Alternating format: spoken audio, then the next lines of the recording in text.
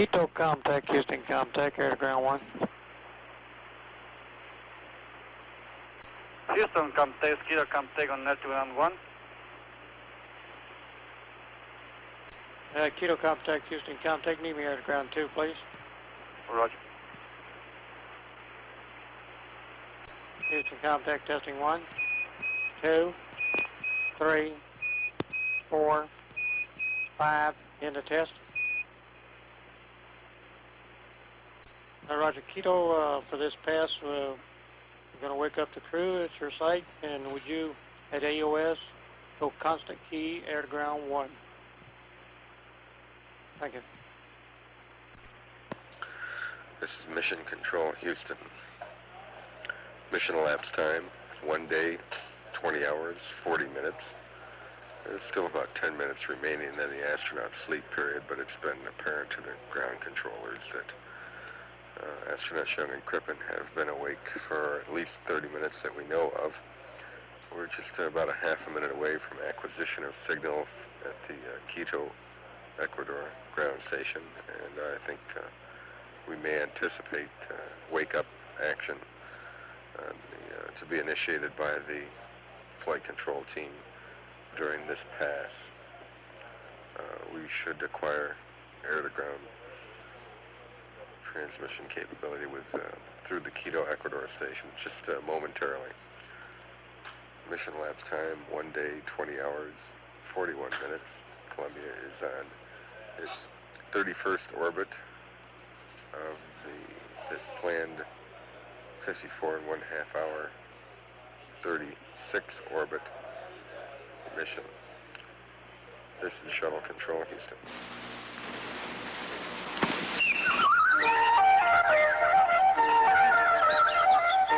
Good morning, boy. Oh, John. Creepy. Time to wake up. Time to get up for the big splashdown today. And both of you could use a shower. Smells like Young's been into the instant breakfast drink again. Come on.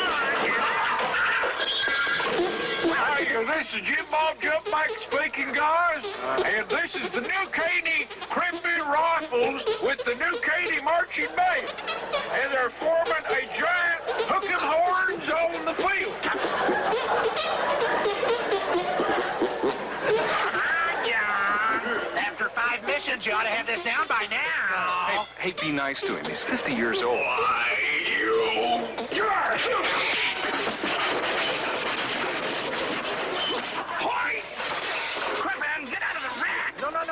No, let him sleep. If he wakes, he'll just spill the coffee all over the controls again.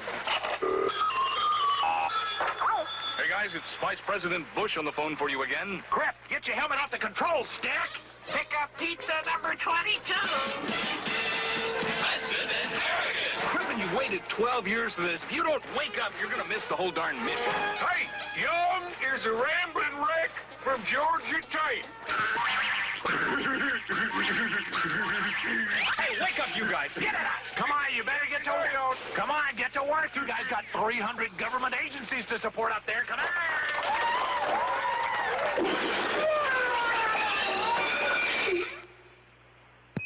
Good morning, Columbia. This is Houston, and we have a real-time 482 for you.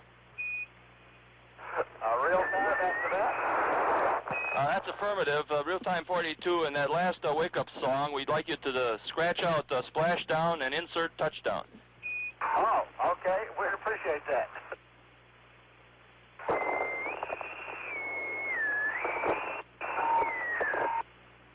Now hear this. Now hear this. Reveille, up all idlers. Clean sweep down, 4 1/2. That means Crip. John runs a tight ship. It sure sounds that way. How's the silver team doing this morning? We're doing just great, and how you doing? Okie doke. Thanks for helping us out with that little APU cooling problem last night. I was so asleep in the middle of that I couldn't think. I came back here and swore I threw switch 2 and got 1 instead. Roger. Well, we got all your telephone messages off there. We appreciate that. You guys aren't doing nearly as good as you do in Sims as far as quantity. Well, we ran out of things halfway through the night. Well, you know, did you go by for the donuts this morning, Daniel? I think that's a great summary, Daniel. Roger. John even had the coffee made this morning when I got up. Well, that's good. We're noticing that APU-2, that same problem we had last night, heater gas gen fuel pump on number 2 is temps coming down again. Okay. And we're going to keep an eye on that for a few seconds for you here. We have 2 minutes and 10 seconds yet to LOS, and when you get down here a little bit further, the checkpoint is not required this morning. Okay, I appreciate that. I want to know how you got Cooley to give up a trip out to the West Coast. And we got him handcuffed and hog-tied to a console down here. Ah, yes. He's been there before. Well, it looks like you're going to have a real pretty day for entry, so we figured we'd keep him handy here.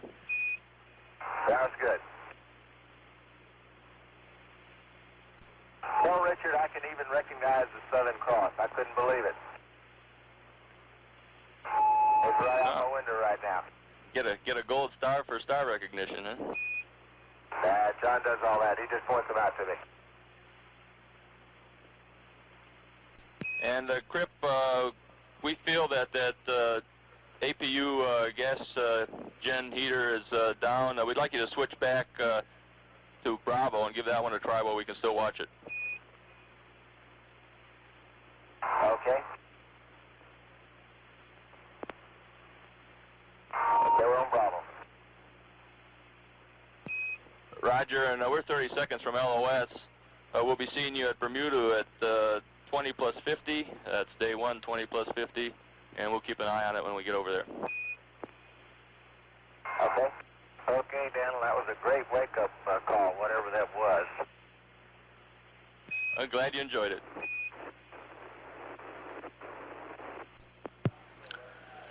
This is Mission Control Houston. Mission elapse time, 1 day, 20 hours, 48 minutes. During that pass, it was determined that the problem with auxiliary power unit number 2, the heater to that auxiliary power unit, apparently still inoperative. That's the same unit which awoke the crew about in the middle of their sleep period last night. Just before loss of signal, Capcom Dan Brandenstein instructed Bob Crippen to switch that back to heater unit number B, which was the unit that malfunctioned last night. We are presently out of sight of a ground station. We'll acquire a signal in about a minute and a half at Guam, and at that point we'll be able to get a better determination on whether the switch to that other heating unit will have helped out that auxiliary power situation. Should have acquisition of signal at Guam in just a little over a minute. This is Mission Control Houston. Hello, Columbia. We have you for 4.5 minutes through Bermuda, and we're looking at that temp, and it still looks like it's going down us. That's how it looks to us. Hey, Dan, also I'd like to know, have I got to go to interconnect RCS to the right on? That's affirmative, Crip. Okay, I'll pick that up in just a minute. And Columbia, the reason we're doing that, the guidance people want to shave a couple hundredths off the YCG. We're all for a clean shave. A couple hundredths plus or minus a half inch. That's affirmative. And Columbia, Houston, we're about 30 seconds from LOS. We'd like to, on that APU GG bed temp, we'd like to go back to heater alpha again, please, and we're still trying to scope it out. And we'll be talking to you at Madrid at 21 plus 02. Okay, Dan, we copy. This is Mission Control Houston. Mission elapsed time 1 day, 20 hours, 56 minutes. Had loss of signal at Guam. Next voice station will be Madrid, which we will acquire in about 5.5 minutes. The duration of that pass, 6 minutes, 45 seconds. Just before loss of signal, Capcom Dan Brandenstein instructed the crew to switch back to heater A on the auxiliary power unit. The orbiter has 3 auxiliary power units, which power the orbiter's flight control system actuators, main engine thrust vector control actuators, and utility actuators. The temperature problem is in APU auxiliary power unit number 2. The temperatures, bed temperatures in beds number 1 and 3 are Houston Town Tech, testing 1, 3, 4, 98 5, degrees test out. and 416 degrees Fahrenheit Madrid, respectively. Houston, ground 1. And APU number 2, the bed temperature is 284 degrees, significantly lower than the other 2 APUs. The concern is that if the temperature in that APU bed gets far below nominal, why that it may be difficult to or impossible to start. The APUs are sized, however, so that any 2 of the 3 systems can perform all flight control systems, can perform all flight control functions. And we'll have acquisition of signal at Madrid in 3.5 minutes. And at that point, we'll be able to determine whether or not the process of switching back to heater number A will have had any positive effect on the temperature in the APU bed number 2. Mission elapsed time is now 1 day, 20 hours, 58 minutes. This is Mission Control Houston. This Mission Control Houston. This Mission Control Houston. We're just 10 seconds away from acquisition of signal over Madrid. This Mission Control Houston. Hello, Columbia. We're talking to you through Madrid. We have you for 6 minutes and 10 seconds. Hello, Daniel. Hello. And we're still looking at that GG bed temp, and it looks like it's not coming up for us. Just what it looks like this also.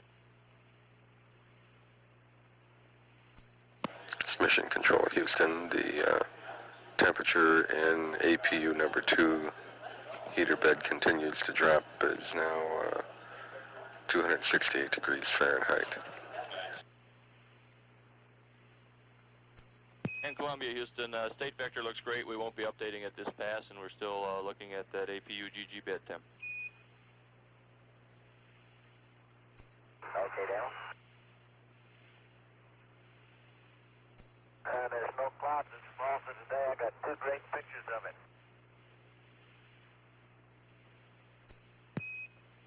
Roger, Columbia, understand. Sounds like you're taking pictures. On that GG bed temp, there's a secondary circuit that temp should stabilize between 85 and 100. Okay, we'll keep an eye on it. And Crip, we're going to continue to work this and come up with some entry start procedures. Okay. In Columbia, we're 20 seconds from LOS. We'll be talking to you at Yargity at 21 plus 50. Roger that. Getting a nice view of Italy this morning. There's our old favorite Naples down there. Off of Napoli. And Roma. This Mission Control Houston, we've had loss of signal at the Madrid station. Those last remarks from Columbia pilot Bob Crippen indicating visual sight of Italy. Mission elapsed time now 1 day, 21 hours, 8 minutes. Cycling back and forth between heaters A and B on APU number 2 have proved to be ineffectual. The temperature and the APU number 2 bed, as we lost signal, was 262 degrees Fahrenheit. However, the flight control team here in the Mission Operations Control Room in Houston is confident that we'll be able to start that auxiliary power unit and are now working up start procedures. There's a system which will inhibit the APU bed from getting below 85 to 100 degrees, and with some modified starting procedures that should be adequate to get that APU operating for entry. Again, this is one of 3 APUs, auxiliary power units, which are required for entry to power Columbia's aerodynamic surfaces, and 2 of those 3 units would be mandatory for entry. And once again, confidence is high that it will be possible to start that malfunctioning APU. Columbia is now on orbit 31, presently over the Mediterranean. Have acquisition of signal at Yargity, Australia in approximately 25 minutes. We'll have signal at Yargity for slightly more than 8 minutes. Mission elapsed time now 1 day, 21 hours, 10 minutes. This is Mission Control Houston.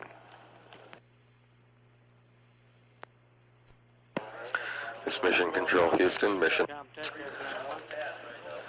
elapsed time is 1 day, 21 hours, 29 minutes. Continued inquiry into the nature of the problem with the auxiliary power unit continues to look encouraging. Test data indicates that the auxiliary power units have been started when the bed temperature has been as low as 50 degrees and lower. It has the effect of limiting the lifetime utility of the auxiliary power unit. And APU start, motor start, and build up to speed remains kind of sluggish at that temperature, but it nevertheless will certainly be operative. Have acquisition of signal in about 4.5 minutes at Yargity, Australia. Early on in that communication, the Capcom will uplink that information to the flight crew. Mission elapsed time is now 1 day, 21 hours, 30 minutes. This is Mission Control Houston. This Mission Control Houston will have acquisition of voice contact through Yargity momentarily. In Columbia, we're 20 seconds from LOS. We'll see you at Aurora at 2 minutes. Well, that's good. I hope they were all smiling. Loss of signal at Yargity, acquisition again at Royal Valley, and about 30 seconds. That was John Young's remark about the aesthetic qualities of Australia. Temperature in the APU number 2 bed apparently had stabilized at about 262 degrees and that is well within the tolerances of starting that unit. Again, earlier test data indicated that it would start at temperatures of 50 degrees and lower. Mission elapsed time, 1 day, 21 hours, 44 minutes. This is Mission Control Houston.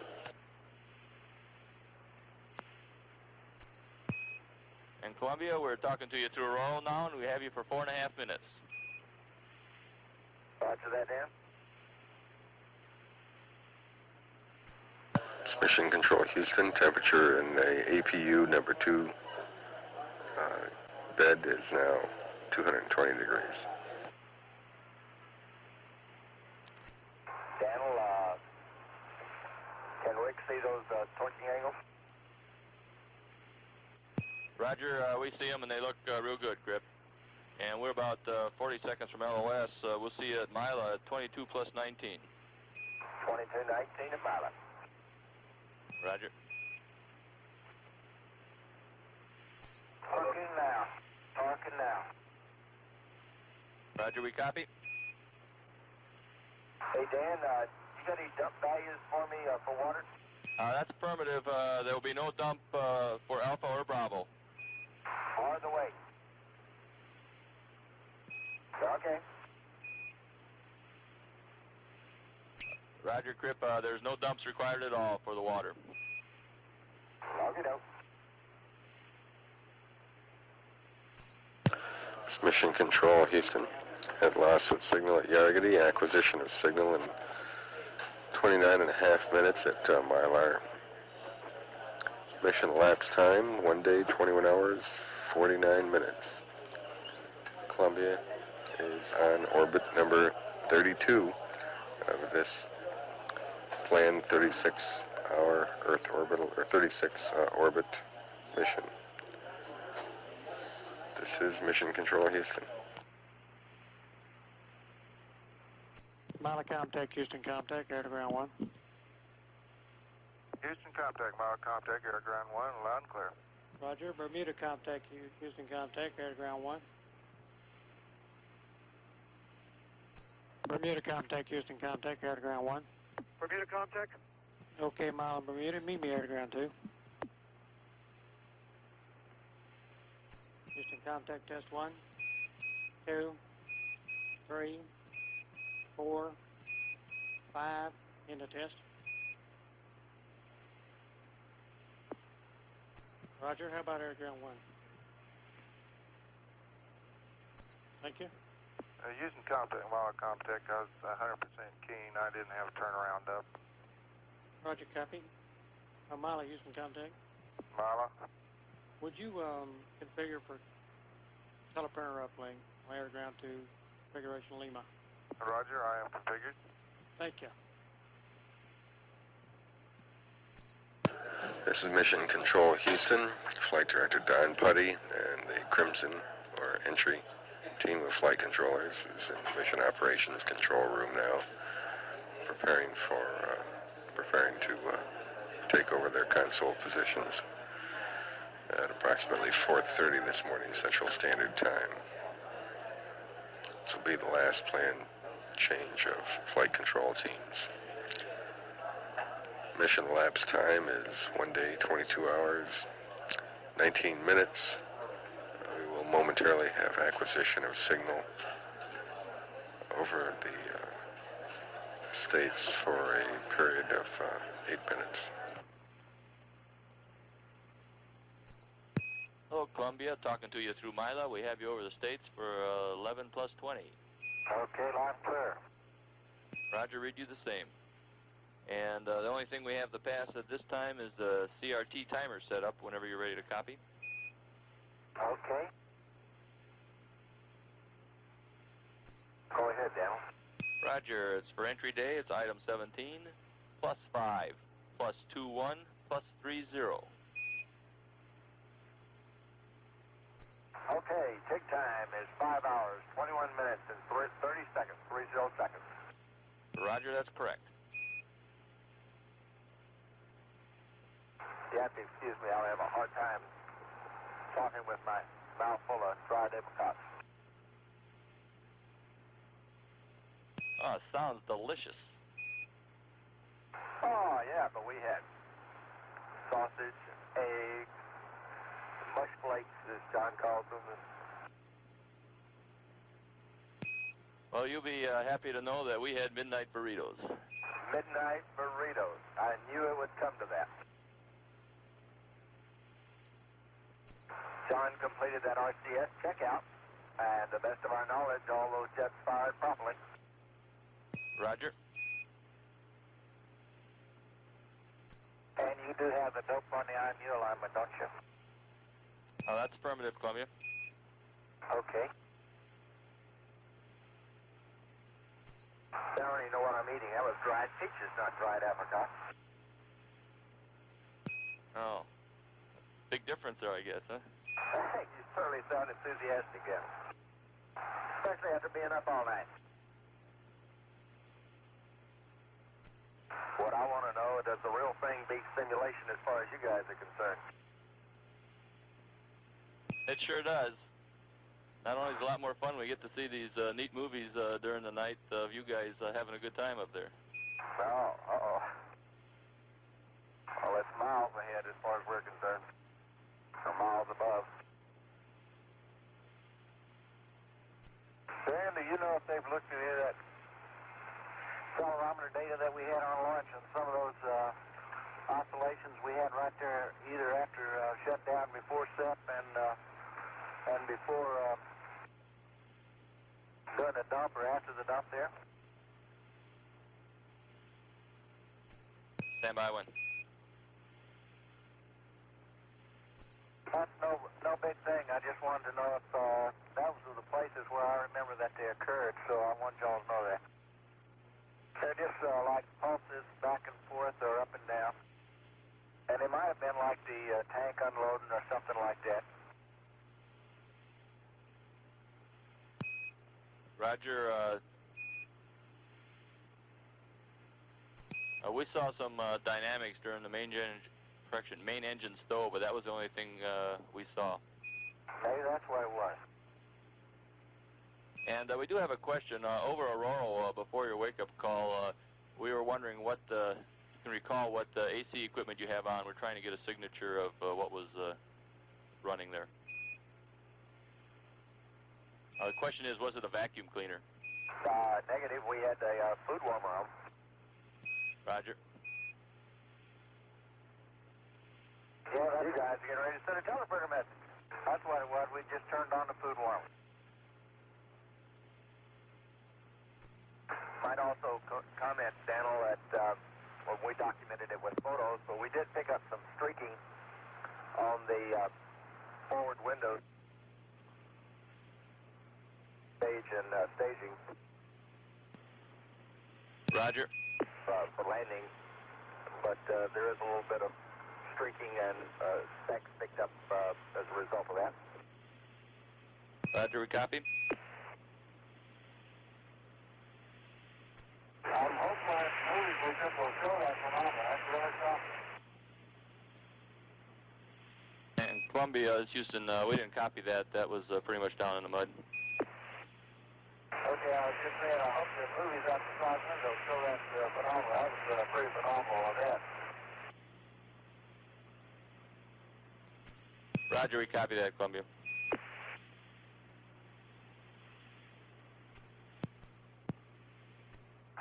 Dan, if you got, I heard one message come up. You got some more traffic coming up. I'll just wait if you do.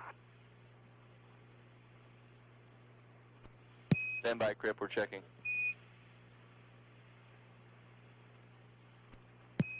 Columbia, Houston, we did not send a teleprinter message recently. You didn't? No, and we,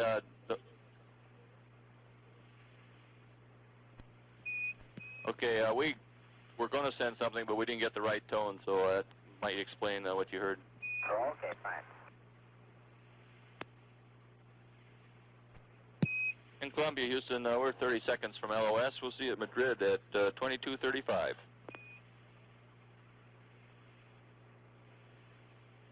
Bye-bye. This Mission Control, Houston, mission elapsed time 1 day, 22 hours, 31 minutes. At loss of signal over the United States mainland, Columbia is now on orbit 32, out over the middle of the Atlantic. Acquisition of signal in approximately 4 minutes at Madrid. Temperature in the APU number 2. Bed temperature has dropped now to 186 degrees. Mission elapsed time, 1 day, 22 hours, 31 minutes. This is Mission Control, Houston.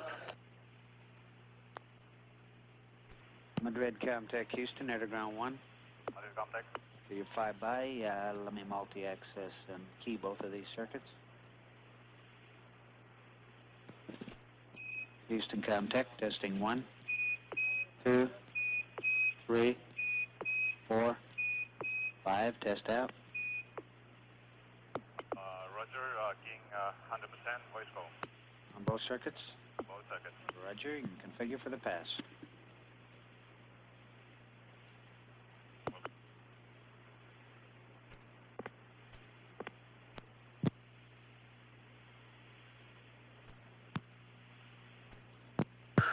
Mission Control, Houston. Mission elapsed time, 1 day, 22 hours, 33 minutes. Preparing for handover from the Silver team to the Crimson team here in the Mission Operations Control Room. Outgoing Flight Director Neil Hutchison will be available for a press conference at 5 o'clock a.m.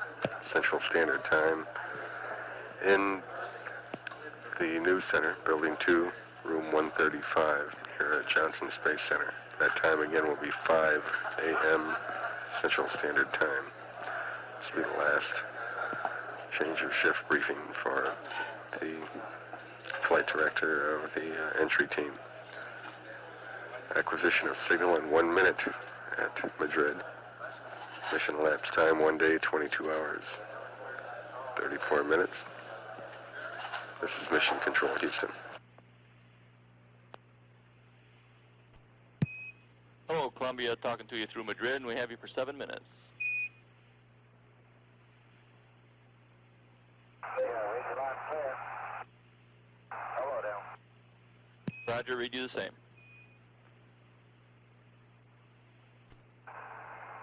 Are you still with us there, Dan? Yes, we are, and we have you for 5.5 minutes yet. Okay. Well, there it goes again. Al Pennington might note that I was doing a playback of a VTR tape that we did yesterday on the monitor here, and I noticed that I'm getting a camera over temp indication periodically, and I don't have any cameras on. I'm not sure what that phenomena is, but it shouldn't be anything to be concerned about. Roger, we copy, Columbia. Just stand by a second. And, Crip, Inco was wondering if you're done with your TV tape, TV work. I'll be in just a second. Does the gap need it?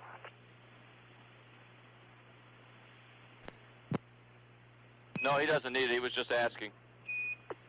Okay. I'm just trying to find clean position on this feature, on this particular cassette. Roger. Also, an interesting feature while I'm doing this, that under the camera command, the lights down there, the ALC and the gamma, are just sitting there flashing back and forth. All kinds of combinations.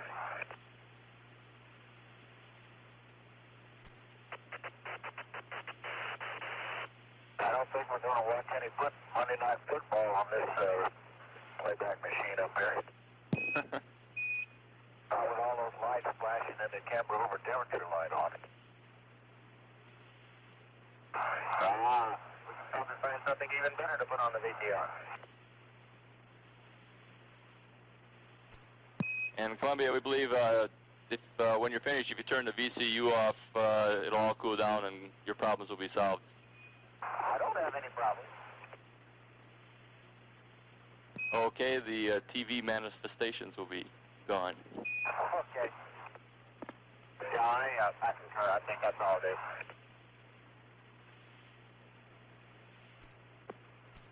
There, that'll make everybody happy. Roger. When do you guys go on shift, Dan? Well, it won't be much longer now. You sound like you're looking forward to it. Well, not really, but we're looking forward to the entry. In fact, this is the last pass of STS-1 for the silver team, and you guys sure gave us a thrill on that launch, and we really enjoyed working with you the rest of the hop. We hope you have a safe flight home, and we'll see you tonight. Well, that's mighty kind, Dan. The silver team really done it. You guys did good work. Well, there was a lot of people stroking pretty hard, and it looks like we had a good machine to work with. So we're 20 seconds from LOS. The Crimson team will pick you up at Indy at 22 plus 54. I'll see you guys later. Okay, we're just mighty glad you didn't have to practice any of those things that you knew so much about there. And we will see you tonight or in the morning. Roger.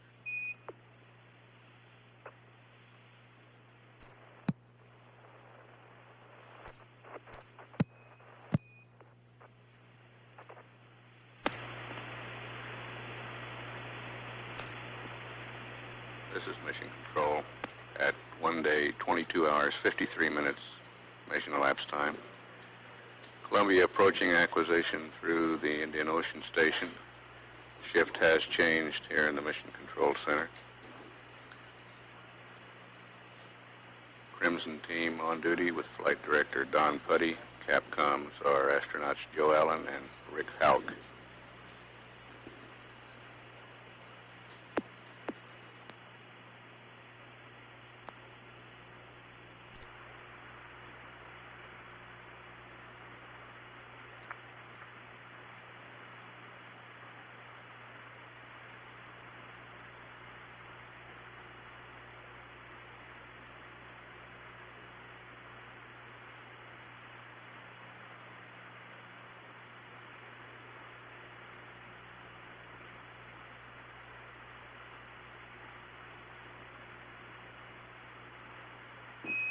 Columbia, this is Houston. Good morning. Good morning.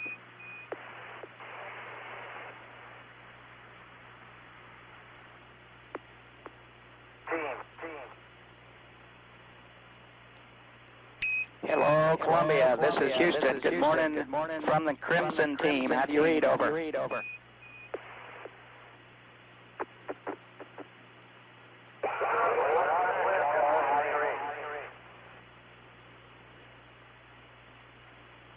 Okay, Crip, we read you. We might have some minor comm problems here.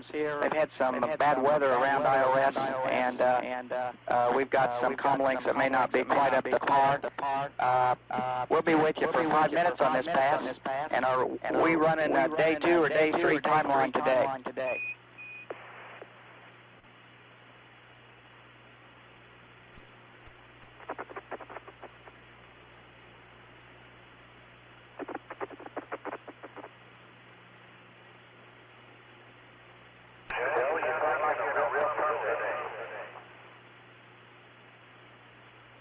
Say it again, Bob. It's broken.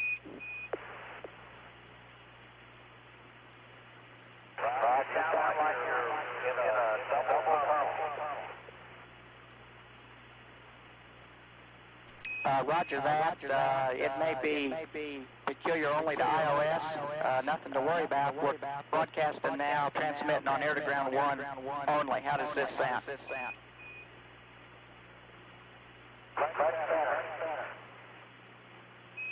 Alrighty, we're with you for 4 minutes, and nothing special to pass up to you other than good morning. Good morning.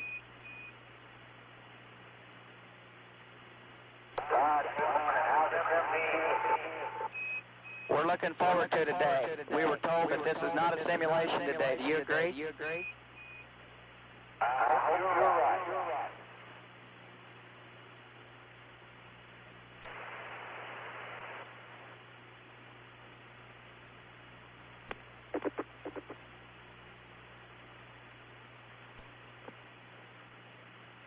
Okay, John. Take care. We'll see you. Later on today, I assume you're coming back. Oh, I'm here. Oh, that's right, John. I forget John's over there at night. You didn't pull any of that lousy duty with us.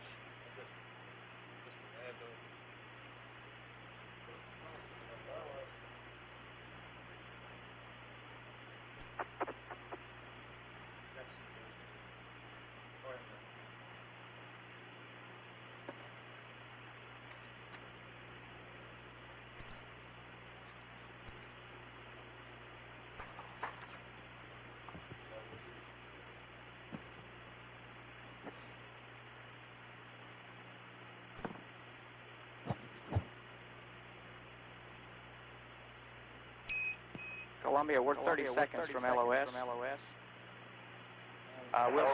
We'll see you next Yargady in about 8 minutes. Yargady in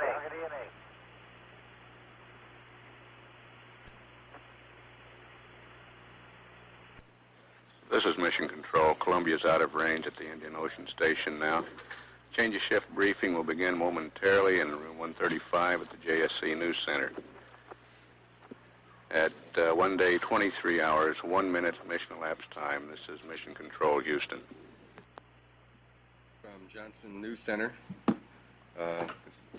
Change of shift briefing for the Silver Team. To my immediate right, Charlie Dumas, ECOM for the Silver Team. To my extreme right, Neil Hutchison, Silver Team Flight Director. Neil? Glad to see a few of you hardy people up this early. We had another fairly quiet night, at least in terms of my experience with simulations in the control center last night.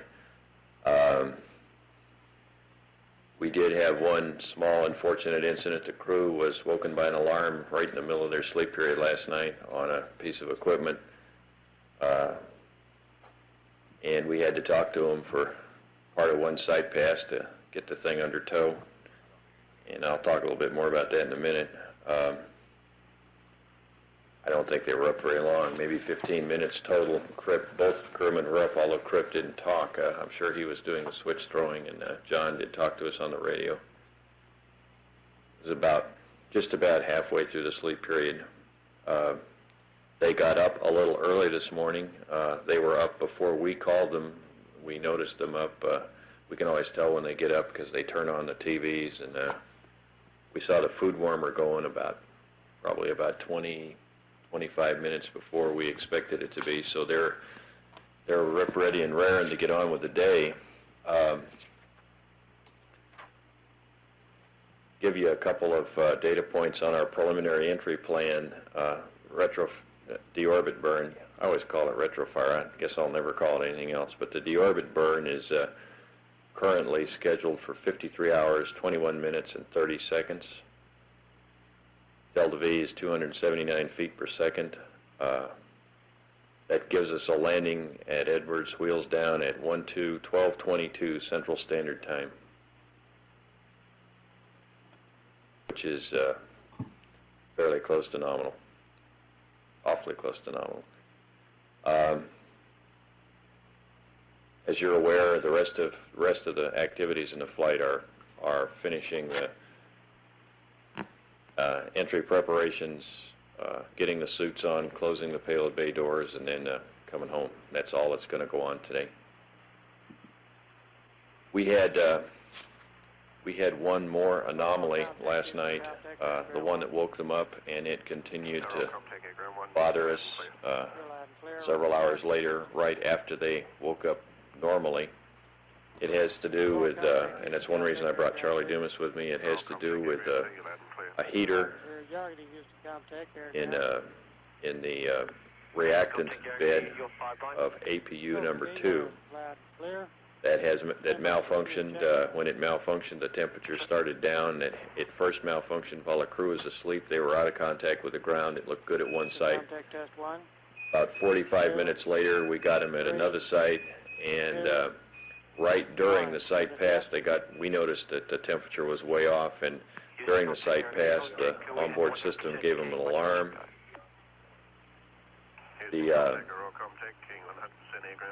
Crew woke up, of course, Roger. turned on the TVs, called up a display, discovered what it was. They were kind of sleepy, and so we decided to call them on the radio and tell them what switch to go throw to select an alternate heater, and we did that. They were probably up about 15 minutes. They selected another heater. The temperature came right back up. They went back to bed. And lo and behold, this morning, right after they woke up, the second heater appears to have failed, and we now apparently have no ability to get heat into that bed at all. Other than causing a slightly abnormal start procedure, which involves overriding some of the automatic shutdown parameters in the APU, we don't think this is going to have any effect on us at all. The bed heaters are there basically to preserve the total lifetime of the APU.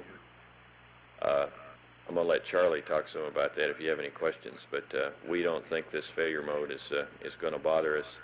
There is some consideration being given in the control center now to whether we want to change the order of starting the APUs and so on and so forth based on the anomaly. I kind of doubt it'll end up being changed at all. Most of the reentry activity is completely normal.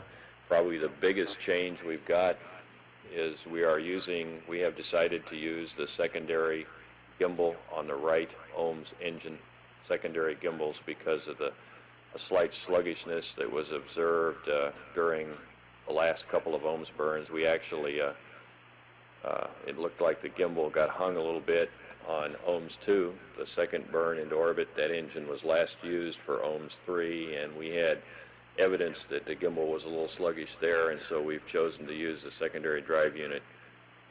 If anything were to go wrong with the secondary, I believe the primary is completely adequate to do the burn, but we just decided to go with the best one we had.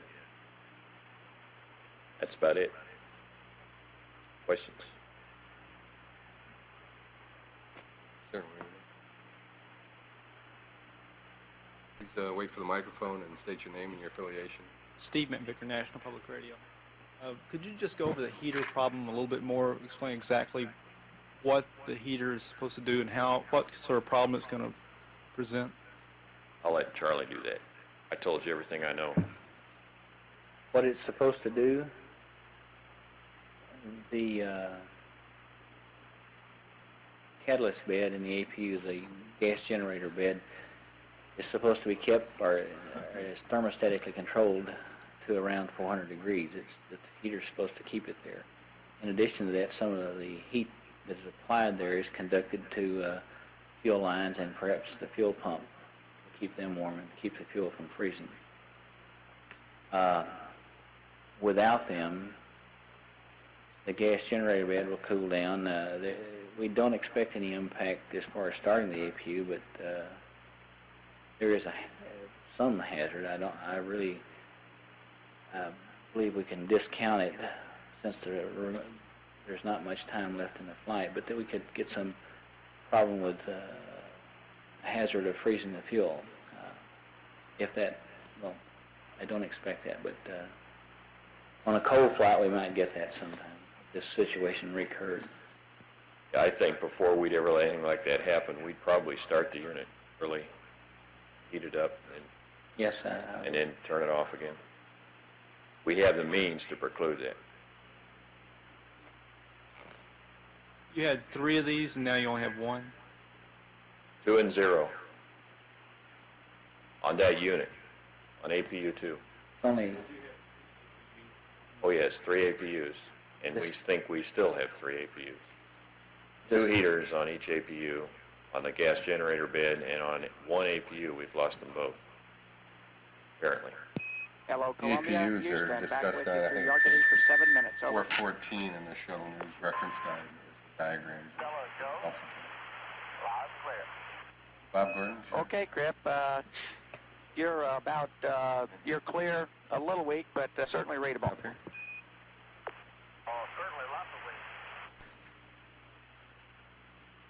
Taylor, ABC. How does the preliminary weather look for the landing sites? Also, Neil, I'd like to get your feelings as you leave your console for the last time in this flight about the mission. Well, the first one first. The weather is absolutely superb at Edwards. Everything we know says that we're going to have just a really keen day. The weather is clear. That, Bob. We don't there are a couple data very, very light cloud decks, but it. they're not even, at least from, recognize this as, we need to really wait till the sun comes up to see what any kind of heating's going to do, but they're very, very thin, one at 25, I think, and one at 8. I'm not sure. They were so irrelevant that I didn't pay much attention to them. Almost no wind. It's almost calm.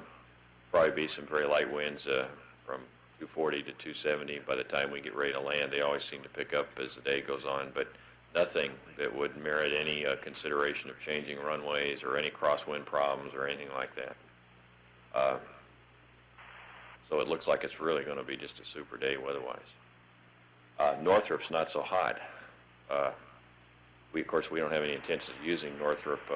Northrop is the place that provides a potential for us if we get into a underburn, significant underburn, which of course no one expects to have. Northrop, the weather's lousy, pretty well socked in. As far as leaving the console, gosh, it's I don't know. I've been waiting for this for so long. It's kind of hard to sum up. I guess I think that it probably will take a number of days for me to sit back and I think this is true of almost all the guys, to sit back and realize how well the vehicle performed. I mean, if you were to sit down and look at all the anomalies that we had the whole flight, 90% of them were measurements and instrumentations and thermostats that didn't quite go right. We all think this will make for getting the vehicle back down to the Cape and turned around and going again, probably in a heck of a hurry, which of course is another exciting prospect of another launch fairly soon. That makes me feel good to think that we might not, that if we'd had a big anomaly going up or a big anomaly in the air, we'd be sitting on the ground for 6 months or a year trying to figure out what went wrong and what we had to do to fix it. Frankly, I'm pretty proud to be a part of this operation. I think all things considered, and NASA, the NASA that put this thing, NASA and industry, underlying the industry that put this thing together, we worked here over the last number of years under, certainly not under the budgetary freedom that we had when we built the Apollo. Now, admittedly, we didn't have to recover from an anomaly like the Apollo fire, but all things considered, I think the taxpayers got their money. We put together a heck of a machine. And if it flies as well subsequently as it's flown so far, I don't think any of us here, even the folks who are working on the program, realize what we've got in our hands here. Carlos, Spanish? On this idea of a fast turnaround for the STS-2, what is the schedule on that, and could you comment on, well, it's my understanding that regardless of what y'all have got on paper right now, the load won't be ready to go until fall, September, October. I don't have any first-hand knowledge of that. Now, I can't, do you UPO folks know exactly when the launch date is? I really can't. I have been fooling with STS-1 for so long and putting September is the official date. I don't know whether anybody would want to try and beat that or not. I think it's important. The point I was trying to make was that it's important to recognize that to date, we are not back on the ground yet, but to date we don't have anything that would even remotely suggest that date would be in jeopardy. And that's got to be a real plus, considering this is the first time we got this guy in the air. Yes, sir, ma'am. How much earlier than planned did the crew get up, and did they say anything about why that was? And also, has there been anything in the air-to-ground that suggests either anticipation about the return this morning or a reluctance to leave what they've been able to do up there in the last couple of days? probably, well, let me answer the first question first. They were up about 30 minutes early morning, as best we could tell. Now, you know, they came over a site that was about 30 minutes before our wake-up site, and the food warmer was on. So, you know, at least 30 minutes early. It might have been. We're with you another minute and a half. I think. We'll be pleased to hear that no gyro bias updates will be required. You know, we only had 4 or 5 sites with them before I went off, but they are obviously. We'll give you a reminder, and that is we need really looking forward to the reentry. Fuel cell purge, manual fuel cell purge. I'm sure there's a lot of keen anticipation there. Over. I know there is, and the we'll go LOS guys that here are in over a there in the minute, control be back center in now, a the other couple of team, minutes the Crimson for team, is an getting Aurora ready to do Valley the pass. entry. We'll say Just we'll check the in same with kind you of and check out with you anticipation there, there but was on otherwise I'll our be part quiet and on the let cruise you part get about before the launch, I'm business sure. of, FCS checkout. I did. We look at the movies once in a while during long LOSs that are taken during the day. My team does, and I did notice. We looked at their movies yesterday, and they really seem to be enjoying it. And I have noticed several times, particularly Crippen, make comments that, "Gosh, you wish that this wasn't going to be over tomorrow, or it sure got over fast, or etc." So I think there probably is some mixed emotion there in regards to coming home. They kind of like wouldn't mind at all hanging around another few days. But we've done every single thing we wanted to do, and it's time to get on and do the entry. So sure we'll do that. Smith, Science Magazine, at the last change of shift briefing, there was a lot of discussion about the recorder problem. Could you tell us if you've resolved that problem and how, and then why you chose that particular avenue of resolution? Yes, we have resolved what we're going to do. What we're going to do is, prior to seat ingress, we are going to start the recorder and let it run all the way to landing, and probably about 20 minutes after landing, as soon as the crew has egressed to seats after landing, get back there and pull that circuit breaker and stop it again. We investigated a whole bunch of different things. As you're well aware, yesterday during the day we tried to change it out. The crew couldn't break the bolts loose on the recorder to do it. We tried to exchange it with another recorder. We had developed a procedure, kind of a jury-rig scheme, to manipulate the circuit breaker while strapped in the seat with a thing we call a swizzle stick, which is nothing but a long aluminum pole with a little fitting on the end and a line. And it was kind of a, I won't say Mickey Mouse, but it was obviously not the keenest way to do something. And we tried it out over in the SMS and did at least prove that if we were careful, we might be able to set such a device up. However, it would have been fairly hard to explain on the air ground, and we discarded that one. The recorder, we've finished all the analysis of the recorder, and there's either one of three things going on with it. The recorder may be broken, completely broken. There is a possibility that the tape has come clear off the cap stands and it is not running. The recorder may have a logic problem, the one you've just I believe has been described to you, where it is stuck in continuous record.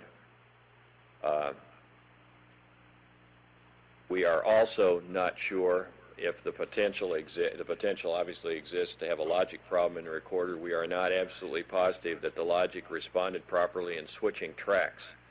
Now, what that logic is supposed to do, we deliberately started the recorder at launch, before launch, about 5 minutes before launch, those things are started, on track 3. It has 14 tracks, okay? And we did that so that if we ever pulled power on the recorder has some automatic logic that's supposed to skip back to track 1. And if power was ever interrupted on it, we wanted to make sure we didn't overwrite the launch data. Well, as you're aware, we interrupted power on it deliberately in order to stop it. If the logic works right, it's back on track 1 again. It went back to track 1 then. So that Roger, poses a sounds little like a good problem. We're idea. not quite We'll sure send where up, another where it copy is. to you. If it didn't skip back, How's it's the probably echo on effect track right now? 7. It It's should got be a much whole better. bunch of It's much spare better tape on- sitting on there the just ground. waiting to be used. The tracks are 30 minutes long. There's plenty of tape to start it and run it all the way to landing and Roger not that, interfere with anything. If it went back to track 1, we are going to, with the procedure that we're using, we're going to erase some data from launch. Now, we didn't have a lot of anomalies in launch, first off. Hardly any that I know of. Secondly, we have verified that same data is telemetered real-time to the ground. We have verified we have good data at Mila, PDL, and Bermuda, so we have the entire powered flight phase, plus all of OMS 1 through OMS 1 cutoff already on the ground in good shape. Roger. And so we chose to go ahead, the easiest thing, and if providing that recorder is running, that we could do was to go ahead and turn it on just before the crew got in the seats and let it run, The message we're and hope talking that about it's is either on 26 track Delta. 7. It may Well, well first be off, lost hope that in it's the running mail, because we and do we'll want to just, get that data. send it to you. And secondly, hope that it's on track 7 and it's going to run forward, and if it's not, we're going to lose some of the ascent data. It's going to be overwritten with entry data. Is all of the ascent data that's been recorded duplicated elsewhere on the ground? No, only that which, Okay, no problem. as you're aware, those DFI recorders cannot be dumped. So only when we had contact with the vehicle, and that's what I was explaining. We have all of the main stage, all the first stage, all the second stage, all of the OMS 1, crew cutoff of OMS 1, which includes ET separation, all the big dynamic stuff is all on the ground and been verified to be good data. It's all been checked. Bob, so, you know, if we overwrite some data, we'll be losing, for example, the data between OMS 1 and OMS 2. Some of the second OMS burn. But otherwise, no part of problem the at all. reconfiguration, And, well, none of that we have data, none of test that data DPS that stuff is on there, show but some data an in that APU time starting frame, with temperatures much basically from colder like than what you all will be 15 carrying minutes to at the time you 45 start 'em. minutes or so. Tracks work. But I do understand you want me to try. So I asked at the last briefing how important this data was to you. Bob, what the the plan consequences now would is be we if you want you lost to it, go to whether that start would be considered a override, major or minor for the loss. first try. They said that it was extremely important. Do you feel the same way about it? Oh yeah, we don't want to lose any data, but the fact of the matter is that since we went through ascent so well, and the dynamic portions of ascent we have data for On that. that subject, I think and as a people reminder, are not. That means you'll have to lead the start by We about want to get 3.5 that entry data minutes. too, real bad, and so we've set Okay, our we're going over priorities, the hill and the now. priorities are that we back in believe if we lose a little bit of the ascent 30 data, minutes. in order to regain the entry data, we've done the right thing. Now, if the recorder's broken, you know, we may not have either one of it. I guess I'm sorry, I meant the thermal reentry data when I said how important is it to you. Oh, it's very important. And I'm not sure all of the things that are on that DFI recorder, but there's a lot of stuff on there that we really would like to get. Information out of the entire mission? Oh no. The most important thing out of the entire mission is the shuttle vehicles on the runway at Edwards in one piece by a long shot. Let's go to Kennedy, see if any questions at KSC. Hello, Kennedy. Yeah, it's John Pine of Reuters. I don't want to bring up the tile subject again, really, but I feel I have to. There was a report last night that through the high-resolution photography at Palomar in Hawaii, you, meaning space scientists, have determined that there was absolutely no damage at all to the tiles on the underbelly of the craft. Can you comment on that at all? This is Neil Hutchinson, and yeah, I have a statement. We've examined all the available data relative to the thermal protection system and have concluded we have no basis for altering our plans for entry or landing. Thank you. Anything else from Kennedy? Nothing further, thank you. Yes, sir. Here back at Johnson. John Carey, Newsweek. Two more heater questions. Any clues as to what caused the failures? And two, how will the APU startup procedures be changed? First, I don't have any clue as to what caused them. There doesn't appear to be any single thing that would cause it, so I presume that both heaters failed in some manner. There are several things that could have caused it, but I don't. Could have been the heater element itself, or drivers, electrical circuit. There's no way I can determine which of those may have done it. Second, the only thing that may change in the startup procedure is if presuming that we don't start the APU to warm it up, we'll have to, and the temperature gets lower than 190 degrees, which it just about was when we left. It will be if we don't start it up, Yeah. I'm sure. We will have to start the APU and start override instead of just the start position. It's 190 degrees Fahrenheit or centigrade? 190 degrees Fahrenheit, yes. If it is below that, we'll have to start the APUs in the start override position. That is a delay of about 3 minutes, and then it starts up. The reason for that is there's a APU start signal that's required to start in the other position. There's an interlock that won't let it start if that bed is not up to temperature. Basically, isn't that right, Charles? Yes, that's right. What is the impact of an early start on the reentry itself? I don't think we'd started early. It's just going to take longer to start it. You know, our APU plan. Let's see, our plan right now is we start 2 and 3 at the nominal time, which is what is it? TIG minus 3 minutes. TIG minus ohms 2, TIG ohms 2. Gee, tell I'm an ascent guy. Deorbit ignition minus 3 minutes. And then we put them to depress, and I believe this unit we were going to start 2 and 3. Yes. And then we start the third one after deorbit prior to entry interface. Now, I told you that the entry team, as far as I know, is not considering any changes in that sequence, but it wouldn't surprise me. For example, they may choose to start this guy as the last one. I don't know. I don't know why they would change the sequence. I don't think they have a reason to do that at this time. But the fact it takes 3 extra minutes, we might, in order to keep it, if they start that guy first, they may take it back a couple of minutes early. We have plenty of APU fuel, though. We're really fat on APU propellant, so 3 minutes would not make any Well, you don't use fuel during those 3 minutes. Pardon? You don't use fuel during those 3 minutes. That's true. But if we had to back it up, you're right. In the end, he's exactly right. That wasn't a correct statement. It won't cost you an ounce of fuel extra, because you just start the procedure 3 minutes early, but the APU comes up at the same time. Up front here. Would you please let me know the temperature in the crew cabin before and after the travel? That had no bearing on it, but the temperature was, as we were reading, it was around 75 degrees, I believe. It got a little cooler last night than it did night before. Now, we had provided the crew with a different procedure for last night if they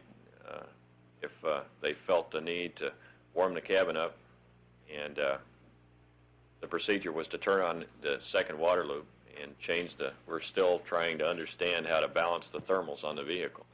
They didn't choose to do that, so I'm assuming that they didn't say anything about being cold this morning, so they probably slept in their long johns or something. There again. Well, the announcement said that you verified the soundness of the tiles by DOD data. By any chance that the DOD data include some photograph of reconnaissance satellites?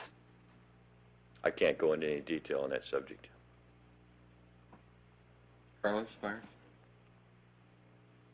On the APU problem, you have 3 APUs, there's 2 heaters each, but if you simply can't start up this ailing APU, how is that going to affect the mission?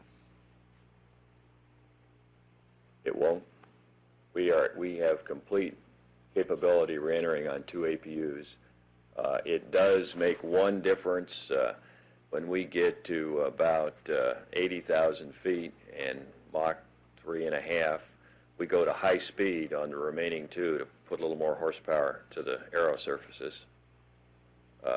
I believe that's essentially the only change, isn't it, Charlie? If we end up with only two? That's all there is. Not to raise something unnecessarily, but is it possible that one will handle the load? Yes. Not possible, one will.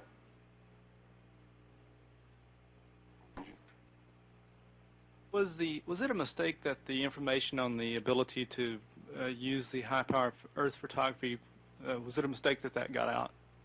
Oh, no. No, I don't think so at all. No. I'm not sure why you would refer to it as a mistake. I mean, we were just trying to use all available data sources that we had to ascertain the status of the tile, and did so. Specifically, was it a mistake that you announced where two of these cameras existed? Because since that time, no other locations have been announced, and very little information about those specific locations has been provided. Gosh, I couldn't answer that. As far as I know, that was not a mistake, and as far as I know, those two locations are the only two that were ever involved. To my own, and that's to my own personal knowledge. That's so I don't think that was a mistake, if you want to call it a mistake or whatever.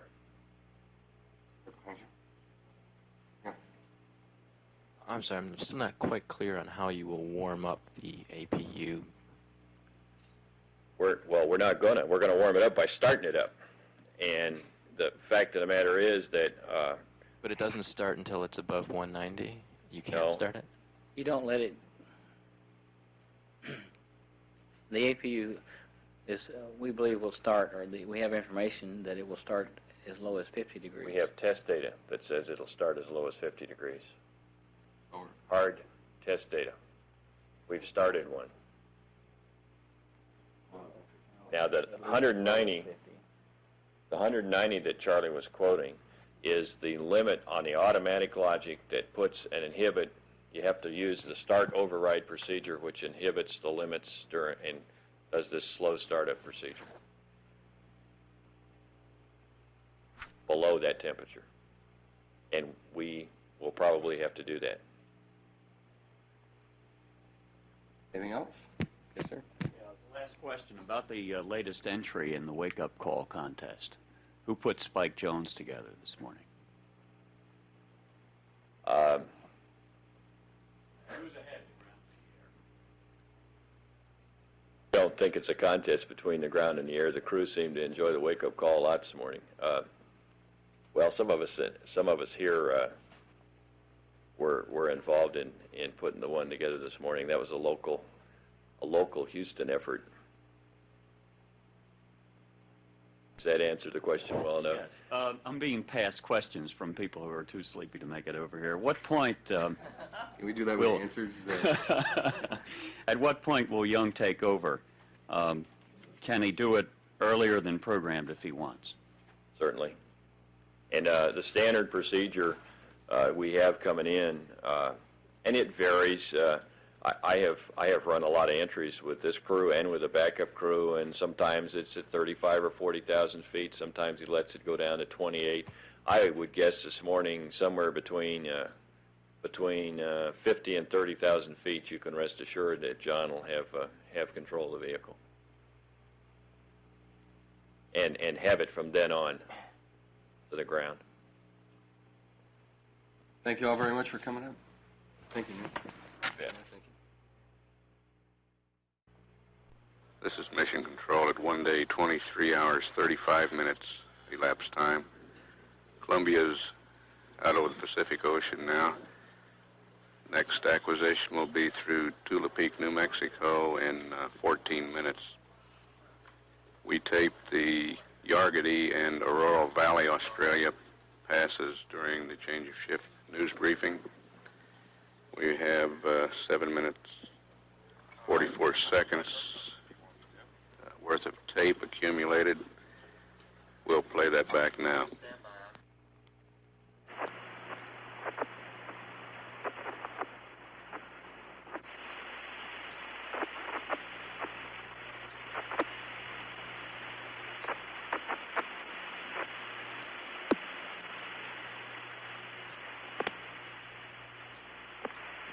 contact Houston, contact air to ground 1. Aero contact air ground 1, you're loud and clear.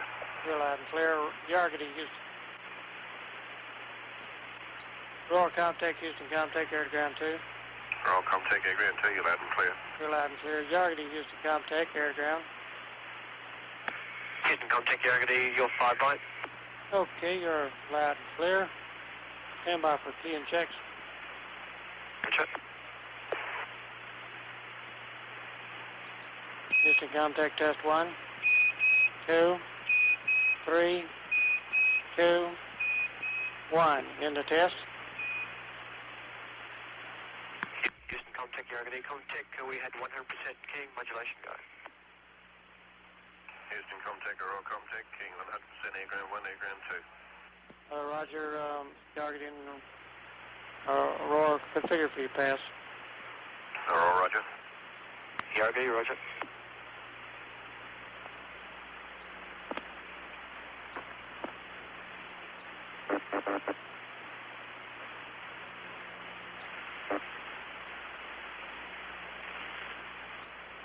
Hello, Columbia. Houston, back with you through Yargity for 7 minutes. Over. Hello, Joe. Loud and clear. Okay, Crip. You're clear. A little weak, but certainly readable. Oh, certainly lots of wind.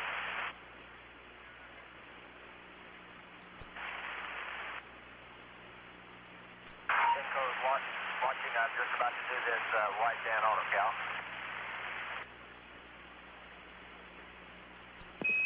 Press on with that, Bob. We don't get data until Oral Valley, but have at it. Oh, yeah, but forgot to do Yargity.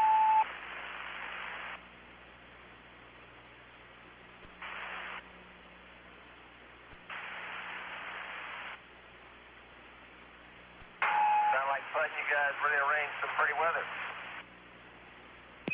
Roger that. We try to please.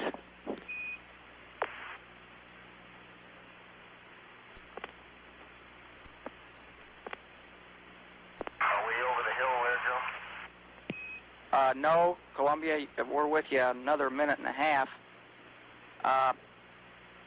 You'll be pleased to hear that no gyro bias updates will be required when we come AOS over Aurora Valley. We'll give you a reminder, and that is we need a fuel cell purge, manual fuel cell purge sometime before the morning's over. We'll go LOS here in a minute, be back in a couple of minutes for an Aurora Valley pass. We'll check in with you and check out with you there, but otherwise I'll be quiet and let you get about the business of FCS checkout. Okay, thank you.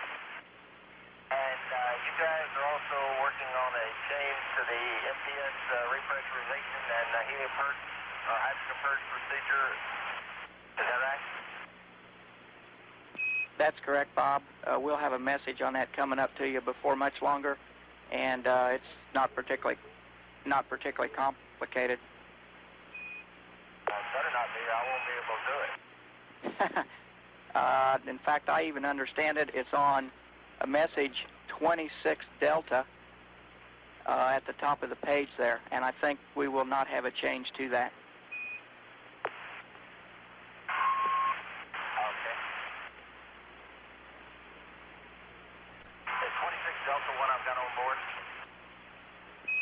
It should be on board, Bob.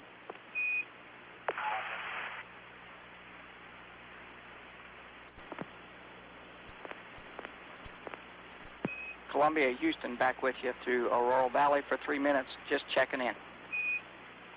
Okay, Joe, and I've gone back through my messages, and it looks like I ought to have 26 Delta on board, but I don't seem to have it, so it might have gotten misplaced somewhere, and I don't believe any of us remember reading anything about it, so we've got to give us that again, and maybe it'd be wise for us to review what we are supposed to have on board. Roger, sounds like a good idea. We'll send up another copy to you, Grip. How's the echo effect right now? It should be much better. It's much better on the ground. Yeah, I can't hardly notice any echo at all. Echo. Roger that, roger that. This morning, Joe, I got a flight plan overview, Johnny, that was on 27 Bravo. And I got 14 Charlie, which is timber changes. Roger. Crip, the message we're talking about is 26 Delta. It may well be lost in the mail, and we'll just send it to you. Okay, I had 24, which was entry weather. A 28, which was entry weather. 27 Bravo. I got no 26. Okay, no problem. Also, am I to understand right now that we anticipate no modification of APU start procedures due to the cold GG bid test?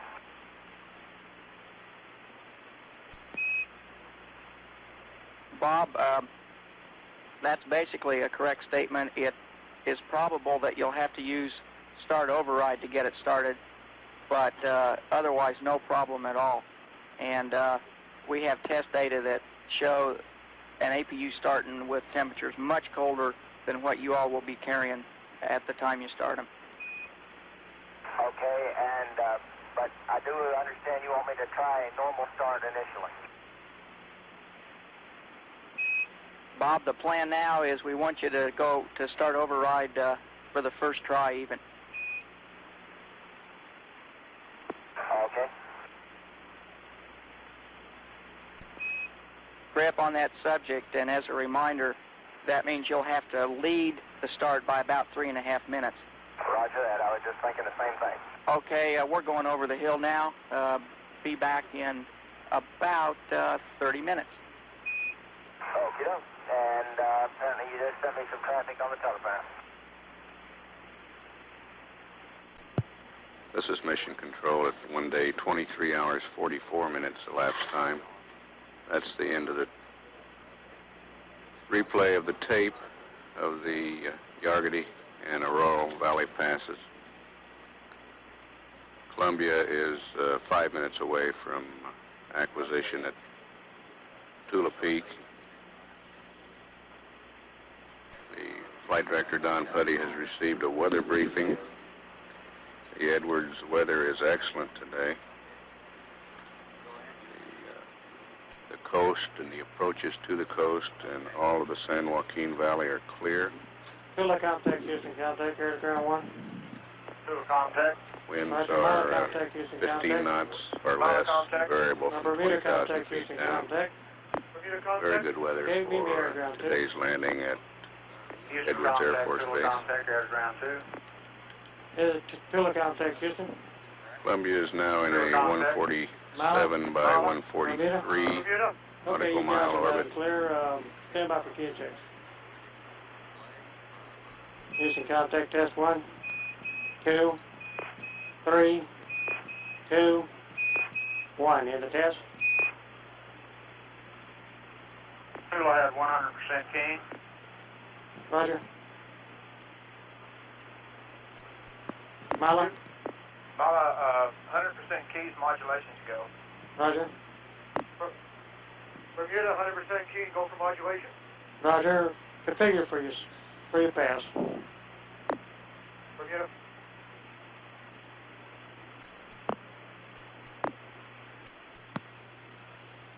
This is Mission Control. Columbia's orbit is 147 by 143 with an orbital period of 1 hour, 29 minutes, 49 seconds.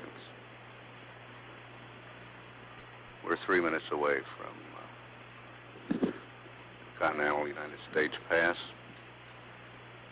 This is Mission Control, Houston. This is Mission Control. Clocks have been started here in the control center, counting down to the orbit maneuver ignition and to entry interface, the time that Columbia will reach sensible of Earth's atmosphere at approximately 400,000 feet.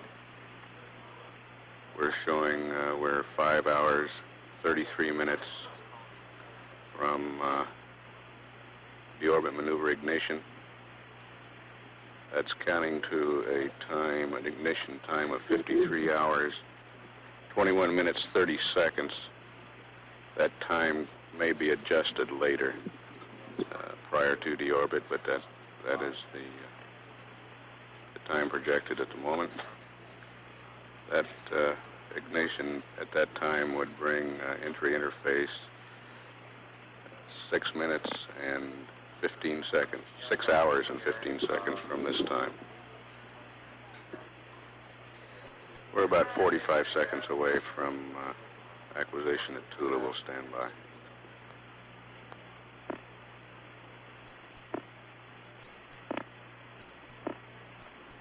Hello, Columbia. Houston, back with you through Tula Peak for 15 minutes. Over. Okay, Joe, and we're right here in the middle of the dedicated display checkout. Everything is going normal thus far, and including when we did the high check, John's HSI moved correctly. Eureka! That's good news. And we'll watch and listen as you proceed through that. That was what Sim calls an intermittent. Roger that.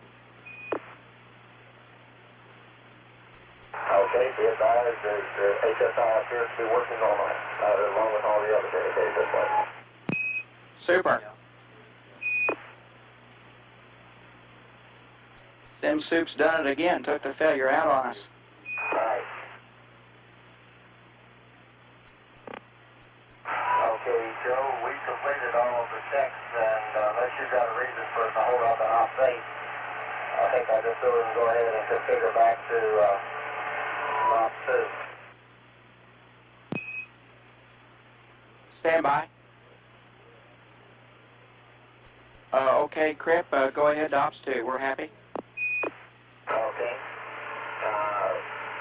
We'll do that. And is there anything productive to be gained out of going to this auto maneuver to sail sun attitude early? Calling out for that at minus 440. Wait, one.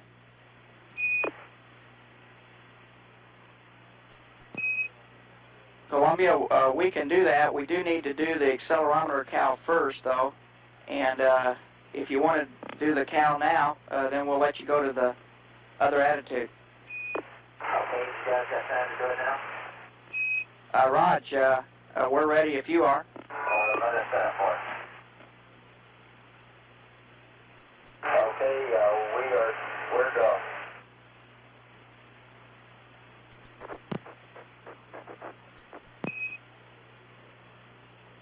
Columbia, Houston, Crip, as a reminder, keep the down list constant as we do this cal. Yeah, I'm not going to change it, so you guys finish up and then we'll do the changeover. You got it. What are we coming across right now, Joe? GNC reports you're going across his home country, and so does your trusty backup PLT report that. This is Mission Control. That home country is Louisiana. You see the key? In fact, I can even see the runway from here. Columbia, Houston, we're with you for 6 more minutes. Crip, Joe Henry's curious. You said you could see the Cape, and was the runway you were looking at the Cape or the one at Tyndall? That's Cape. Pretty far south down here, but you can pick it out and the DAV. Yeah, we can see it. I don't know if the picture will show up, but we can see it. Very good. We're going to, on your next pass over the U.S., have you do your own weather flight, and we'll try to remind you to look over the edge as you come over California. Okay, we'll take over for Weather West. And Crip, Weather West just reports that next flight he's going to take over from you. Okay, that sounds like a deal.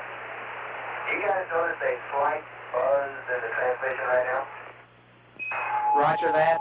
You're getting a squeal in your background, I think. Maybe a feedback. I was talking about the squeal. I thought I had the speaker up downstairs too high.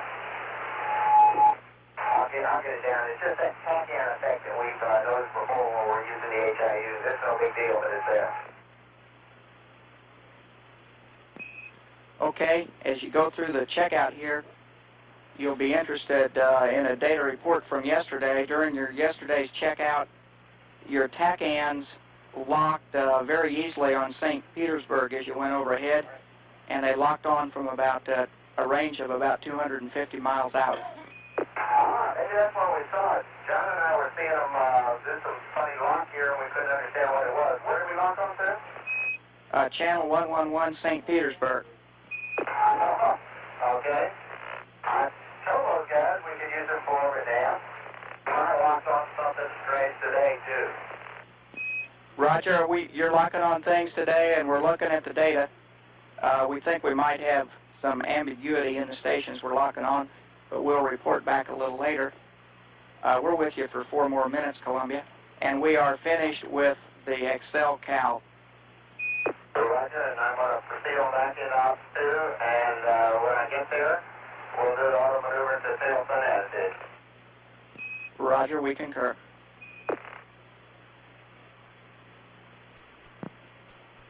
Columbia, stand by. We're no-go for transition. We need a THC double check here. Okay, just a second. Let's go back and look at the controller specs. Wait one, Columbia, wait one.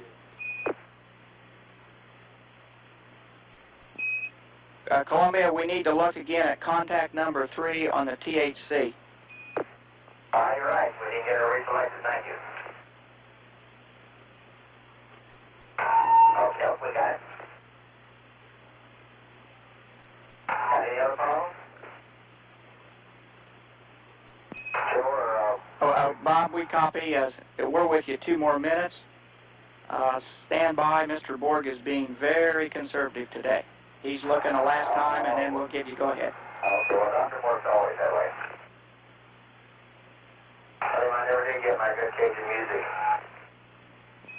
Well, then the day's not over. We're happy. Go ahead and with the procedure. Roger that. Columbia, we're 30 seconds from LOS. We'll be back in 6 minutes to Madrid.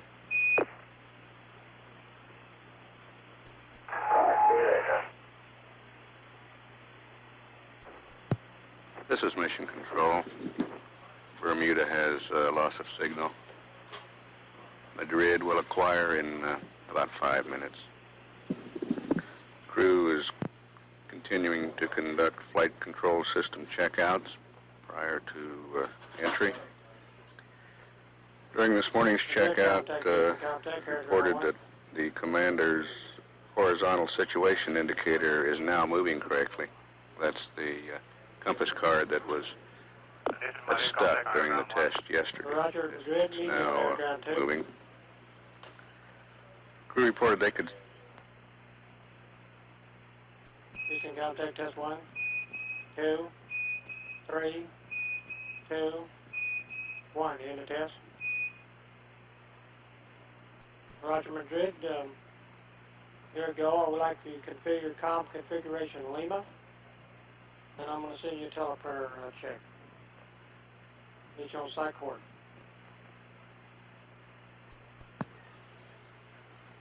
This is Mission Control. The crew reported they could see the runway and the vehicle assembly building at the Kennedy Space Center during this last pass. The reference to Weather West in the conversations, that's a reference to backup pilot Dick Truly.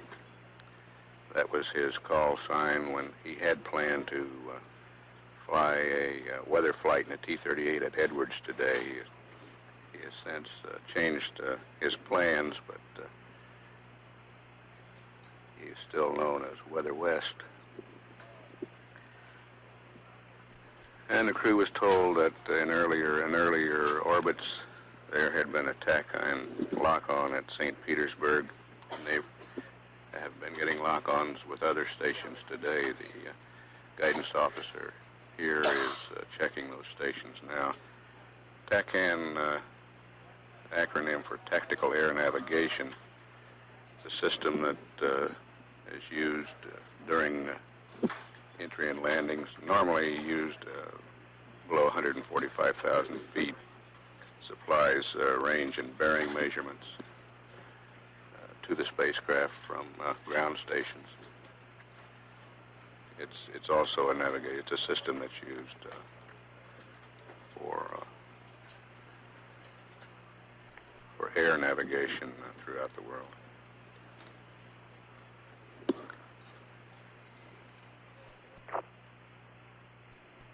Columbia, this is Houston, back with you through Madrid. We'll be with you here for about 6 minutes. Okay, we reach a line clear. And John and Cripp, we're sending message 18 Echo, which is your switch list deltas. It's not particularly long, you'll be pleased to know. And you should have message 26 Delta on board as well. Okay, 18 Echo and 26 Delta. And we hear 18 Echo coming up. And does the accelerometer cal look okay to you? We copy the question, wait one. Columbia, we're still looking at that data. We'll give you a reading when we get it back.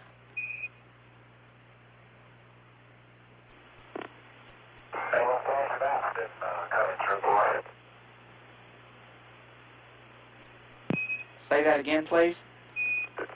They will flash fast, didn't know anything good. Sure has, we agree. Columbia, we're 30 seconds from LOS. We'll be back with you in 12 minutes through Indy. Okay, see you at 12 Indy.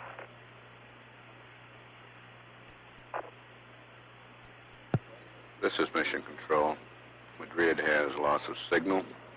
The Indian Ocean Station will acquire Columbia in 11 minutes. Countdown clock toward deorbit ignition shows 5 hours, 4 minutes, and 32 seconds. At a mission elapsed time of 2 days, 17 minutes, this is Mission Control, Houston. 2, Dion. Sunnyvale, contact Houston, contact Air Ground 1. Sunnyvale, contact. Roger, meet me, Air Ground 2. Roger. Sunnyvale, contact Houston, contact Air Ground 2. Sunnyvale, contact Air Ground 2. Stand by for key and checks with Sunnyvale and Indy on Air Ground 2. Roger. Houston, contact testing. Test 1, 2, 3, 4, 5, in the test. Sunnyvale, contact Houston, contact. Air Ground 1. Sunnyvale, contact on Air. Okay, that was on Air Ground 1 and Air Ground 2, is that correct? Affirmative. Roger, okay, we copied it. Any contact. 100% case. Roger, any contact Houston, contact, voice check. Any contact, go ahead. Okay, you're loud and clear. Did you get keying okay? Yes, we got good key and good modulation. Thank you. Configure for your pass. Roger. Again.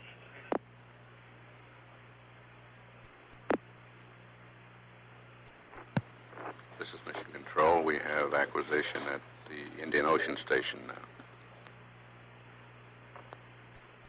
Hello, Columbia, Houston, back with you through Indy for 7 minutes, over. Right, loud and clear. You're loud and clear as well. I've got some good news when you're ready. Okay, the good news. and this, I'm sure, is not followed by bad news. Number one from Mr. Board reports the IMU Excel Cal shows that the IMUs are perfect. Number two, Crip, for your trusty CDR, we've got some new rocket data in-house from Eddie, and it shows that no roll phasing will be required during the last portion of the re-entry. Yeah, we looked at the winds the other day. I think they're about light and variable, almost up there. Roger that. In Columbia, for your recording secretary, there'll be another message sent up to you shortly. It's message 29, which is the post-landing checklist changes. Okay, thank you. Hey, Joe? Go ahead.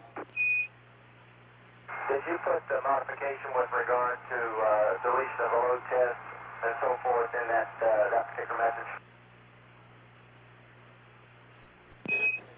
Bob, we thought those changes were put in the ascent checklist to be transferred over into your entry checklist. We've not included them in this message. We could certainly do that if you want another copy. No, I gotta go dig out the ascent checklist. I was just wondering whether or not. Okay, thank you. That's fine. And Houston, Columbia, when is close to flying over Indian Ocean Station now? You're a little south of it right now, Columbia. Okay, that's what I thought.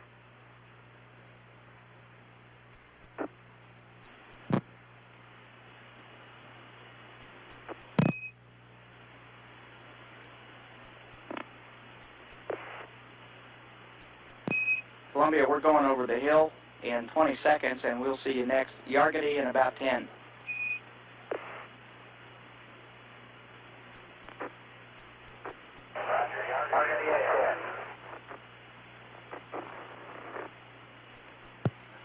This is Mission Control.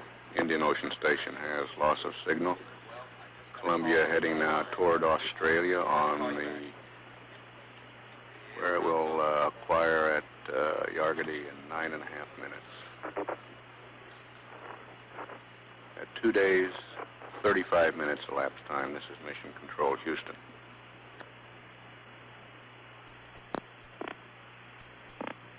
Aurora contact, Houston contact, air to ground 1. Aurora contact, Houston contact, air to ground 1.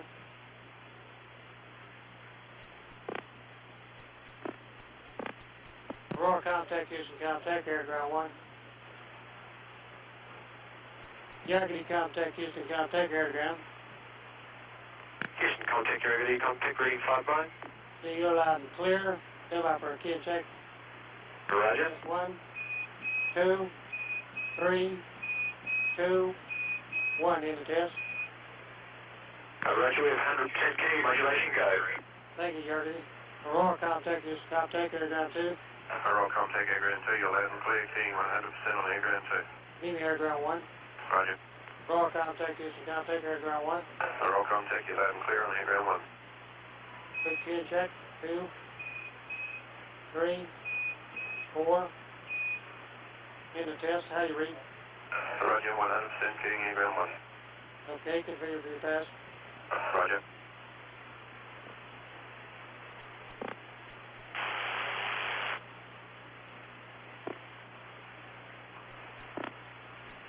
This is Mission Control at 2 days, 44 minutes elapsed time.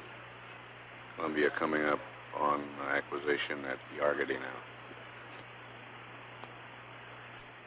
Columbia, this is Houston. We're checking in with you through Yargity. Be here for 6 minutes. Roger that, Joe. And I think we got all your messages now. And the recording secretary is saying about update the book. Good idea.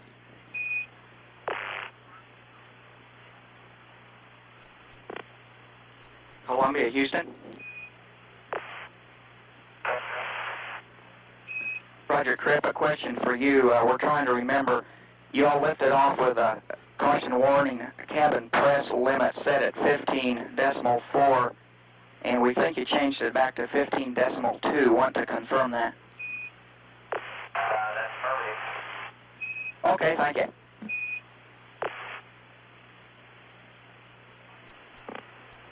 Columbia, we're 30 seconds from LOS. We'll be back shortly through Oro Valley.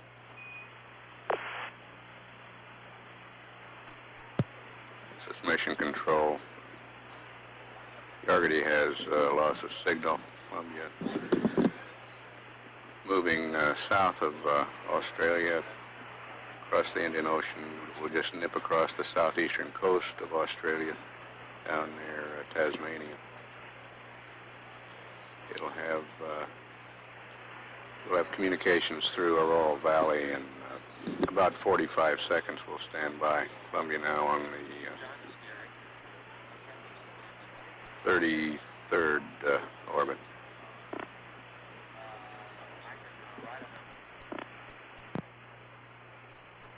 Columbia, this is Houston with you for 4 minutes through Oro. Roger that. And when you came up there, we got a confirm message. I really don't see anything we're looking for right now. Okay, Crip, we see that also. We'll look at it. Columbia, we've got a state vector coming up to you.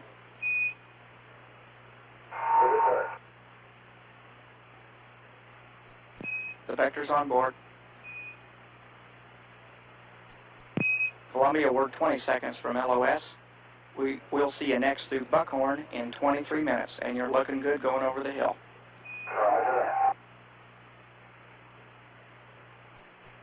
This is Mission Control. Columbia is out of range at Aurora now. Starting a long pass over the Pacific Ocean without contact with any station. Columbia misses Hawaii on this orbit. Next contact through Buckhorn in California in 22 minutes. At 2 days, 58 minutes elapsed time. This is Mission Control, Houston. Buckhorn contact, Houston contact, air to ground 1. Buckhorn contact, Houston contact, air to ground 1.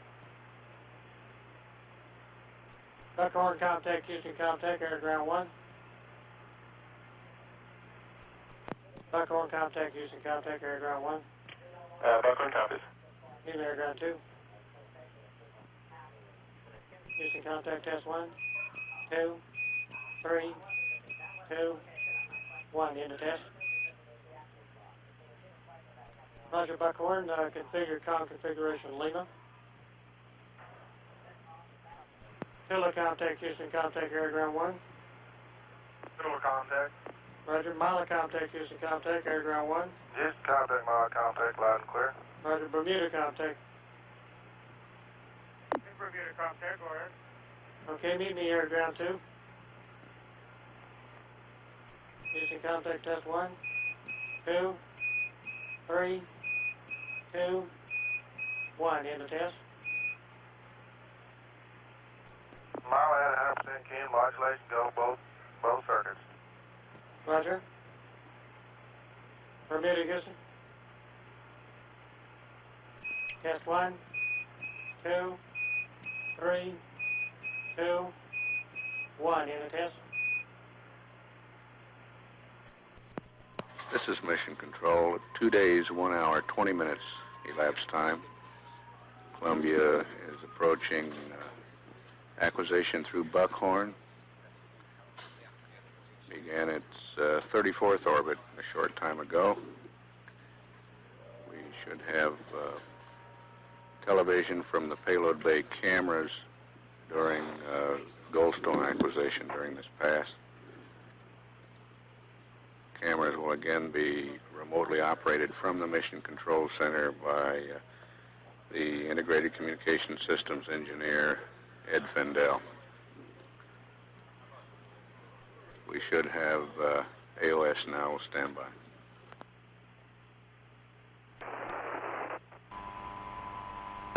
Columbia, this is Houston through Buckhorn, and we're picking up some TV out of the payload bay, and it looks gorgeous. Over.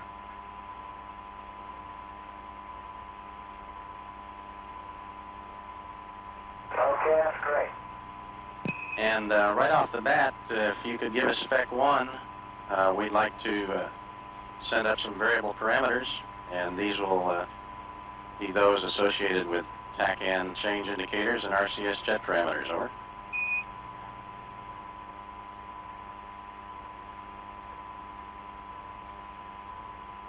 Okay, you have it on the GNC, you want it on the SM. GNC, please.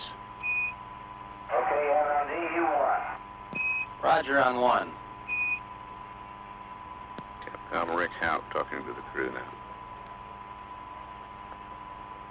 And Columbia, Houston, as you come up over the southern coast of Baja, we're hoping that the lighting conditions will be good so that the folks in the southern parts of the states can see you pass over. Oh, that's great.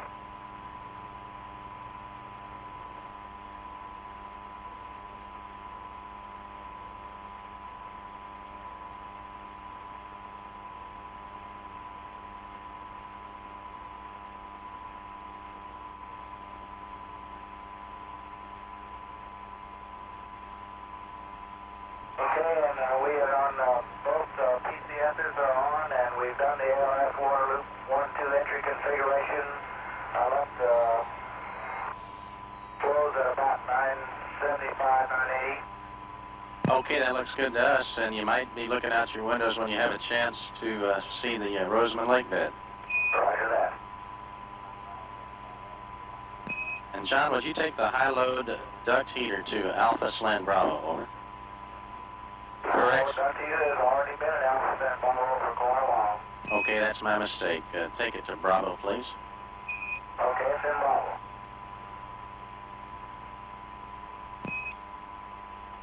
Columbia, Houston, the CRT is yours. The variable parameters are on board.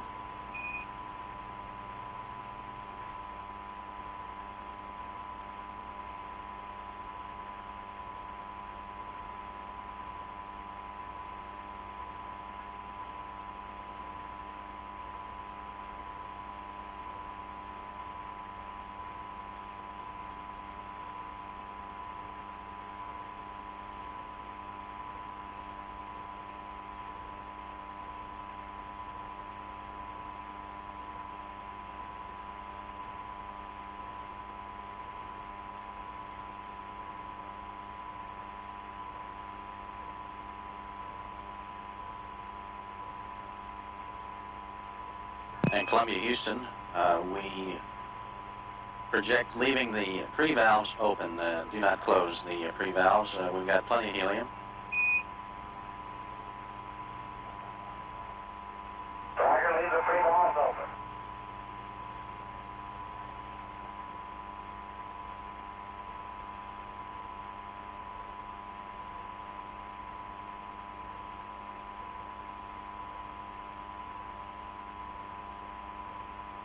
Columbia, Houston, everything is looking super. You've got to go for Ops 3 transition and for payload bay door closing. Roger, go for payload bay door closing the ops transition.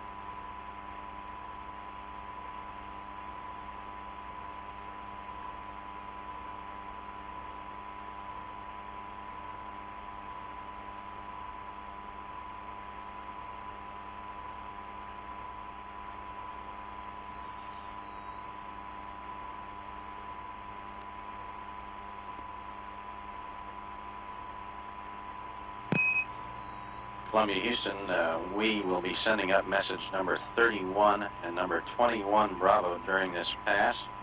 And when you have a chance, your convenience, we'd like to verify that you have message number 29. Okay. So we'll verify we have 29 what we just did. This is Mission Control. We'll have more television after Columbia is acquired by the Merritt Island, Florida tracking station. Crew has a go for payload bay door closing. That closing scheduled a little over an hour from now. Very shortly, the crew will start putting on their pressure suits. We're 3 hours and 53 minutes away from deorbit burn ignition. Columbia, Houston, when you have a chance, we have some changes to the entry checklist pre-bank table. And that's deferrable. Okay, I think we better defer it a little while. We're trying to get in our suits here. Very good.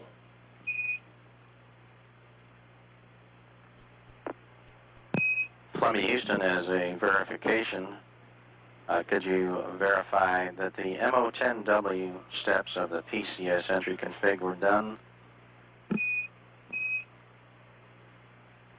And if you're still busy suiting up and cannot answer, that's fine. And Columbia, Houston, we've got 3.5 more minutes of AOS time and have nothing to pass. Columbia, Houston, we've got 1 minute to LOS, and again, if you're suited up and can't respond, that's fine. The two valves we'd like you to verify on MO10W, however, are the 14.5 PSI cabin reg inlet systems, 2 of them to close. Okay, Columbia, Houston, we're getting a relay from Bermuda that you heard our last transmission. We're not hearing it here in the center, but we don't think that's a problem. We'll see you in about 5 minutes at Dakar.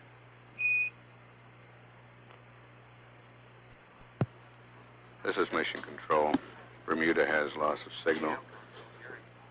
Columbia is out over the mid-Atlantic, heading toward acquisition through Dakar in about 4.5 minutes. At 2 days, 1 hour, 40 minutes elapsed time. This is Mission Control, Houston. Dakar, Comtech, Houston, Comtech, air to ground. Dakar, Comtech, Houston, Comtech, air to ground. Dakar. This Houston, Comtech, stand by for fuel check.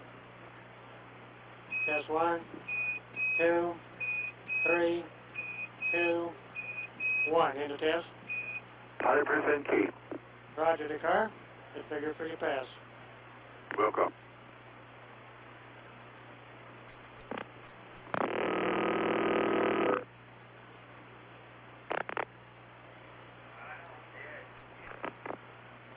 This is Mission Control at 2 days, 1 hour, 44 minutes elapsed time. Columbia approaching Dakar's range now. We'll stand by.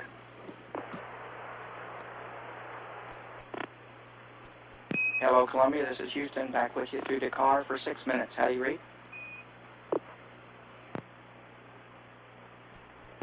And Columbia, if you're still occupied with your suits, no matter. Press on. And we'll just report in with you here. We're with you for 6 more minutes. Columbia, we're 30 seconds from LOS. We'll see you next Botswana in 11 minutes. That's a couple minutes after the hour.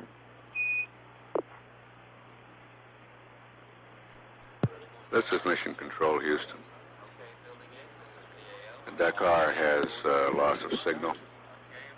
Quiet pass as the crew is busy donning their pressure suits.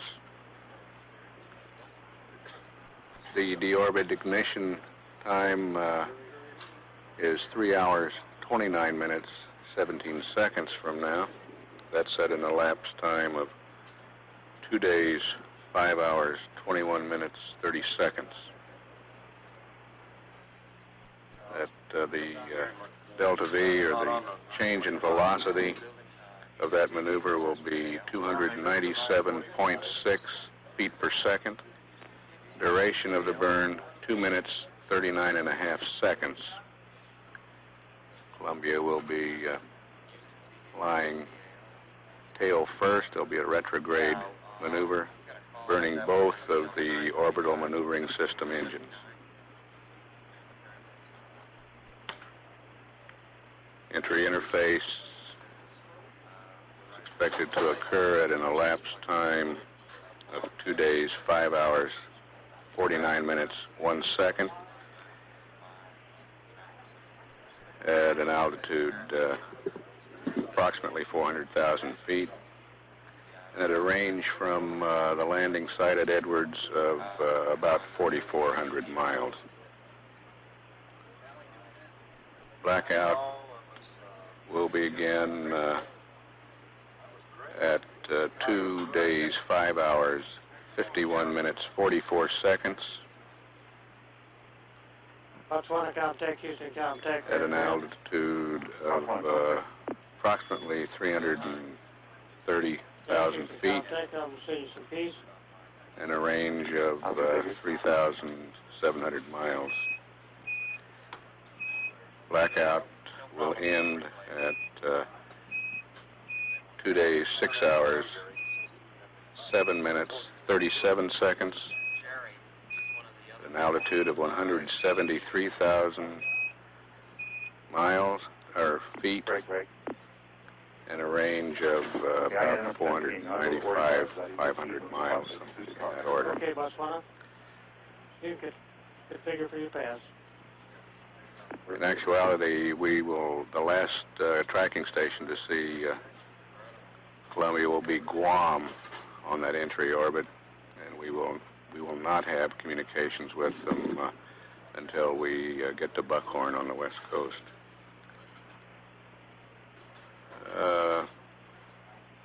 This elapsed time sequence shows landing at 2 days, 6 hours, 21 minutes, and 33 seconds. Columbia is now about 7.5 minutes away from acquisition through Botswana. At an elapsed time of 2 days, 1 hour, 55 minutes, this is Mission Control, Houston. This is Mission Control at 2 days, 2 hours, 2 minutes, mission elapsed time. Columbia is over Africa, coming within range of the Botswana station.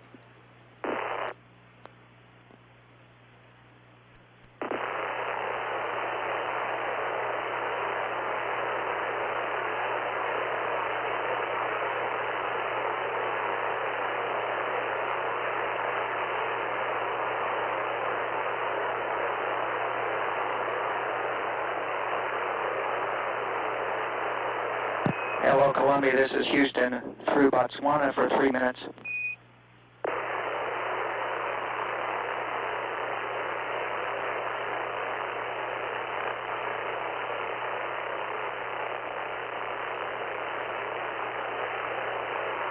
Columbia, this is Houston. Radio check through Botswana. We'll be with you for 3 minutes, and be advised there's a lot of static on the line. Okay, Houston, we read you loud and clear, over. Okay, John, you're loud and clear, and the static is much better now.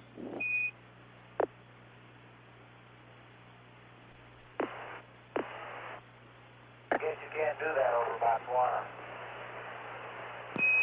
We missed part of the transmission, John. Say it again, what we can't do over Botswana. See if I missed any of the switches on the mid deck. Okay, we do have a question about the PCS configuration on MO10W. We want to know if the O2 Sys-1 inlet valve is still open. Okay, I'll go check it. I'm pretty sure. It's the reg inlet valve on Sys-1 that should be closed. Okay, let me go check that.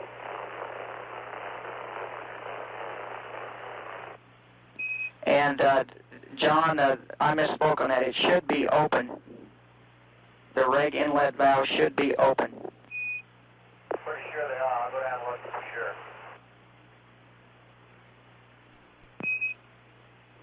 sure. Columbia, this is Houston. Columbia, Houston, we're with you for 50 more seconds.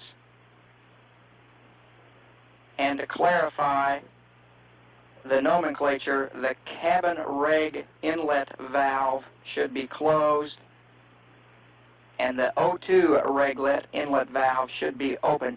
Over.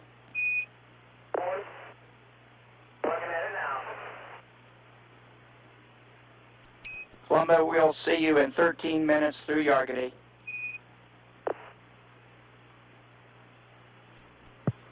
This is Mission Control. Columbia is out of range of Botswana now, heading out over the Indian Ocean toward Yargady. Acquisition there in 13 minutes. A playback of the television that was transmitted from the payload bay cameras over the last pass at continental United States will begin now. At 2 days, 2 hours, 7 minutes, this is Mission Control, Houston.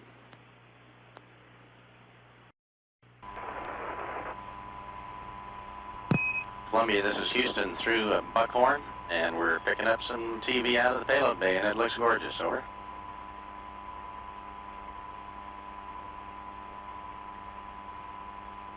Okay, that's great.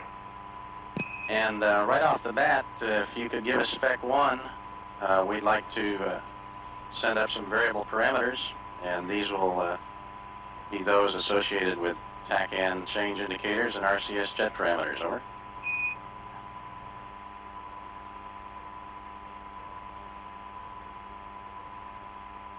Okay, you have it on the GNC, you want it on the SM. GNC, please.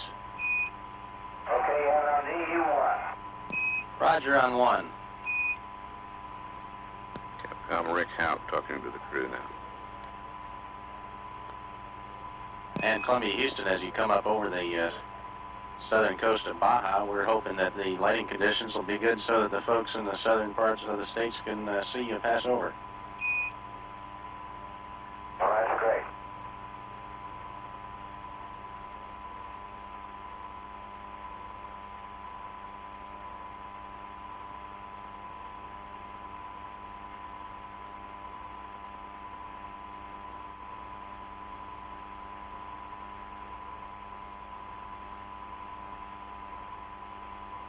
Okay, and we are on both PCSs are on, and we've done the ARF water loop 1-2 entry configuration.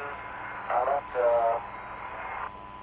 close at about 975, 980. Okay, that looks good to us, and you might be looking out your windows when you have a chance to see the Rosamond Lake bed. Roger that. And John, would you take the high-load duct heater to Alpha Slant Bravo, over? Correct. Duct heater has already been at Alpha Slant Bravo for quite a while. Okay, that's my mistake. Take it to Bravo, please. Okay, it's in Bravo.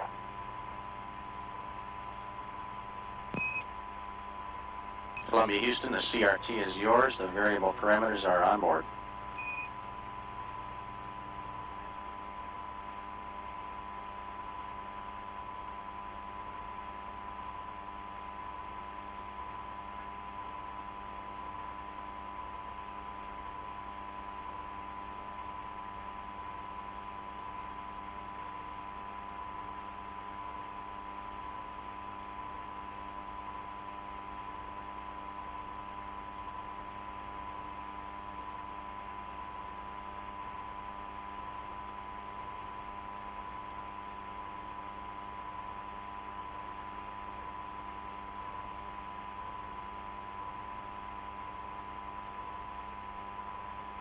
And Columbia, Houston, we project leaving the pre-valves open.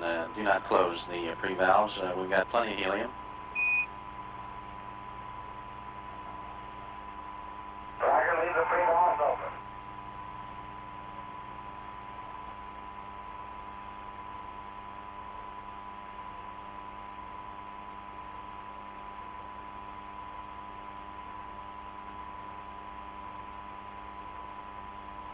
Columbia Houston, everything is looking super. You've got to go for Ops 3 transition and for payload bay door closing. Roger, go for payload bay door closing the ops transition.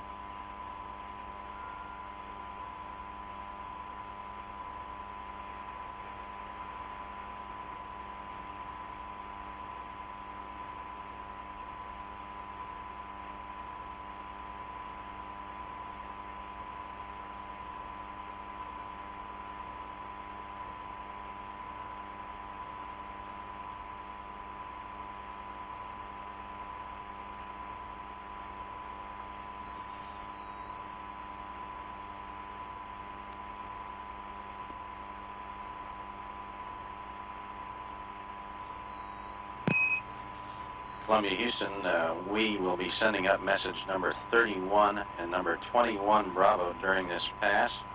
And when you have a chance, your convenience, we'd like to verify that you have message number 29. Aurora, contact Houston, contact Air Ground 1.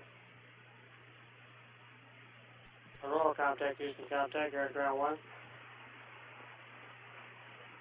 Aurora, contact Houston, contact Air Ground 1. Aurora, contact Houston, contact Air Ground 2.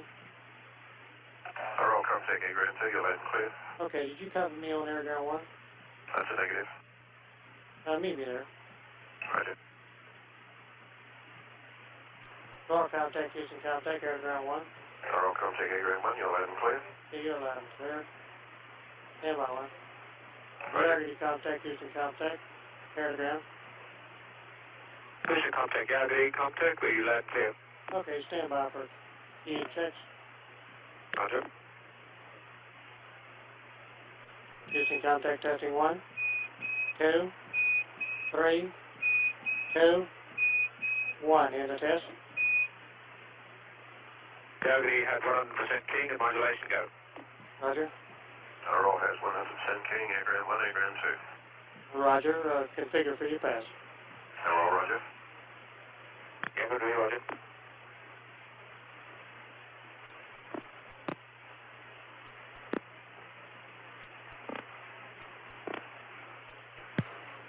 This is Mission Control at 2 days, 2 hours, 19 minutes elapsed time. Columbia is over the Indian Ocean, 10 seconds away from acquisition through Yargady. Hello, Columbia. This is Houston, back with you through Yargady. We'll be here for 6 minutes. Over.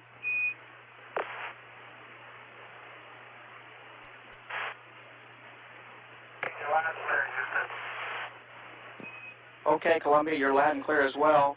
We'd like a verification when it's convenient. Back on panel R11, want to double check that the DFI wideband mission recorder power is on. That's just a double check on. Okay.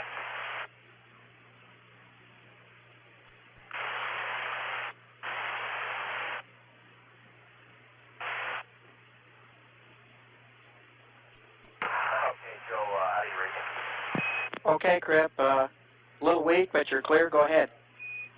Okay, I'm just reporting we're down through the DPS configuration, standing by from the dump. I can verify on R11 the wideband mission power is on. Okay, Crip, appreciate that. Another question about messages on board. We're still would like verification that you've got a message 31, which is about lake bed conditions. It's all good news. A message 21 Bravo, latest listing of the Timbus we've sent. And finally, message 29, which has to do with DFI recorder reconfig once the wheels stop. Over. I can verify we have all those on board. Very fine, thank you.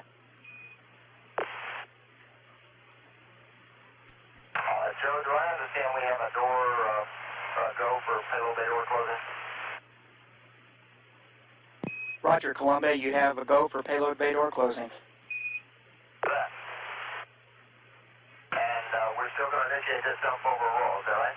That's affirm, and we'll try to be very prompt with giving you the call and on both the initiate and then the redump initiate. Well, I'll try to be prompt on responding then. Okay, Joe, I've got the radiator coming close at this side. Roger that.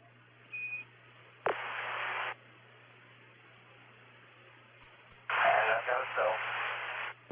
Okay, very good. I have my both radiators. Columbia, we're 10 seconds from LOS. We'll be right back through Oral Valley with a configure AOS call, and go ahead on that dump. Roger, and when I do that, you can tell me you got data on it before I let go. Roger that.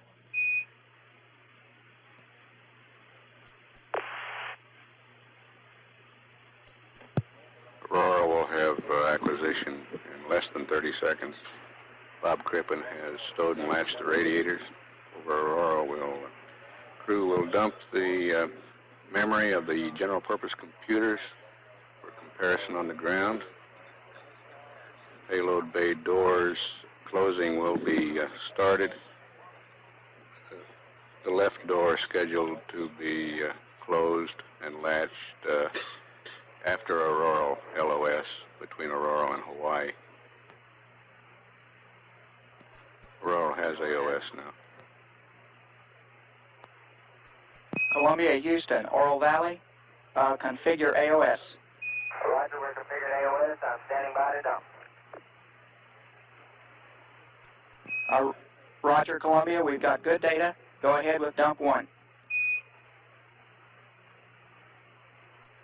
Columbia, Timbu's on the way, and as an advisory, the dump seems to be going well. Roger. Columbia, you are go for the second dump. We're coming at you. Roger that. Okay, Houston, the port door is coming close. Roger that, Griff, thank you. Columbia, Houston with an over-the-hill call. We'll be back in 15 minutes to Hawaii. Roger that. And going over the hill, a CRT is yours. The dump was completed. Roger that. And downlist GPC is number 1. Okay, I'll get it in a second. This is Mission Control. Columbia is out of range at Aurora Valley now. Next acquisition through Hawaii in just under 14 minutes. The left payload bay door was being closed as we lost signal. When we're going to get to Hawaii, we should see the final closing and latching of both doors. This is Mission Control Houston at 2 days, 2 hours, 31 minutes elapsed time. Hawaii, contact Houston, contact Air Ground 1.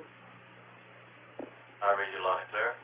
Roger, Goldstone, contact Houston, contact Air Ground 1. Houston, contact. Goldstone, contact. Read you loud and clear. Tula, contact Houston, contact Air Ground 1. Tula, contact. Copy you 5-5. Mila, contact Houston, contact. Houston, contact. Mila, contact. Air Ground 1, loud and clear. Roger, Bermuda, contact Houston, contact Air Ground 1. Bermuda, contact Houston, contact Air Ground 1. Bermuda, contact. Roger, meet me Air Ground 2. This is Bermuda, contact. Air Ground 2. Goldstone, contact. Air Ground 2. Tula, contact. Air Ground 2.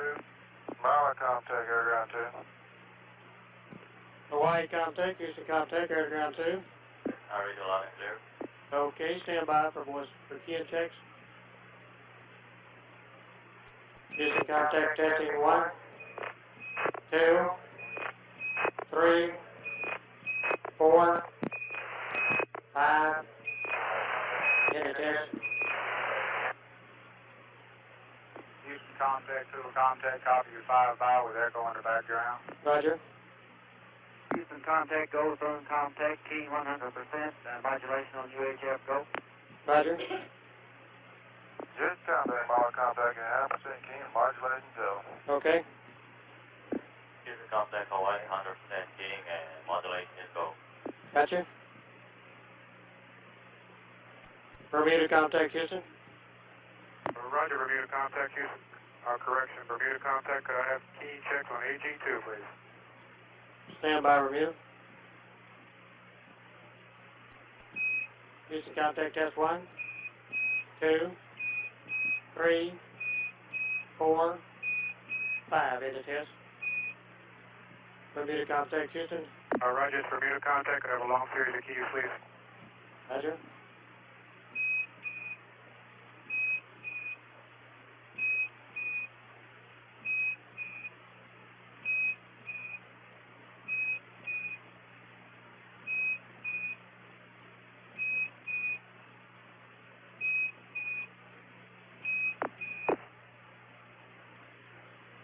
contact, Bermuda contact.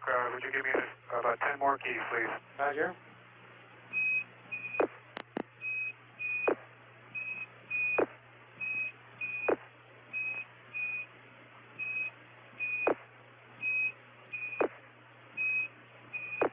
Houston contact, Bermuda contact. We're 100% keys. Roger. All sites configured for your SCM.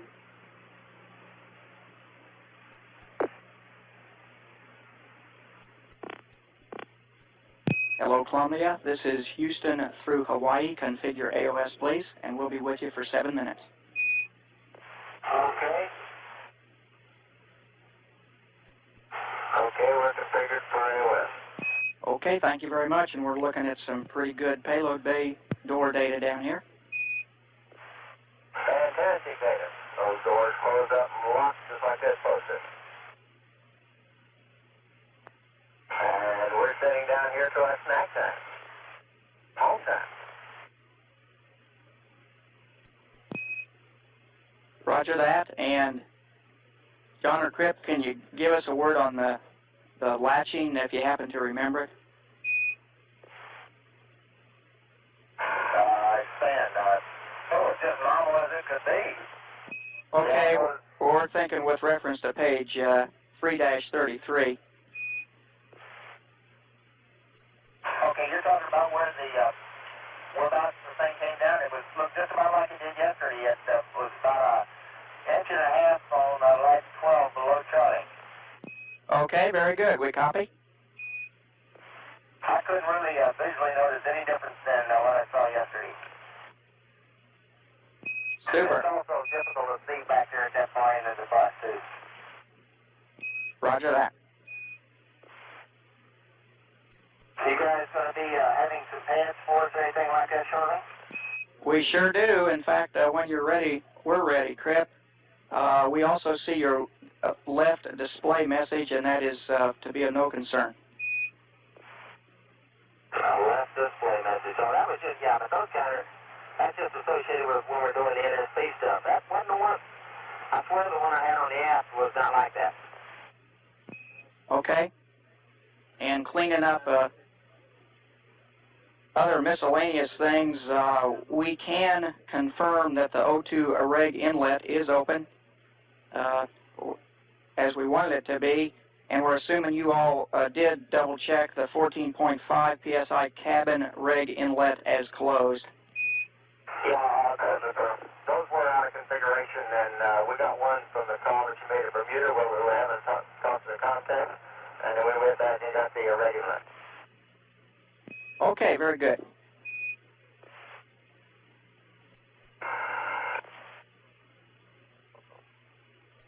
Okay, Joe, did you want to shoot a Dell pad to us?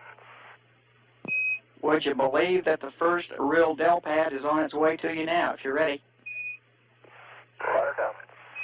Okay, Burnat 138-094-007. Targets 146 by 000. 297.6. 237 400 146 and 146 85 and NA. Inertial at 204 299 036. The pre-bank is right 000, 07 and 02. The altimeter is 30.10. D = 4 at 055404. VREL 18450. Left-hand turns to eddy 23. The winds are all out of 270 for 50, 40, 30, and 20 at 35 knots, 45 knots, 30 knots, and 15 knots.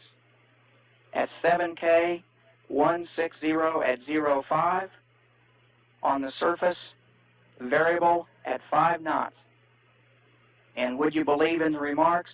The CG at Mach 3, 1098.6 and 0. Read back.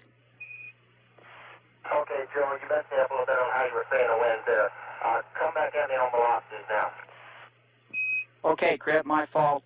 It's, I'll just read them from the top down. 270 at 35, 270 at 45, 270 at 30, 270 at 15, 160 at 5, and light and variable. Okay, and I'm coming back at you from the top. 138, 094, 007, 146, 5000, 297.6, 237, 400, 146, 146, 85, NA, 204, 299, 036, right all balls, 07, 02, 3010, 05, 54, 04, 18, 450, left, Eddie, 23, winds, 27035, 27045, 27030, 27015, 16005, variable at 5, 1098.6. Read back is correct. We're 30 seconds from LOS, and the long-awaited OMS propellant pad, crossfeed Q, is 9% in the left and 17% in the right. Over. Copy, 9 on the left, 17 on the right. That's affirmed. And Columbia, we're going over the hill now. We'll see you next through Buckhorn in 2 minutes. Roger that.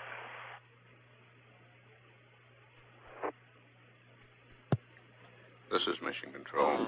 Hawaii has loss of signal. Buckhorn will pick up in about 45 seconds. Passed up the deorbit pad to the crew over Hawaii. That's the orbit maneuvering system burn delta V of 297.6 feet per second.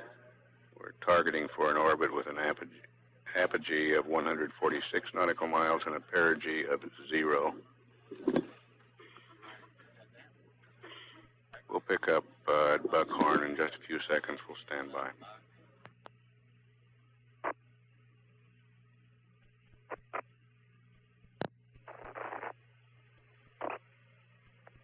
Columbia, Houston back with you for 18 minutes. Please configure AOS. Okay, we're going so shortly I didn't have time to configure LOS. Roger that, and we can report that there were no miscompares on the second dump. We had a data drop out on the first dump, but the second one is perfect. That's why we did 2 of them. You guys are getting super down there. Better you say that than us, Crip. And we've a quick question. We're hoping you can verify that things went well with the rad heatsink FTR. That's firm, except for being able to run the PCM DFR recorder. Raj, we understand that.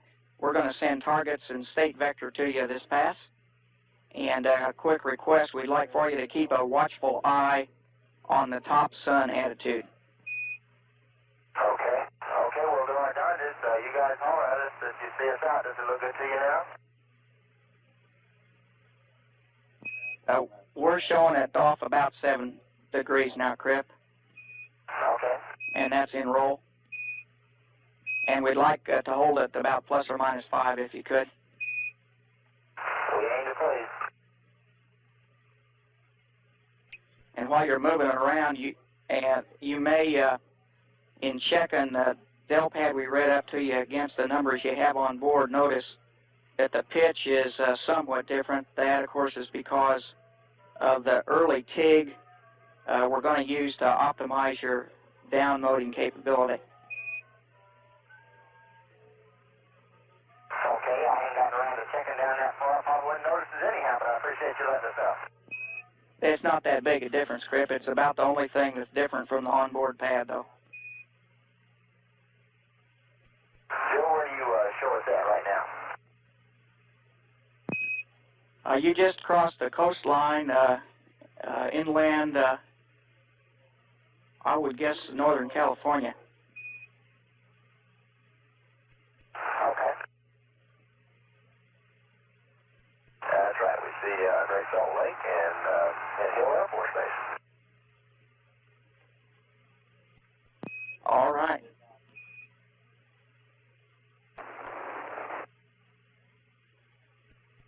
Columbia, Houston, we're ready for an item 39 and 40 whenever it's convenient, and we also have the top sun at attitudes to go into page 3-37 when you're ready to copy those. No hurry. Okay, go ahead with those attitudes.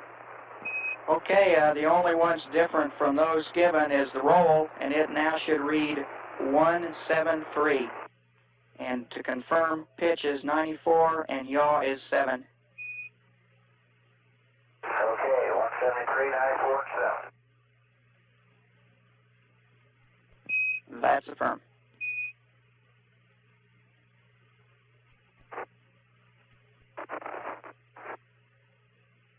Okay, Houston, I think the problem here with this attitude is that the flashing operator is putting us up against the dead pin. I could be wrong about that. The high-low in particular. Okay, John, we copy that. Could well be.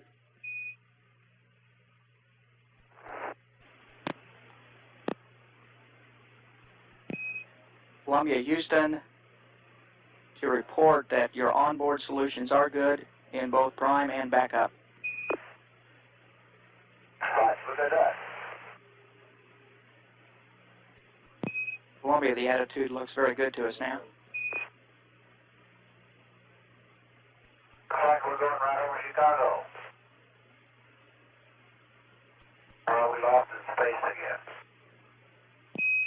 No, we think you're probably right. And John, Mr. Putty wants to change that. He claims we know exactly where you are. I fixed the flight director. As long as I don't see any fires down here, right, Bud? Crip, somewhat different subject. Wondering if you were able to get those pages out of the ascent checklist to go with the post-landing changes. We did so. Okay, very good. And I've got a footnote for your ohms propellant pad, which I forgot to pass. It's a reminder that the cross-feed cues are to be taken from the aux quantities, not the fuel side. Okay. And Bob, I've got a pre-bank table change to make whenever it's convenient. No hurry at all, and they're minor changes, but give a call when you're ready to copy them. Stand by one. Raj, it's page 3-9 when you're ready. Okay, Giuseppe, send them to me. Okay, three entries as follows. The first one, under the delta HP of 4, at the top there, it should read 45 degrees instead of 50 degrees. The second one is for the delta HP of 22. It should be 90 degrees instead of 95 degrees. And finally, on the far right side of the page, the delta HP for the pre-bank of 180 should now be 31 degrees instead of 30 degrees. Over.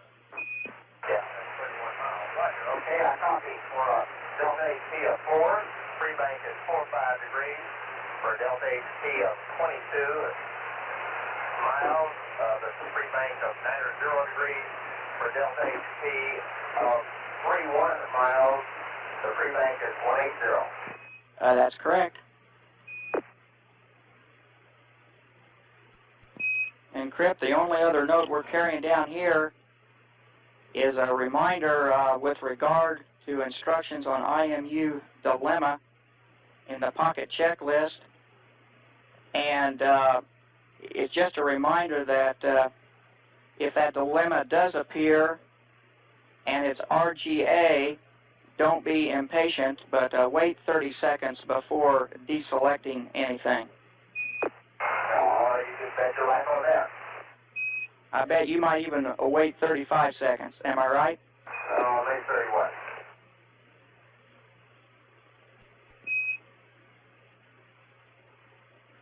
And Columbia, Houston, with regard to the ohms burn coming up here, we anticipate you're doing the ohms burn on secondary for the right ohms. Want to underscore that.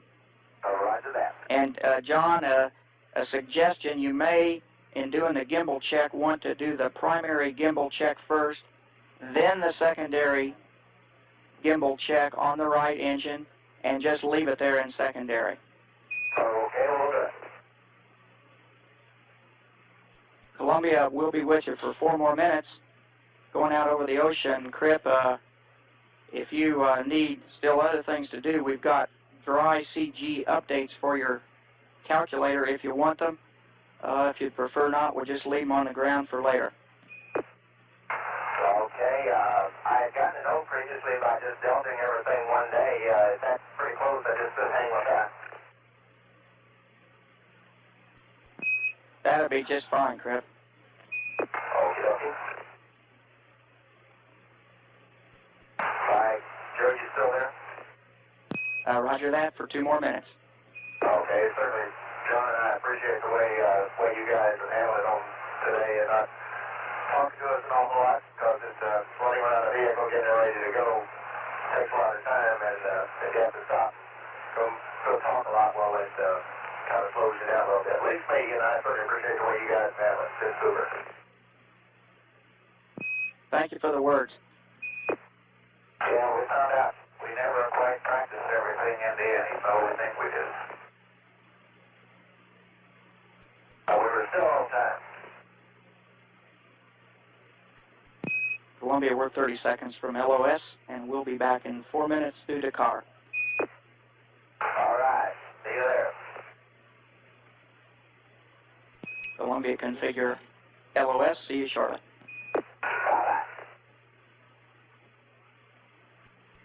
This is Mission Control. Bermuda has loss of signal. Columbia out over the Atlantic Ocean, heading toward acquisition through Dakar in 3.5 minutes. All the crew activities proceeding on schedule for deorbit and landing today. Payload bay doors are closed and latched. Computers have been checked and no miscompares have been found in the program. Crew's in a snack period now. We're 2 hours, 5 minutes, 51 seconds away from the deorbit burn. At 2 days, 3 hours, 15 minutes mission elapsed time. This is Mission Control, Houston. Century contact, Houston contact, air to ground 1. Session contact. Roger, meet me air ground 2. Century contact, Houston contact, air to ground 2. Session contact. Dakar contact, Houston contact. Dakar contact. Roger, stand by for key and checks. Houston contact test 1, 2, 3, 2, 1. In the test. 100% Dakar. Roger. 100% Ascension. Roger, Ascension. Configure for your pass. Roger. This is Mission Control at 2 days, 3 hours, 18 minutes. Dakar should acquire Columbia in about 5 seconds. We'll have overlapping coverage through Ascension on this 35th orbit. Hello, Columbia, Houston, back through Dakar for 10 minutes. Over. Hello, Joseph. And Crip, no problem at all. We're just looking at the stringing, which is fine. You might want to double check your CRT3 assignment, though. And another reminder to go to start override at 6.5 minutes. Roger, I got that in the checklist. I'll double check the CRT3 here just a second. Okay, CRT3 is being driven by GPC3. And do y'all think that's right? It sounds right.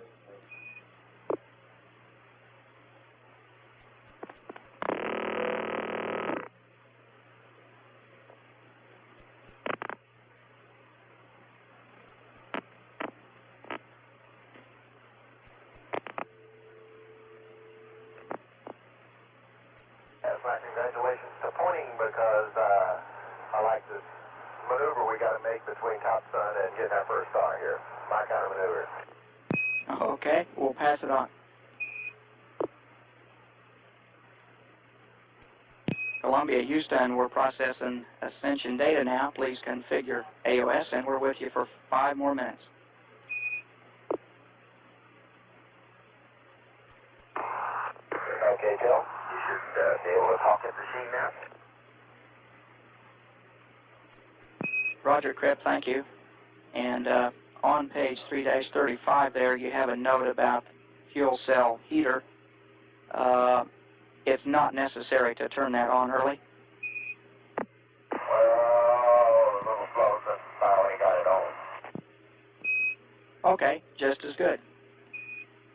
My boss here taught me that you always stay ahead. If you can.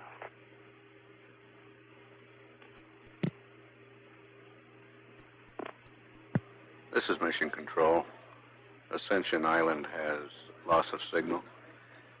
Botswana in 4 minutes. Over Botswana, Columbia will be maneuvered to proper attitude for inertial measurement unit alignment. The last one before entry. 2 days, 3 hours, 30 minutes. Mission elapsed time. This is Mission Control, Houston. Botswana contact, Houston contact, air ground. Botswana contact. Stand by for key checks. Roger. Test 1, 2, 3, 4, 5, in the test. Okay, key, modulation go. Roger, Botswana, configure for your pass. Roger.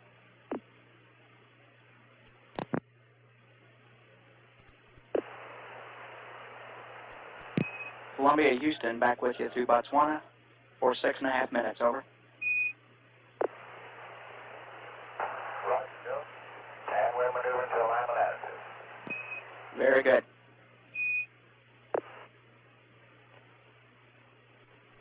Columbia, we're 30 seconds from LOS. We'll see you next at Yargady in 13 minutes. Roger that, Joe. And just about at attitude here for our little star line. Roger.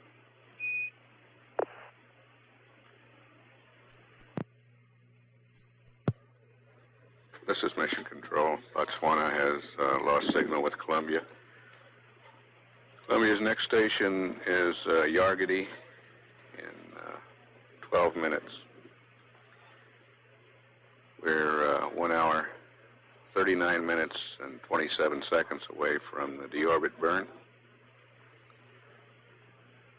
At a mission elapsed time of 2 days, 3 hours, 42 minutes. This is Mission Control, Houston. NASA Weather Chase, this is Houston, over. Houston contact, this is ATR contact. Okay, that's the weather chase checking in. Or maybe it was Houston calling the weather chase. NASA Weather Chase, this is Houston, over. Houston contact, this is ATR contact. I'm headed down too. NASA Weather Chase, this is Houston, over. And NASA Weather Chase, this is Houston. We have a relay from DFRC that you're answering. Go ahead again. And NASA Weather Chase from Houston in the blind. We'll get your report on landline. Houston, out. ADR Comtech, Houston Comtech. Air to ground. Roger, you're loud and clear. You're loud and clear. Thank you. Yargity Comtech, Houston Comtech, air to ground. Houston Comtech, Yargity Comtech, reading 5 by. You're 5 by. Yeah. Quick chin check. Roger. 2, 3. End of test. Roger, we had 100% K modulation go. Okay, configure for your pass. Roger. This is Mission Control. It's 2 days, 3 hours, 53 minutes elapsed time. We're standing by for communications through Yargity. Columbia, Houston, back with you through Yargity. How do you read?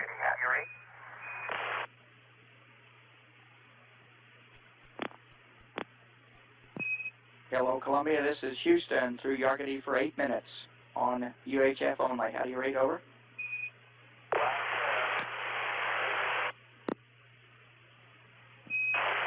Okay, Columbia, we hear you weak, but fairly clearly.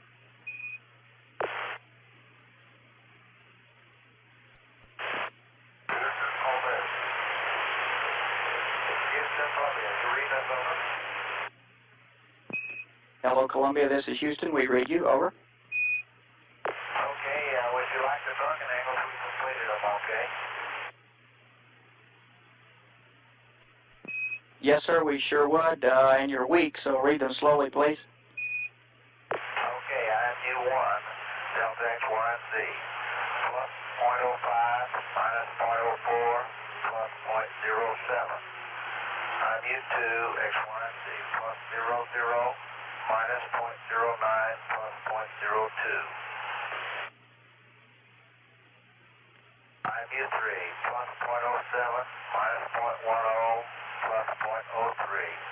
Torquing time was 2:03:45:17. And the alignment verification was same torquing angle in same fashion. Minus 0.01, plus 0.03, minus 0.03. Minus 0.04, minus 0.04, minus 0.01, plus 0.03, plus 0.02, plus 0.04. We didn't torque those, of course. Okay, John, we copied that. Thank you very much.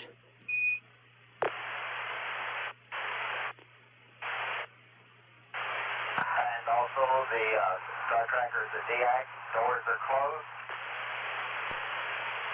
Fuel cell purge is in progress. Roger that. Sounds good.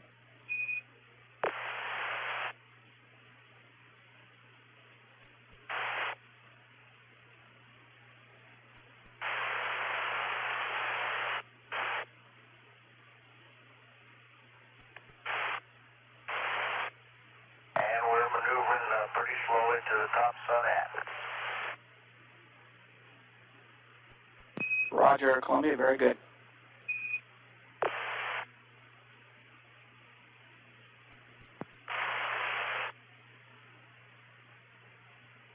Fuel cell purge is complete. All switches in GBC. Roger, we copy.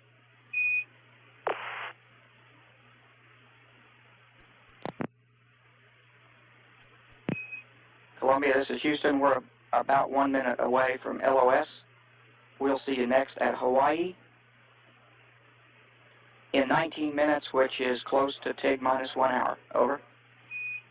Okay. This is Mission Control. Columbia is out of range of Yargity now, passing over the northern part of Australia. Next acquisition through Hawaii in about 15 and a half minutes. Flight Director Don Putty considers the crew about 20 minutes ahead of the timeline.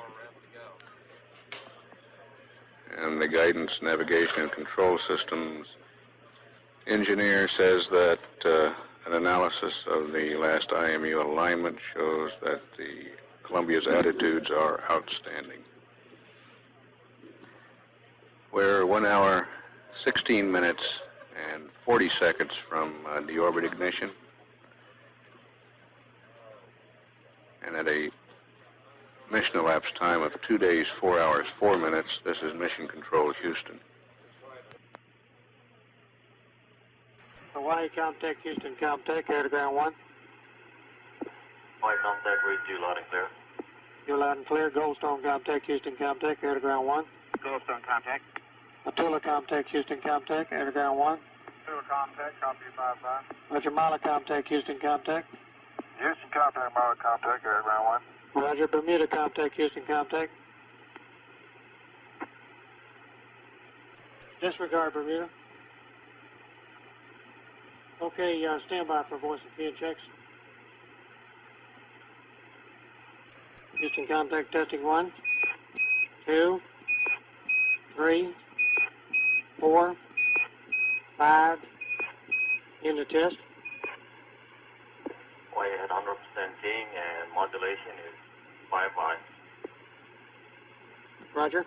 Mala at 100% keying, the modulation, go. Tula at 100% keying. Roger, Tula. Goldstone at 100% keying. Roger, configure for your SCMs. Bermuda, Comtech, Houston, Comtech, air to ground 1. Bermuda contact, read you loud and clear. Meet me air to ground 2. Bermuda, Comtech, Houston, Comtech, air to ground 2. Bermuda contact, read you loud and clear. Roger, stand by for key and checks. Houston, Comtech, test 1, 2, 3, 4, 5, in the test. Bermuda contact, Houston contact, Roger, would you give me another series of keys, please?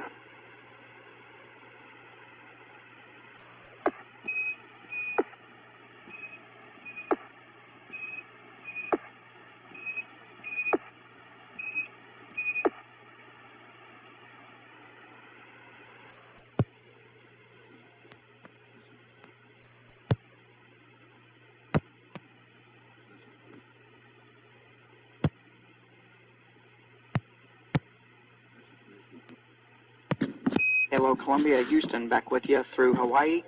Please configure AOS, and we'll be here for 6 minutes. Over.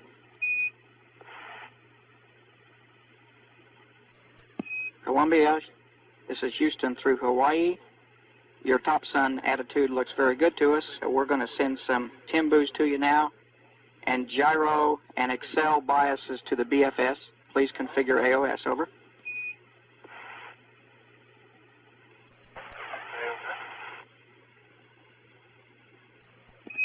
Roger, we copy your configured AOS. You're very weak, Crip. Try it again. We configured AOS. And it's John. Okay, John. You shouted that one down. That's much better. Thank you.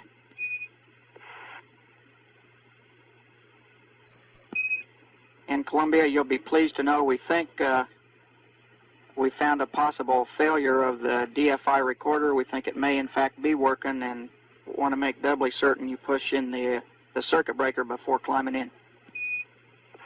We'll certainly do that. That's good news. How much time do you think you have left on it? About 10 hours? John, we got more than enough to cover every S-turn you're going to make. Okay.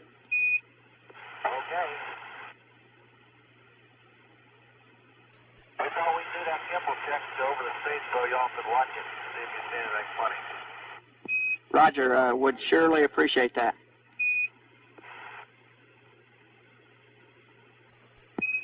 Columbia, Houston, we're with you for 3.5 minutes more here.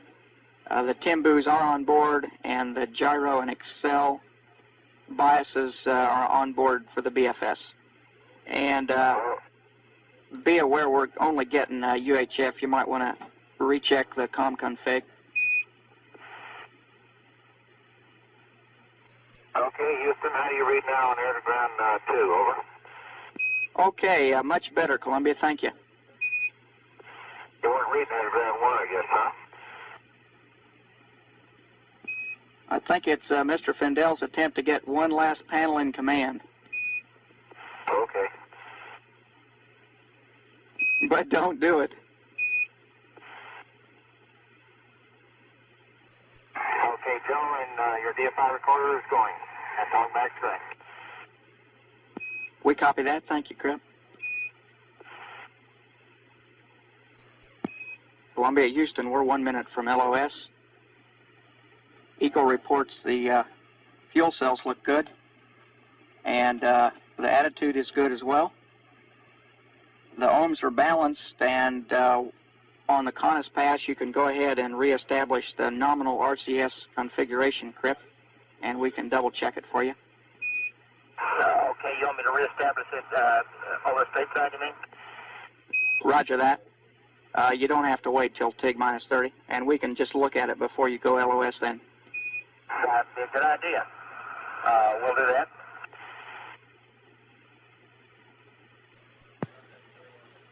This is Mission Control. Hawaii has loss of signal. The next station will be Buckhorn in about 2.5 minutes. At 2 days, 4 hours, 27 minutes mission elapsed time. This is Mission Control, Houston. This is Mission Control. News centers should now be receiving a television transmission of runway 23 at Edwards.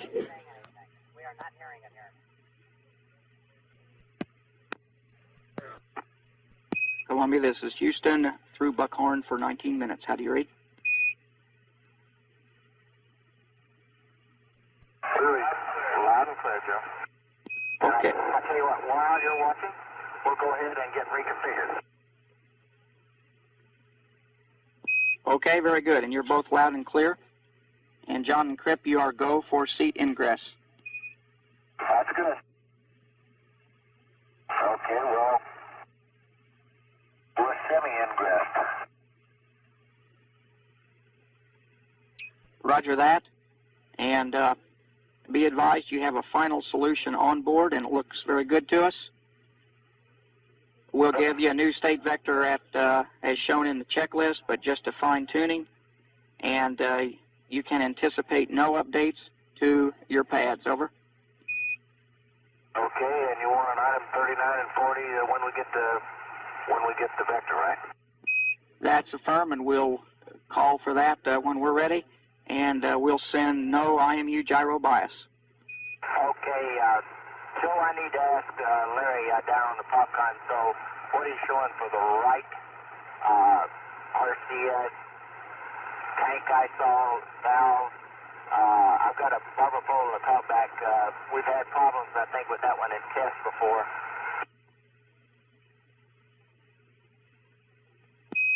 Okay, Crip, we're looking at that now. Let me pass on an advisory to you about something that probably won't happen. That is, if you get multiple leak messages, it's quite possible they will be on absolutely normal jets. The jets are running a little cooler than we expected, and it is possible you could get multiple messages on them. If that happens, just reselect the jets. No problem. Okay, but only if I get multiple leaks. Roger that. Okay, like some feedback on this tank valve. Okay, and Crip, we see down here the ISO valves on the right RCS to be open. Okay, my talkback is indicating Barbapo. You got both the fuel and the aux on 1/2s on the right side open. Is that affirmative?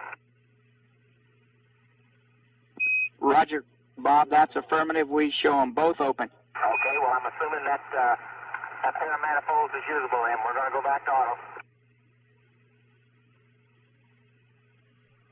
This is Mission Control. We have a live picture on television of Columbia taken through the Precision Optical Tracking Telescope at Anderson Peak, Big Sur, California. That's an Air Force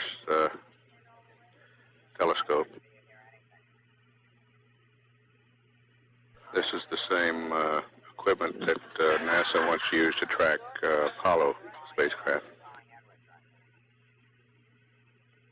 The telescope will also be used in an attempt to get pictures of Columbia during the re-entry period as it comes across the coast.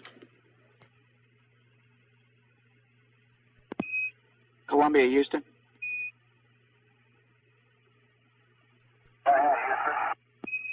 Roger, Crip.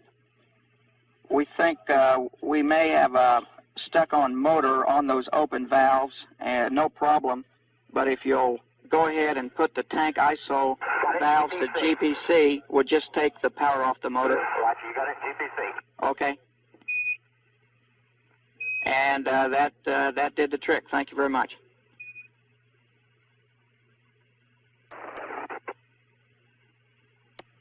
This is Mission Control.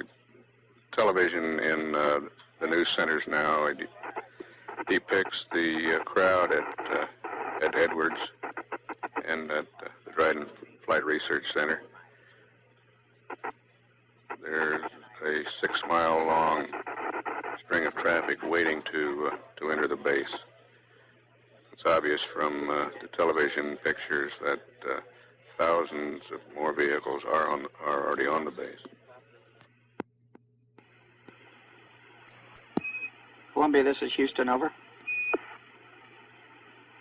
Go ahead, Joe. Roger, Bob, to finish the story on the valves, we don't get an open indication unless they're full open, and we've got solid indication on those. In addition, when you went to GPC, we saw an MCA status change, and so that did solve the stuck-on motor problem.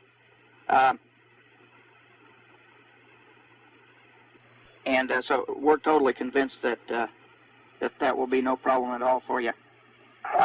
When you're comfortable in the seat and have your deorbit burn flight rules in front of you, I have the smallest of all changes to make to that. This is Mission Control. The television picture in the news centers now shows the convoy commander briefing his people. Okay, Joe, I guess I could note that. Hello, Houston, you still there? Roger, go ahead. Okay, you say you had a modification on the flight route? Raj, very easy one, Crip. A third of the way down under ECLS, you have 4 rules there. We just want you to delete the last 2. Those are the ones about the av bay fans. In other words, with fan failure, just press on. Okay. And when do you want to run this gimbal check? Is now okay? Now would be fine, John. Go ahead. And that right primary gimbal has gotten well. We copy that. And you still want to run it on the secondary? That'd be okay. We can always switch back. Yeah, let us look at it all, John.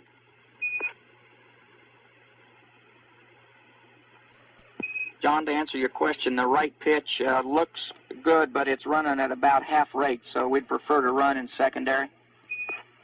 All righty, half rate, secondary as it'll be. Columbia, we're going to send a new state vector to you now. Stand by. I guess we got it. You've got the primary, John. Secondary's on its way. I'm sorry, the backup's on its way. Okay. Looks like it's got it. Roger that. They're both on board. And guidance is waiting for 39 and 40, your convenience. Okay, there's a new load. We're looking. Take time, come down.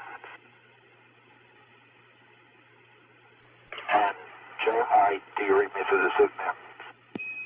Okay, Crip, you're loud and clear.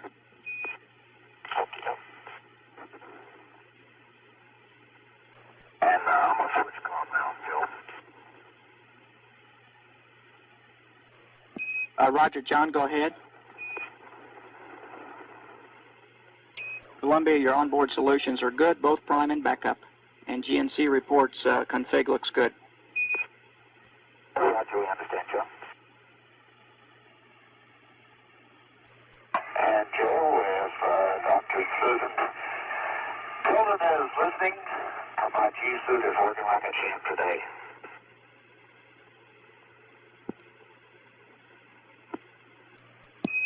Columbia, we copy that. We're trying to get it quiet in the motor here. Okay. You've lost control again. This is Mission Control. The new center televisions now have a view of the VIP site at Dryden. John and Crip, we're 30 seconds from LOS. Want to report that Columbia is in super shape, almost no write-ups. We want her back in the hangar, and you have a preliminary go for the burn. Okay, Joe, and we concur. Fly like a champ, as the boss over here would say.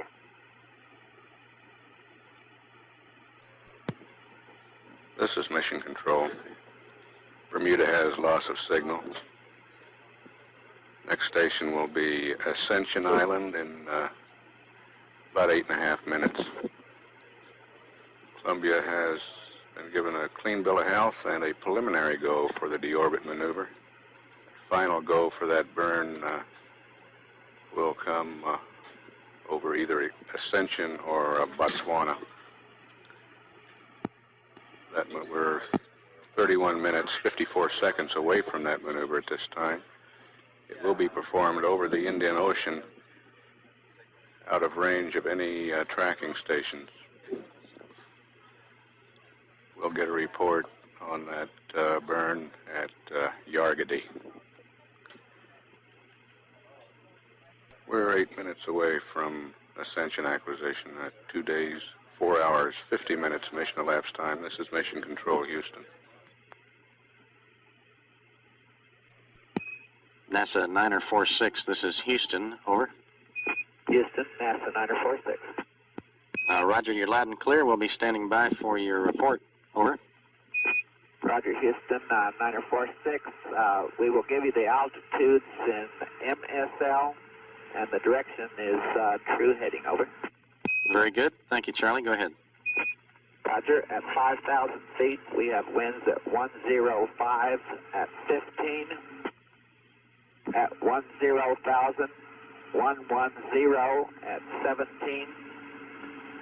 At 15,000, 200 at 07.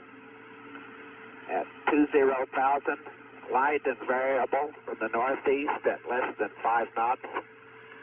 At 25,000, 330 at 06. At 30,000, light and variable from the northwest, about 300 at 4. At 35,000, 270 at 25. And at 40,000, 280 at 20. How copy? Okay, that's a good readout, Charlie. And do you have anything to report as far as approaches to the lake bed, over? Negative. We see no obstruction to visibility, and we're just getting intermittent light chop at the higher altitudes. Okay, and we see that slight shear down there at 10, but understand that you notice no effect, and we appreciate your call very much. Over. Roger. Leaving your frequency at this time. And Roger, Charlie, we have no objection to your early landing as per your previous phone call with us. Over. Okay, we plan to make 2 runs to lake bed 2-3 for data, and then we'll come in and land. Okay, unless we hear something from you on landline as a result of those, we'll assume everything was good. And for your information, Columbia is in great shape and should be deorbiting on time. Okay, thank you. One piece of information we will get is what we see on the winds at touchdown over the lake bed, and we probably will try to relay that to you. Okay, I tell you what, I think via landline would be adequate on that, and Houston out. Roger, so long. This is Mission Control. That was a weather report from one of the shuttle training aircraft, a Gulfstream 2, which is in the Edwards vicinity. The shuttle training aircraft being flown this morning by Charlie Hayes and Ted Mendenhall, JSC pilots.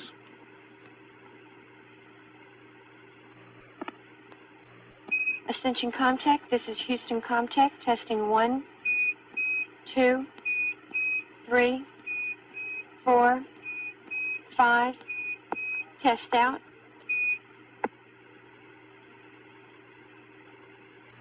Houston Comtech, Ascension Comtech, verify 100% gauge, way to go.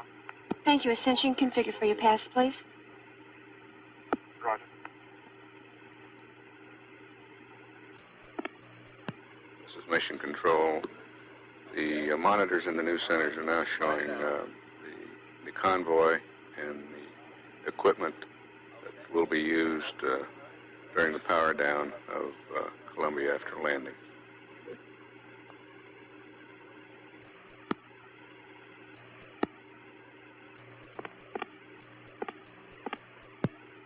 This is Mission Control, 2 days, 4 hours, 57 minutes elapsed time, coming up on acquisition through Ascension Island.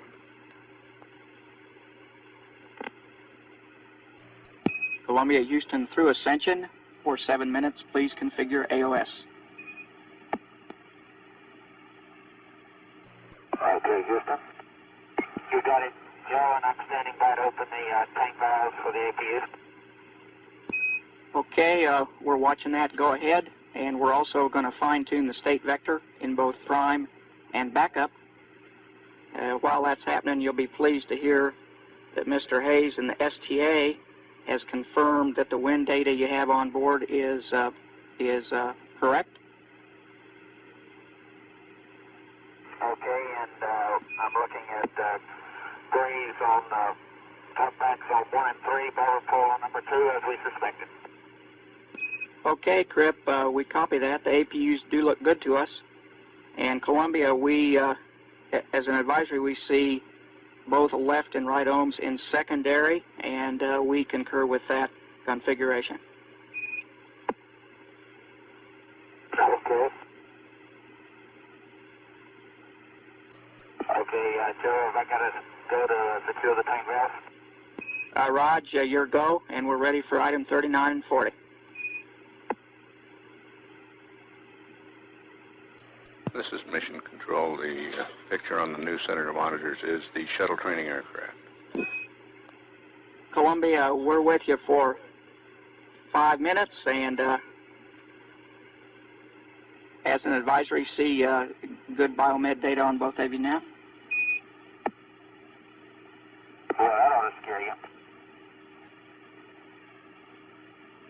Okay, the reloads are complete.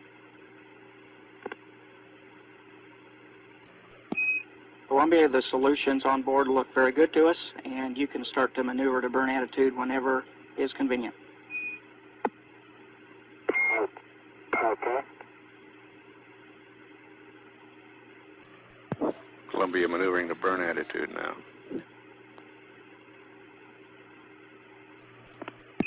Columbia, your burn attitude looks good to us. Everything aboard looks good to us. You are go for deorbit burn. And we'll go LOS in 30 seconds here. We'll talk to you, Botswana, in 5 minutes. Over. Okay, I understand. Go for the deorbit burn. Thank you now. That's the best news we've had in 2.5 days. Yeah, we've had some mighty good news in those 2.5 days. Talk to you in a while, Joe. Not looking good. I wonder whether you were including the crew. There are exceptions to every rule. You got it.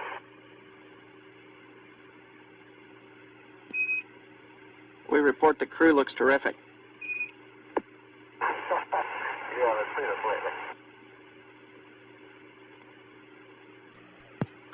This is Mission Control. Columbia is out of range at ascension now, leaving that station with a go for the deorbit burn. Botswana, a UHF station, will pick up Columbia in about 5 minutes.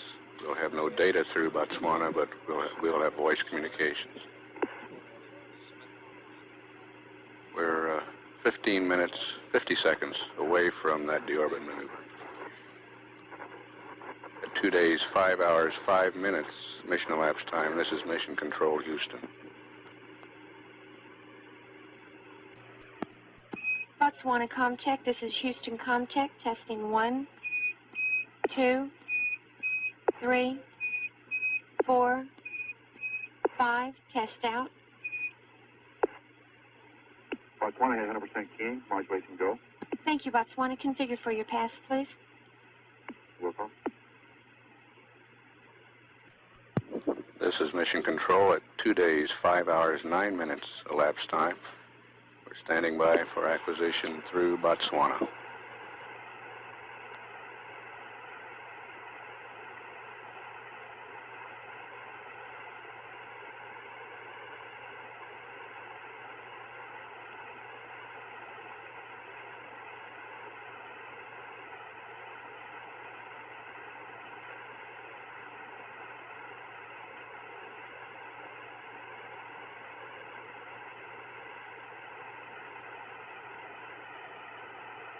Columbia, Houston through Botswana for 3 minutes, over. Loud and clear. Roger, loud and clear as well.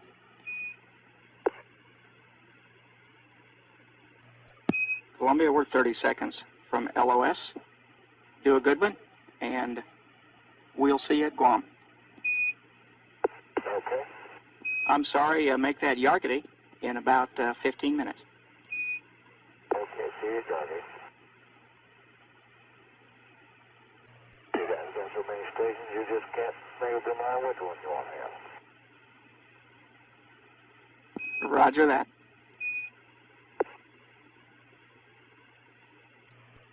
This is Mission Control. Botswana has loss of signal now. Columbia is in the proper attitude for deorbit, flying backwards. That maneuver scheduled 7 minutes from this time. A burn of both orbital maneuvering system engines. Changing the velocity, a retrofire burn, changing the velocity by 297.5 feet per second. 297.5 feet per second. And that will start Columbia on a long trip down through the atmosphere. After the deorbit maneuver, John Young will pitch Columbia down and bring it to entry attitude. We'll get a report on the deorbit burn at Yargity, a UHF station. We won't get any telemetry data at that station, but we will have voice communications. Columbia will be within range of Yargity in just under 13 minutes. We're 5 minutes, 48 seconds away from deorbit at an elapsed time of 2 days, 5 hours, 15 minutes. This is Mission Control, Houston.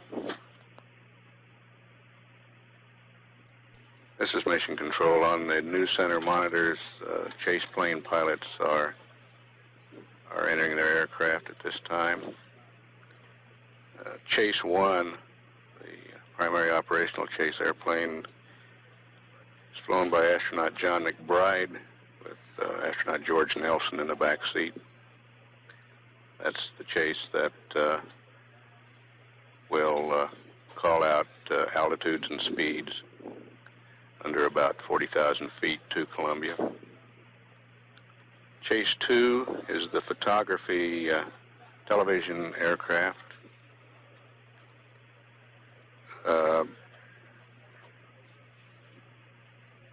Pilot is Dick Gray, a JSC pilot. photographer is Pete Stanley, also JSC. There are backups for both these chase aircraft. Chase 1 backup being flown by astronauts Dave Walker, Mike Mullane, and Chase 2, the backup pilot is Robert Walker, photographer Bobby Gray. This is Mission Control, Houston. This is Mission Control.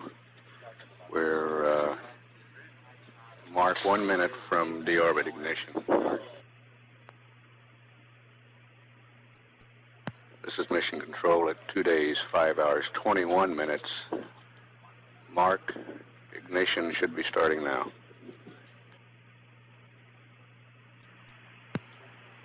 This is Mission Control. Here in the control center, the clock that had been counting down toward deorbit ignition has been reestablished as a touchdown clock, now reading 58 minutes, 16 seconds to touchdown at Edwards. Yargity Comtech, this is Houston Comtech, testing 1, 2, 3, 4, 5, test out. Houston Comtech, Yargity Comtech, receive 100% keying, modulation go. Thank you, Yargity. Configure for your pass, please. Roger.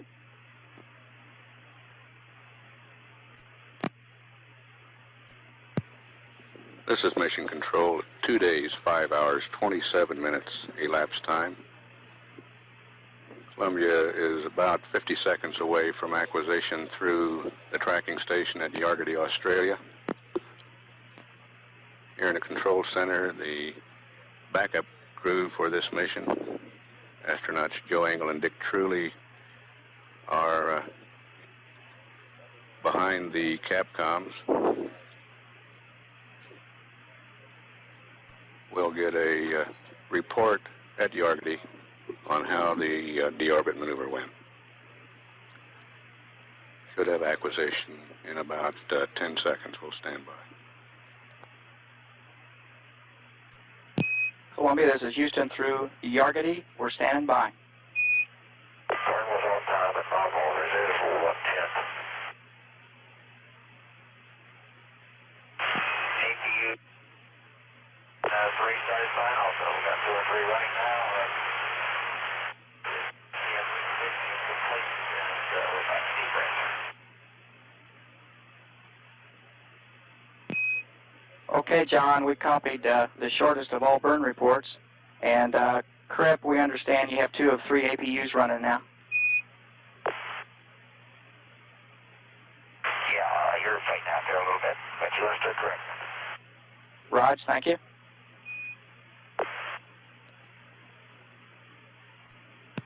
This is Mission Control. That is nominal at this time to have 2 of the 3 APUs running. The third APU is powered up at entry interface minus 5 minutes. We're now at entry interface minus 19 minutes, 22 seconds. This is Mission Control. Chase planes are taking off now at Edwards. You're awfully quiet down there, Joe. We're just enjoying the view. We'll be with you for 2 minutes, and you'll like to know that 4 chase aircraft have just launched from Eddie and coming up looking for you. Check 6. Well, I'll be there about 45 minutes. That's what they're hoping, and we're sure of it. We're with you for a minute and a half longer. Joe, whoever said that space was black wasn't kidding you. It is really black. Raj, you've convinced us. Yeah, but you're so easy. It is my great scientific observation that did it to you. Now you're bragging. You never heard a Texan do that. Certainly not from Porter, Texas, Crip. And we're 30 seconds from LOS. Okie doke. Yeah. Oh, it looks like about 6 minutes from now. We agree with that. See you shortly.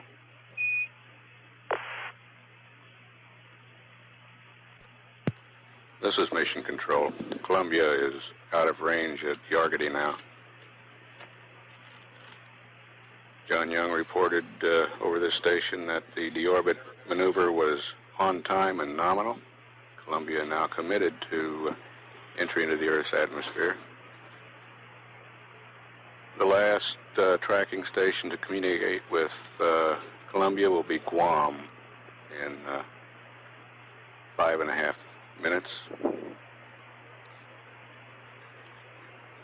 We're showing 12 minutes and 25 seconds to entry interface, essentially 400,000 feet, where the Columbia will meet the sensible atmosphere.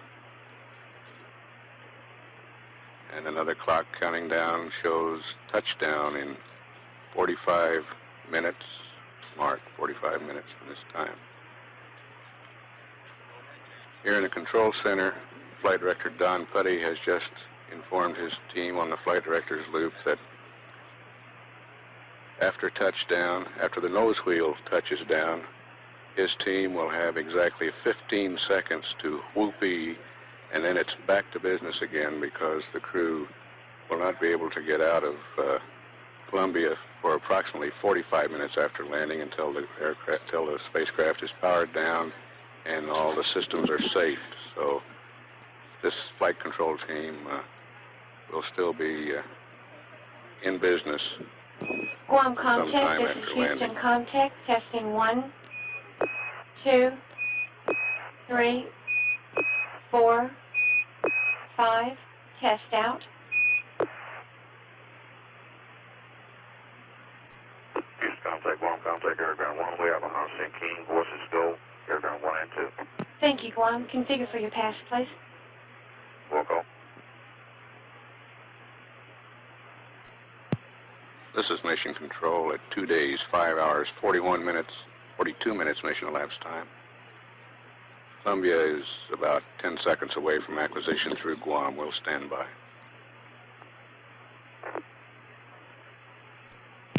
Columbia, this is Houston through Guam. Please configure AOS. We'll be with you for 5 minutes. Okay. Please configure AOS. Calgary is, the doors are coming closed at this time. Roger, we copy and we're looking at the numbers. Roger that. For Dr. Findell, a wideband mission recorder is on and running. Roger that, and the doors are closed. I'm getting ready to start up the... Okay, we're ready.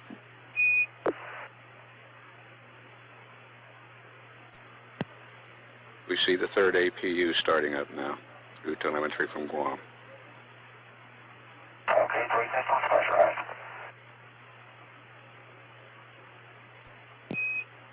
Roger, we see 1 up. Looks good. We're just about to go to 304. We're at 304. Roger that. Okay, and we think we got the pump system configured. Roger that, we're looking. And I'm assuming looks like no Delta T. Okay, we're showing out 85 miles, doing about 24.5. 24.42 exactly. Raj, moving right along, John.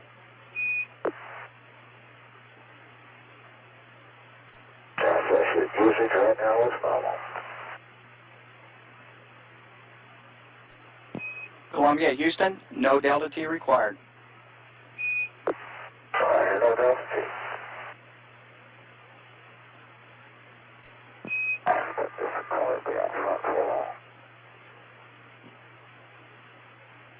Okay, Columbia, we're 50 seconds from LOS.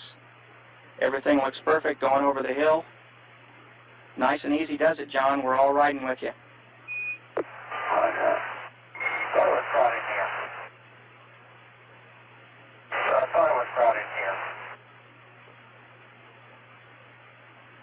10 seconds to LOS. We'll see you about Mach 12.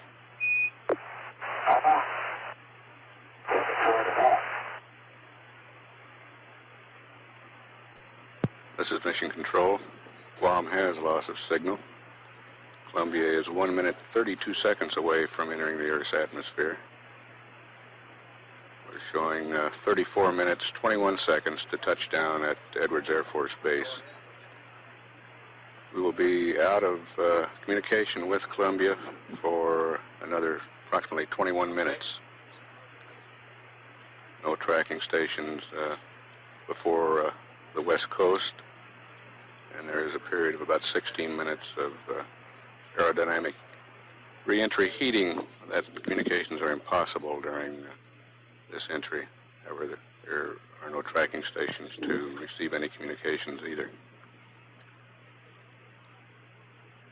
Columbia in good shape, and the crew in good shape for this entry. 2 experiments aboard Columbia as part of the Orbiter Experiments Program managed by NASA's Office of Aeronautics and Space Technology will be conducted during this entry. One of them is the infrared imagery of shuttle with the acronym IRIS. This will be conducted from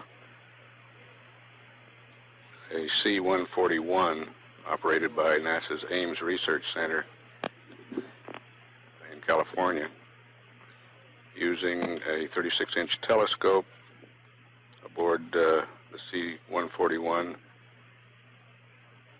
They will attempt to get about 4 milliseconds of information from the underside and sides of the orbiter. The objective is to obtain high-resolution infrared imagery during entry, from which surface temperatures and aerodynamic heating may be inferred. This C-141 is known as the Gerald P. Kuiper Airborne Observatory.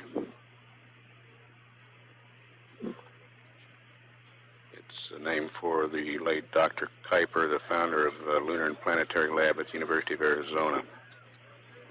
He was active in Ranger and Surveyor missions, Mercury, Venus, and the Pioneer 10 mission to Jupiter. Columbia should see maximum surface temperatures during entry of 2,750 degrees Fahrenheit on the wing leading edge. That will diminish to less than 600 degrees Fahrenheit on the upper fuselage. At Edwards Air Force Base and the Dryden Flight Research Center, enormous crowds are beginning to assemble.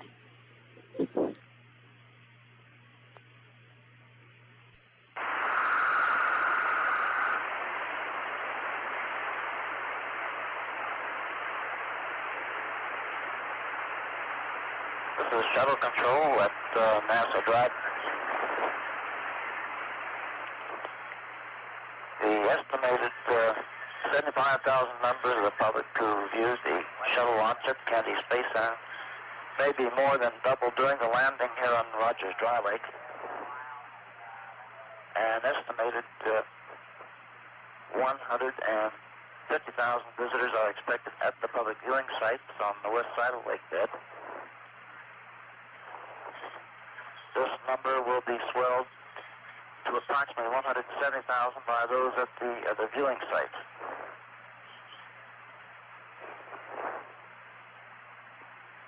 A sonic boom should be audible to viewers here.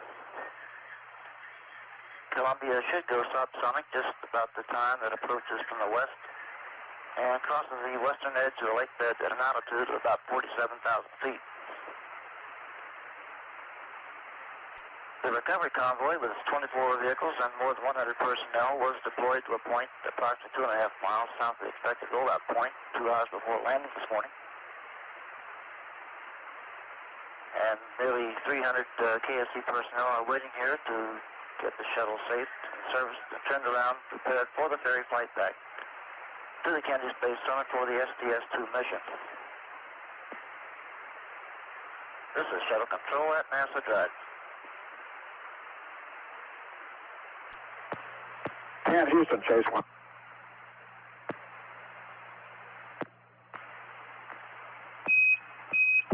Chase, this is Houston. Go ahead. Roger, sir. We set up orbit pattern for nominal 23 with a left turn. Roger. And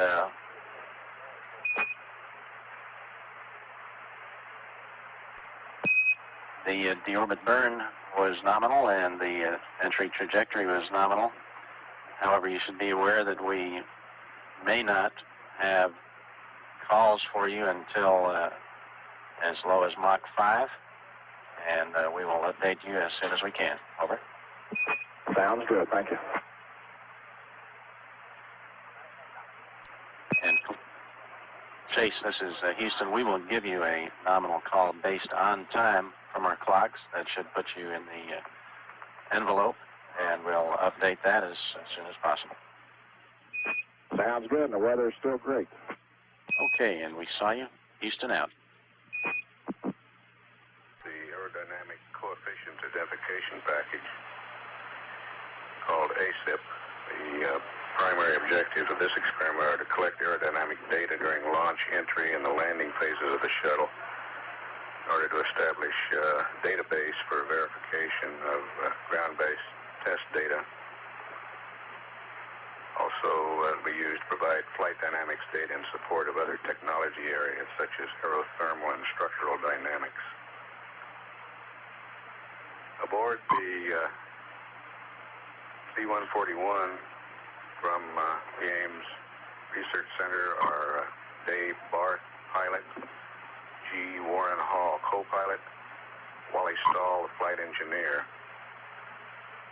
Also aboard Scott Grogan-Scherf, Airborne Data Systems Operator, Jim McClanahan, Mission Director, Don Oishi, Telescope Systems Operator, Milo Reisner, Chief Telescope Operator, Vic Loesch, Computer Technician, Robert Walker, Electronic Technician, and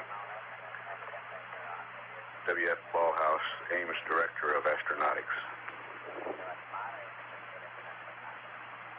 We're 12 minutes away from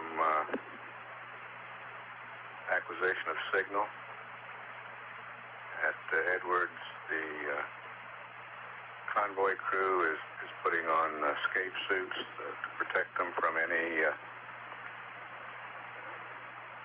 chemicals that may be leaking from the orbiter after landing. They're the crew that will safe the orbiter and help with the power down. Flight director here has communicated with the convoy commander, and they're all ready to go out there. 4, 5, into test. Buckhorn contact. We have interesting keen and modulation is go. Roger, Buckhorn. You configure for your pass.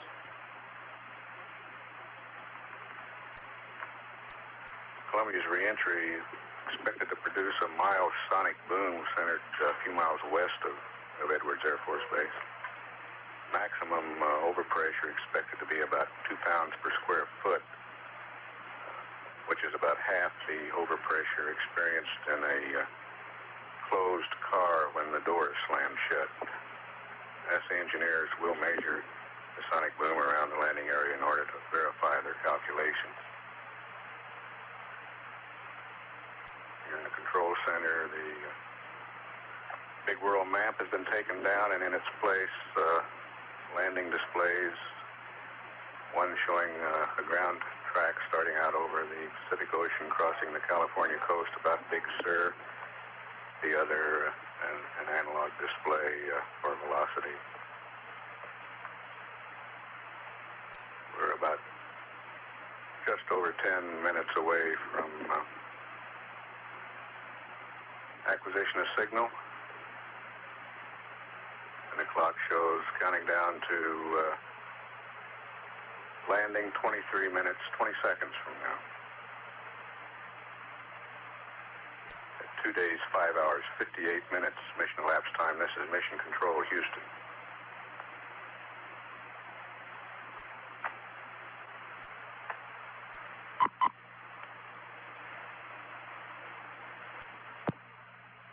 DFRC, Comtech, Houston, Comtech, air ground 2, voice check. Roger, you're not. Give me a test count, please, DFRC. Test count 1, 2, 3, 4, 5. Great. That's good. Okay, DFRC. Thank you. Roger.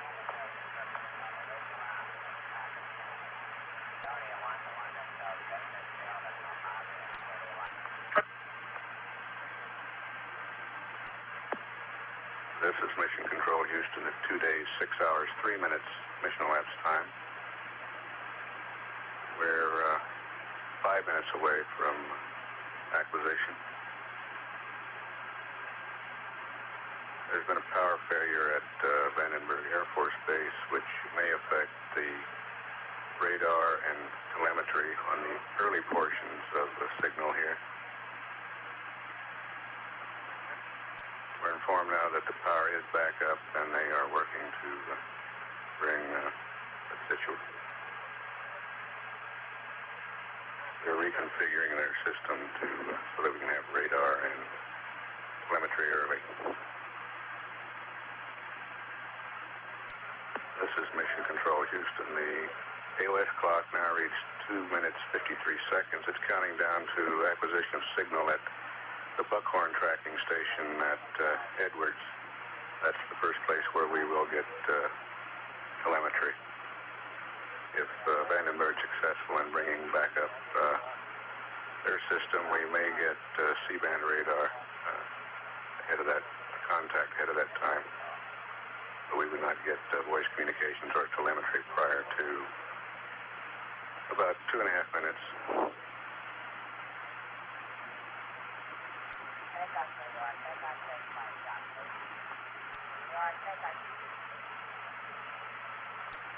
Mark 2 minutes to the time we should be able to talk to the crew aboard Columbia.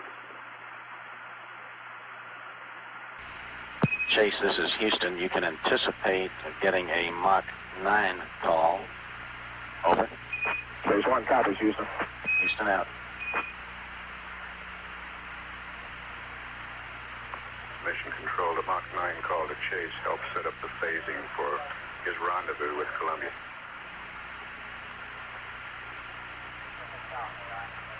Mark 1 minute. Chase, stand by for the Mach 9, 9,700 feet per second call. Phase 1.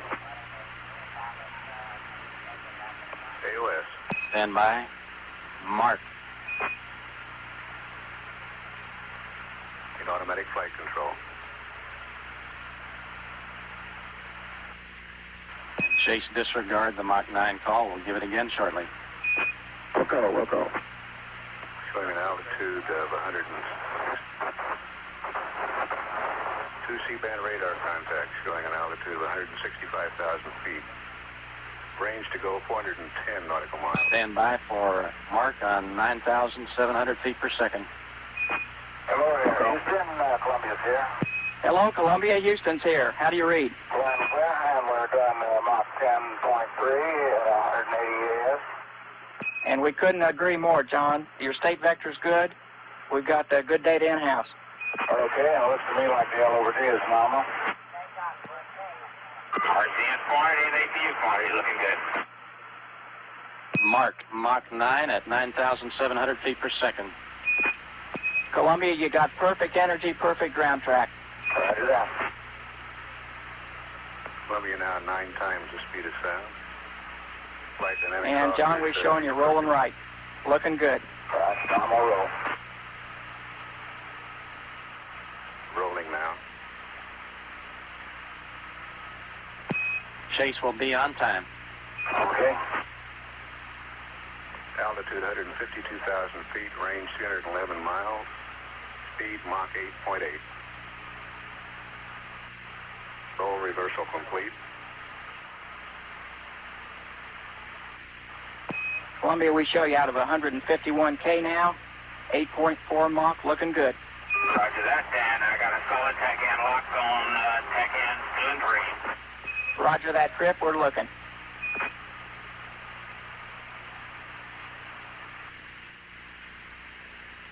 All 3 APUs hanging in there, looking good. Roger that, we concur. We have a live television picture from And we got the coastline in sight.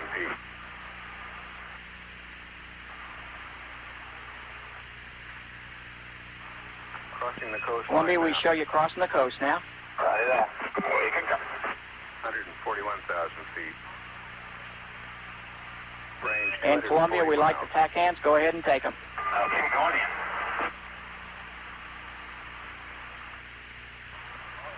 Crew now incorporating tactical air navigation system data into the spacecraft. Mach 7.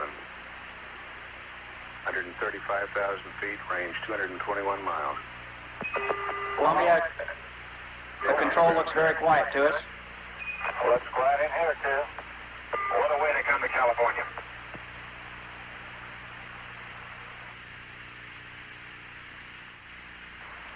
Columbia, you're out of 130K now on the tracking, 6.4 Mach, looking good. Roger that. I agree with those numbers.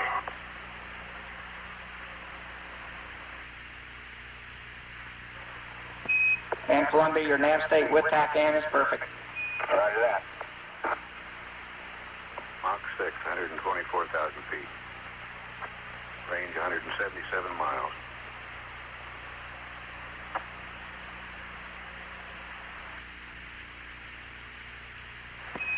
And John, we're seeing near zero aileron trim. We're seeing 210. Yeah, less than that now. Roger that, out of 119K, 5.5 Mach.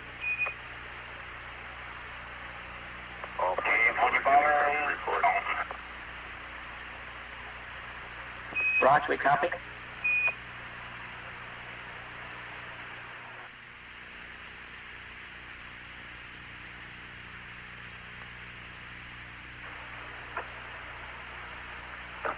STS, hydrogen purge in progress. Roger that, out of 112K, 4.8 Mach. Range 130. John Young rolling, using manual control now. We see Del has 21 degrees. Roger that, looking good.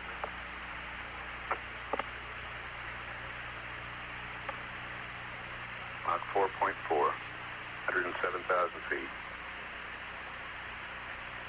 Range 112.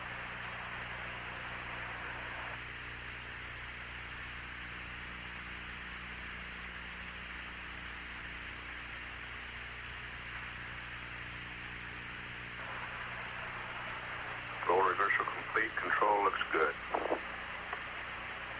Columbia, we see roll reversal complete. Control looks good. Ropes coming out.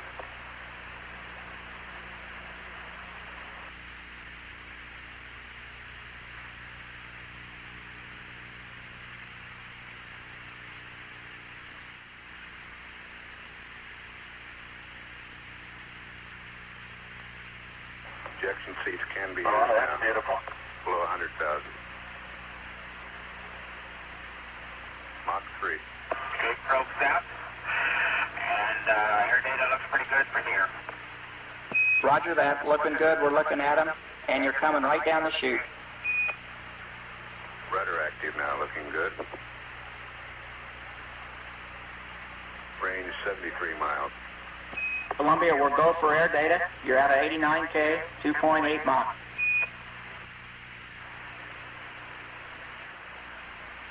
Air data's in. Roger that, we're looking. Okay, take in fair.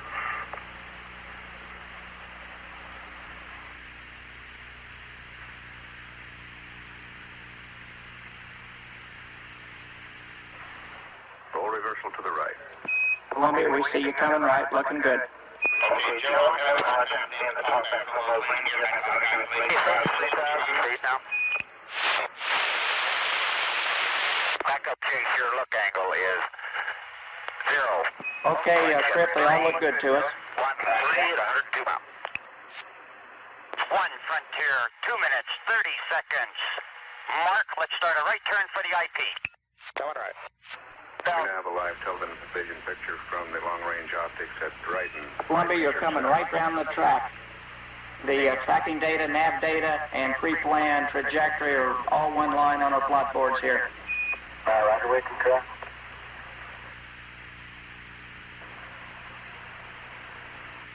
Out of 70,000 feet at Mach 1.8, range 42 miles.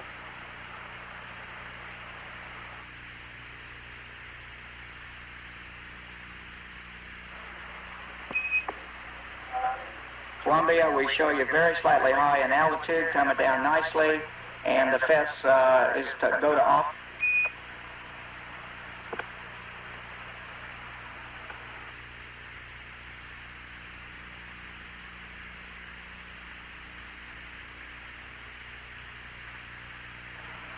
Mach 1.3 at 58,000 feet. Range 33 miles.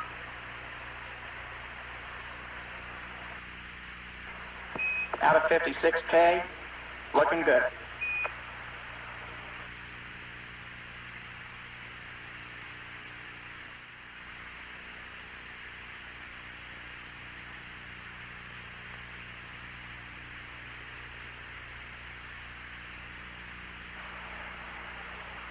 Mach 1 at 51,000 feet. Range 28 miles. Columbia, you're going subsonic now, out of 50K, looking good. Roger.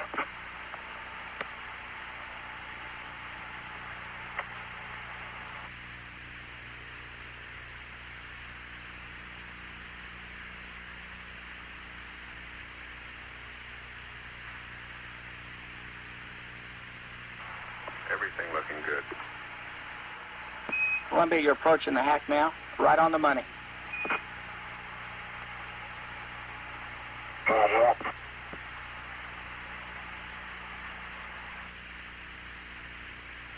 Columbia getting ready to start the big sweeping turn into the runway. Choose as a tally.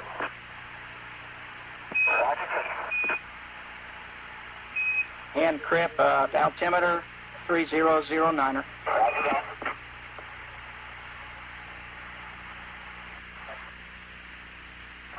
38,000 feet. Range 19 miles. Columbia, you're coming right around the hack, looking beautiful.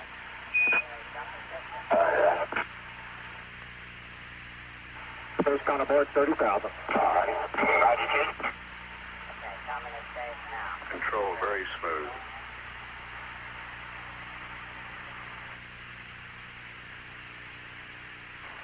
Columbia, you're really looking good, right on the money, right on the money.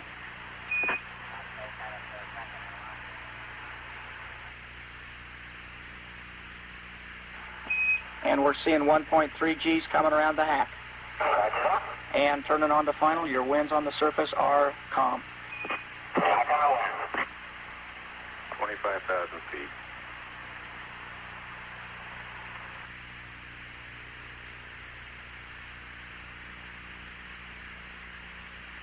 Mach 0.6. Range 13 miles. 22,000 feet. Control looking very smooth. Speed brake at. We have a television picture now. You're right on the glide slope, Columbia.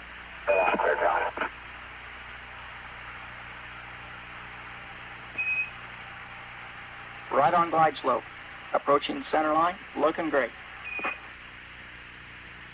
This TV from the chase plane. 16,000 feet. Mark 15.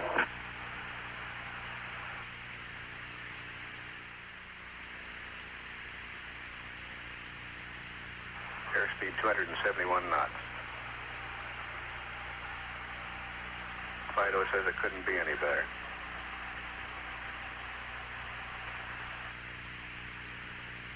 $11,000 feet.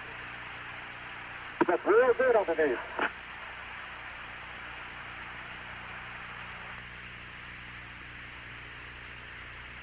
$9,000. 280 knots. Everything looks real good.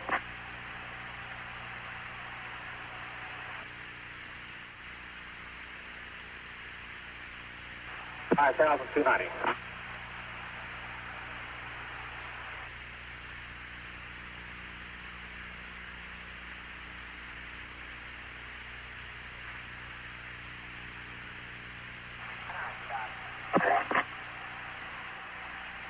2,500 feet. Pretty clear.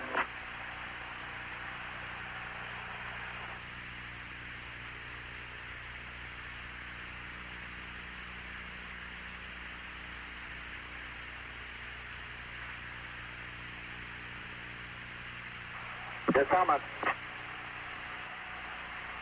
Go down. 50 feet. 40, 30, 20, 10, 5, 4, 3, 2, 1. Touchdown. Those gears, 10 feet.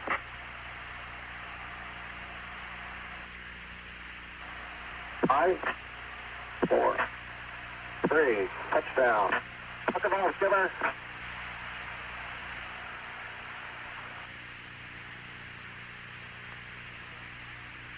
Backup chase above you, Big John. Houston, Columbia's on the roll. Welcome home, Columbia. Beautiful, beautiful.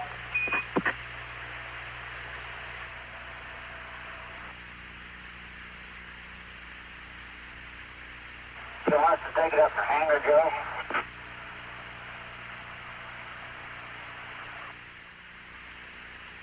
We're going to dust it off first. This is the world's greatest all-electric fire machine, I'll tell you that. It was super. Okay, convoy's on its way. Convoy launch. We'll stop on the Columbia. We'll stop.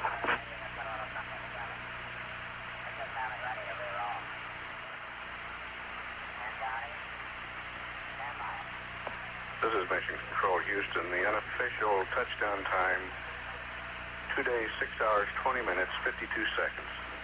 2 days, 6 hours, 20 minutes, 52 seconds. And Columbia, Houston, we're estimating at least 26 more minutes on the ammonia. You're looking real good.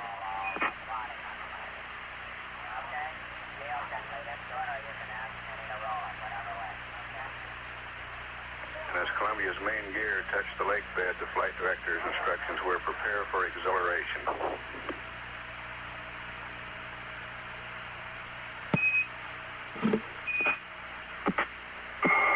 Houston, Columbia, shutdown is complete. Going on the doors. Roger. Convoy is proceeding toward Columbia at this time. Houston, let me know when you're ready for that. We'll just roll and we'll talk over it, okay?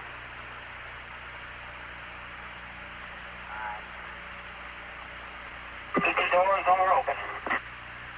Roger, we copy that.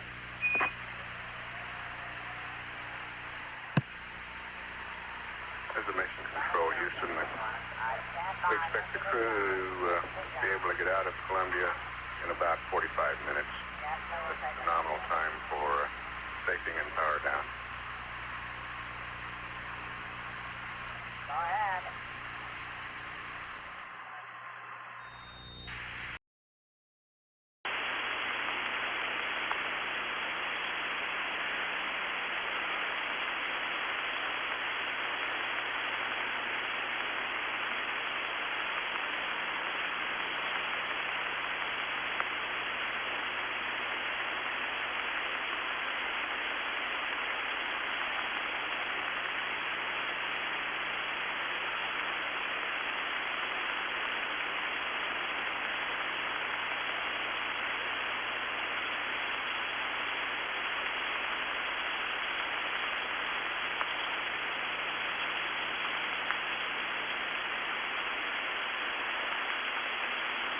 Say that again, please. Rick, did you call? I'm sorry, I thought I heard you talk. Disregard. John and I just sitting here commiserating on how much fun it was and how great Zero G is. Well, there are a few people turning green down here, Crip. Yeah, I know. Well, I hardly recommend it. If we could bottle that, we could make $1 million. You can move around this thing like a seal or an otter in zero gravity and stand here in 1G with this suit on. You can't hardly get up the ladder. It's terrible. I feel like a turtle sitting in here right now, and we were floating around, well, almost almost with dexterity. Well, very good.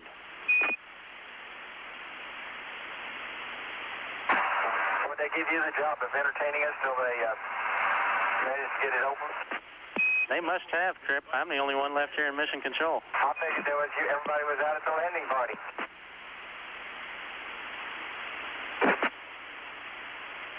I bet that's right, Rick. I bet you are the only guy there in mission control. What I wanted to know, did the cigar smoke get to you? Where's old Don Buddy? Ain't he on the radio? Well, I think he ought to respond to that. Hey, Flight, this is the CDR. Hello, CDR. That's just outstanding all the way. It was just beautiful. You guys are super. Well, we certainly enjoyed it, John, and it looked great to us down here. Boy, you can't believe what kind of flying machine this is. It is really something special. I have a message from Dr. Kraft. He said he wanted to make sure that y'all were happy in there, and even though he doesn't care too much for that music that you're playing in the gym all the time there, Crip, but he says he might put up with it now. Okay. It's gonna be hard to exercise. I've discovered that ZOG, you don't even need to be very strong. Might even be hard to be humble. Oh, yes. Oh, yes. I'll tell you what, Rita has fed me so well over the past week and during this flight, I'm going to have to go to the gym and work real hard to try to get in halfway decent condition so I can wear my clothes again. Yeah, we got it's hard to be humble around that bunch in Houston. They get you a mistake you make. It's not even fair. That's what we hired you folks for. Oh, Roger, and I've got to report there are a bunch of contractors with a lot of smile on their faces, too. Right. You didn't tell them we were carrying the checks, did you? Roger.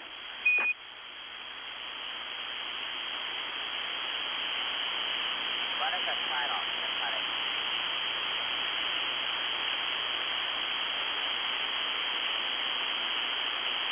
Is it John, isn't it? Columbia, Houston, we've got word that the convoy is starting their sequences in the hatch operation, and we see the white room rolling out towards the orbiter. All right. All right. Heck, there's four boys out there having a jog across this hot desert with us. Won't even give them a ride.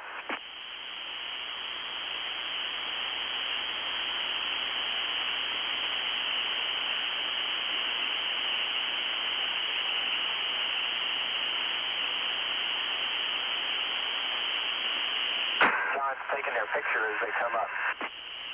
Very good.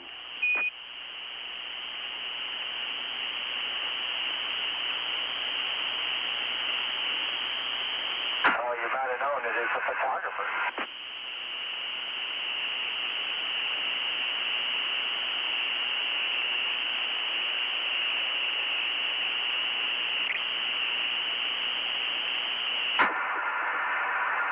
That's a photographer and Dick Tutland. Ah, familiar face. Don't touch us, smiling so big.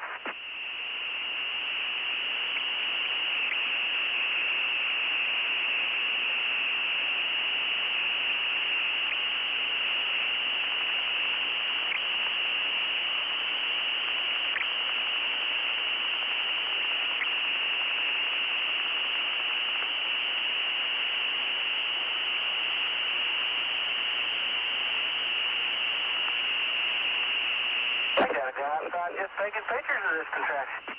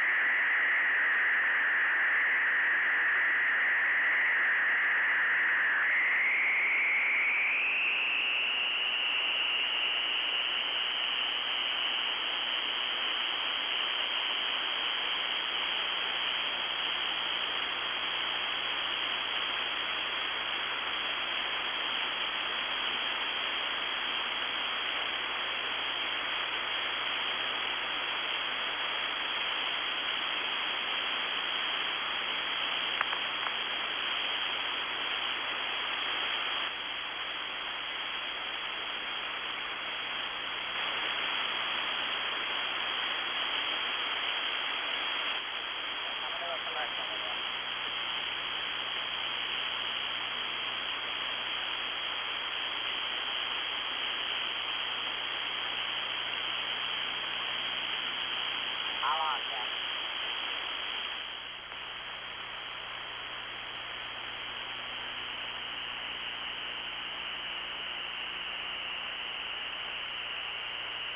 Pray for us.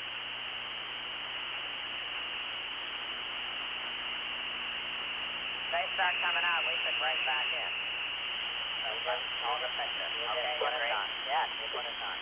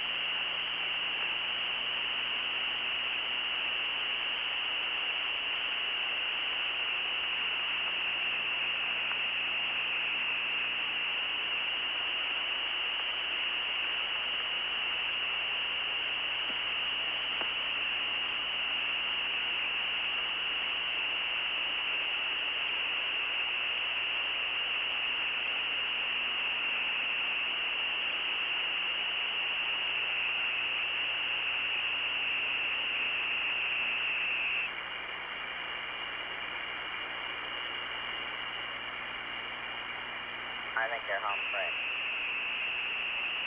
I'm praying. My rosary is in my hand.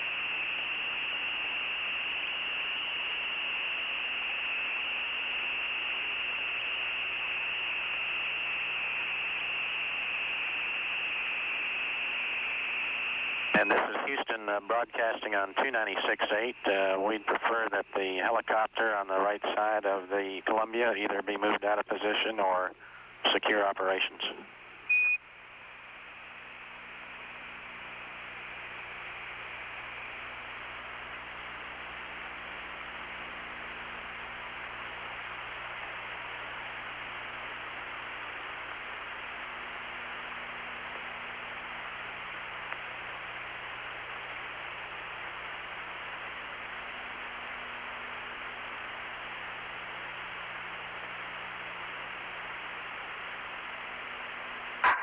Got the tow truck out here. And this is Houston transmitting again. The helicopter on the right side of the orbiter, we'd prefer that it be moved to a greater distance or to secure operations.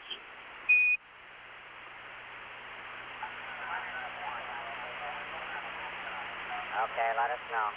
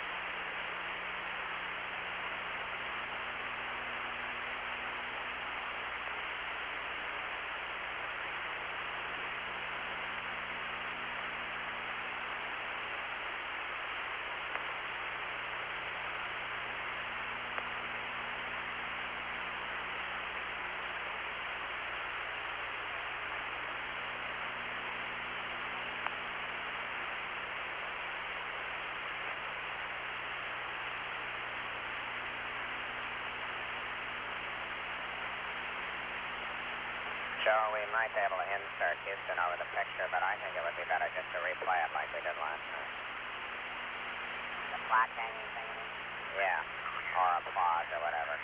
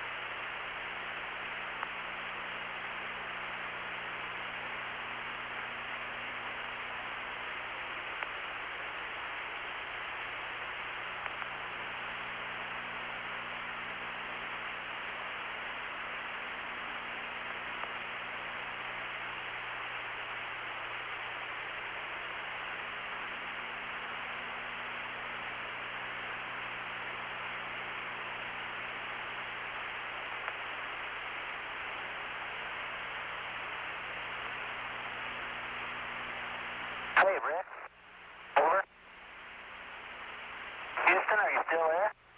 Yes, sir, we are, and we're eagerly anticipating your departure.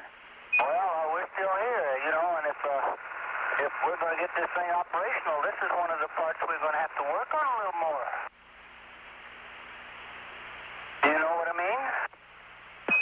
John, I'm pushing as hard as I can. What are you pushing? Chocolate. Not yet. This conversation is getting dangerous. John doesn't think the passengers are going to want to wait this long to deplane. You realize we could have gone the whole orbit? They're doing pretty good, though. They're doing pretty good.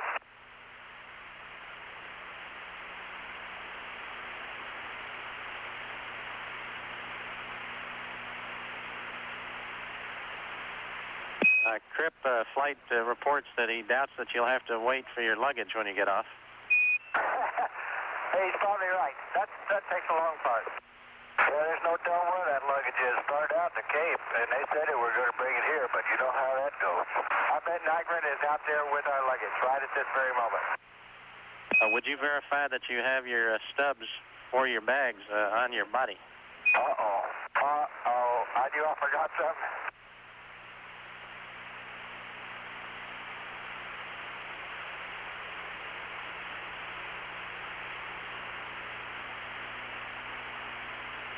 Well, we can assure you that the folks there are doing their best to expedite this, John, and we can see them working in the White Room now.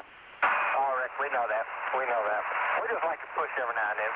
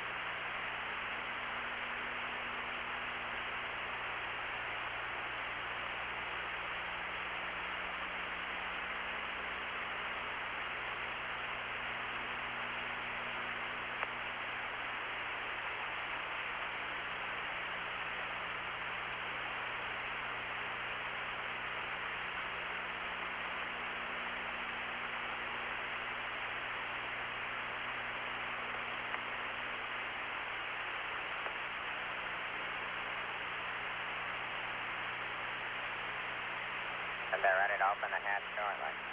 When this thing depresses, it depresses. Well, a little Valsalva will take care of that, Crip. Roger that.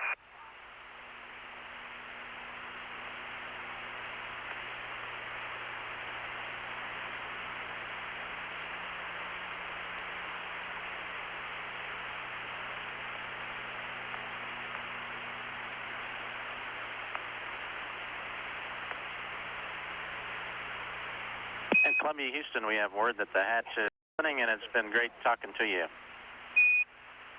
Same here, Rick. We, one fantastic mission.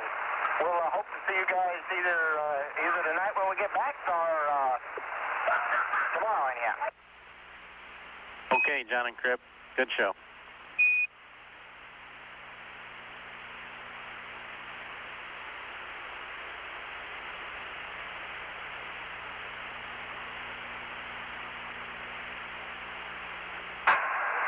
Rick, I'll be staying on comm here till we get one of the other guys on. We copy.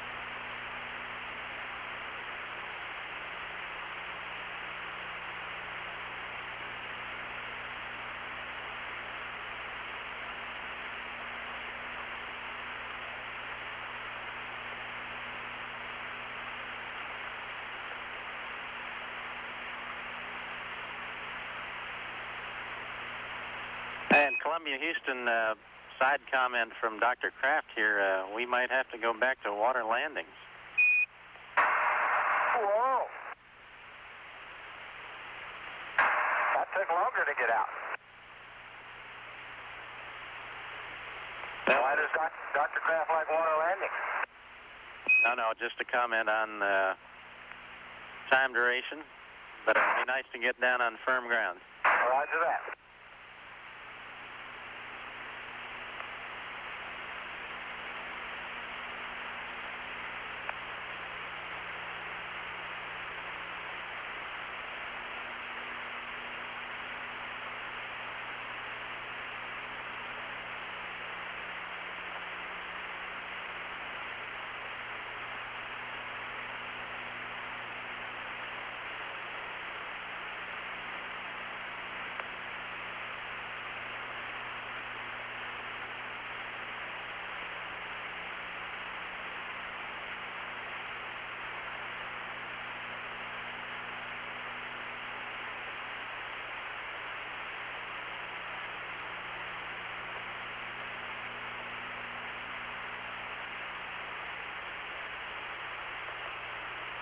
Hey, that's a good picture of John coming down the steps.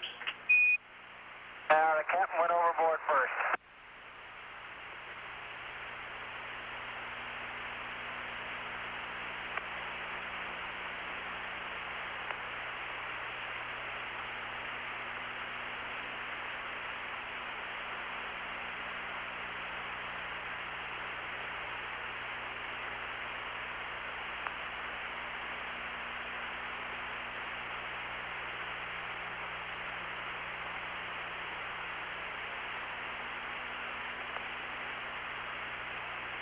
Is Crippen out yet?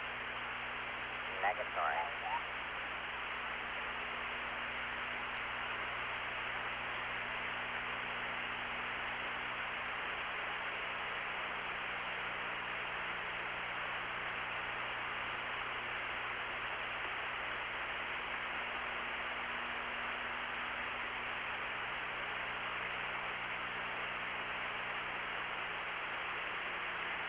Where's Crippen?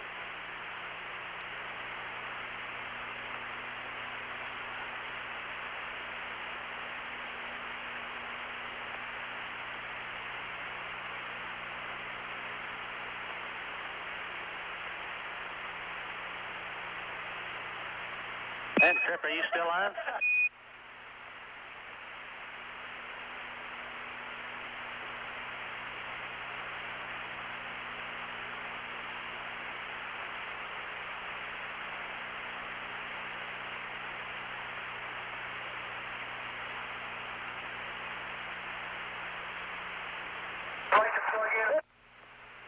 Well, I think John's out there doing a post-flight, Trip. Yeah. Okay, hey, Rick, have you guys got data back? I'm going to turn it over to Bo here, and I'm wanting to know the status of it. We do have data. Okie dokie. And Bo's coming over the line, I'm going off. See you guys back in Houston. Super, Crip.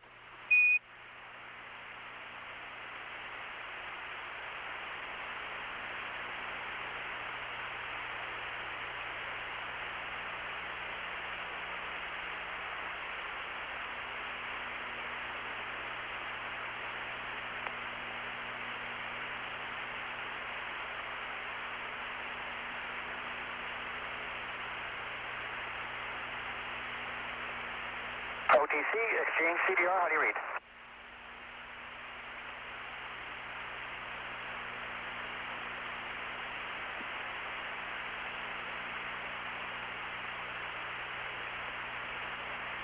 Houston, exchange CDR, how do you read?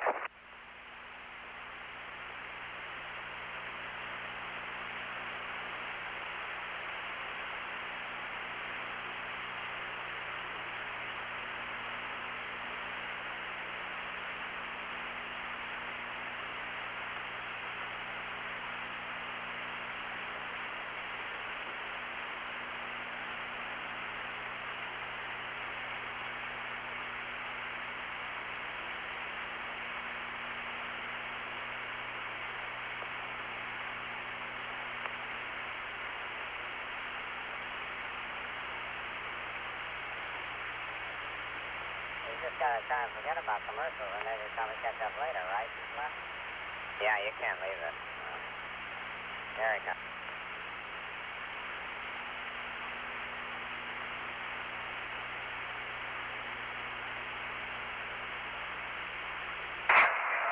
OTC, exchange CDR, how do you read?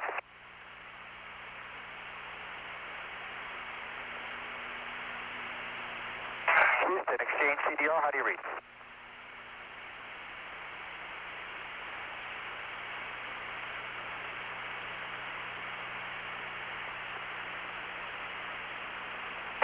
This is CDR to OTC, read you loud and clear.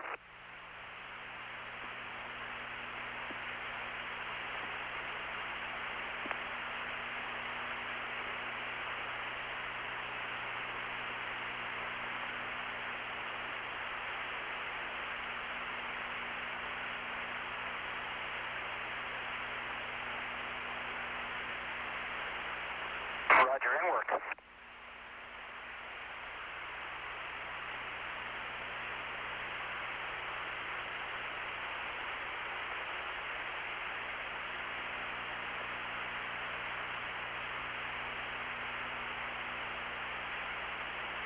Repeat, please, Captain.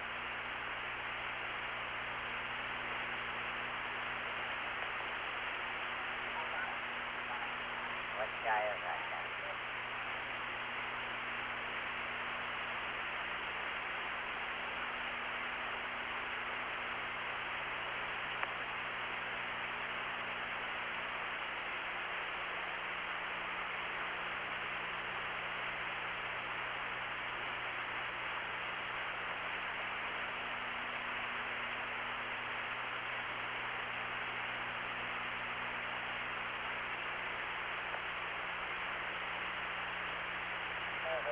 OTC, CDR, the PLTC to safe. I'm working on the CDRs now.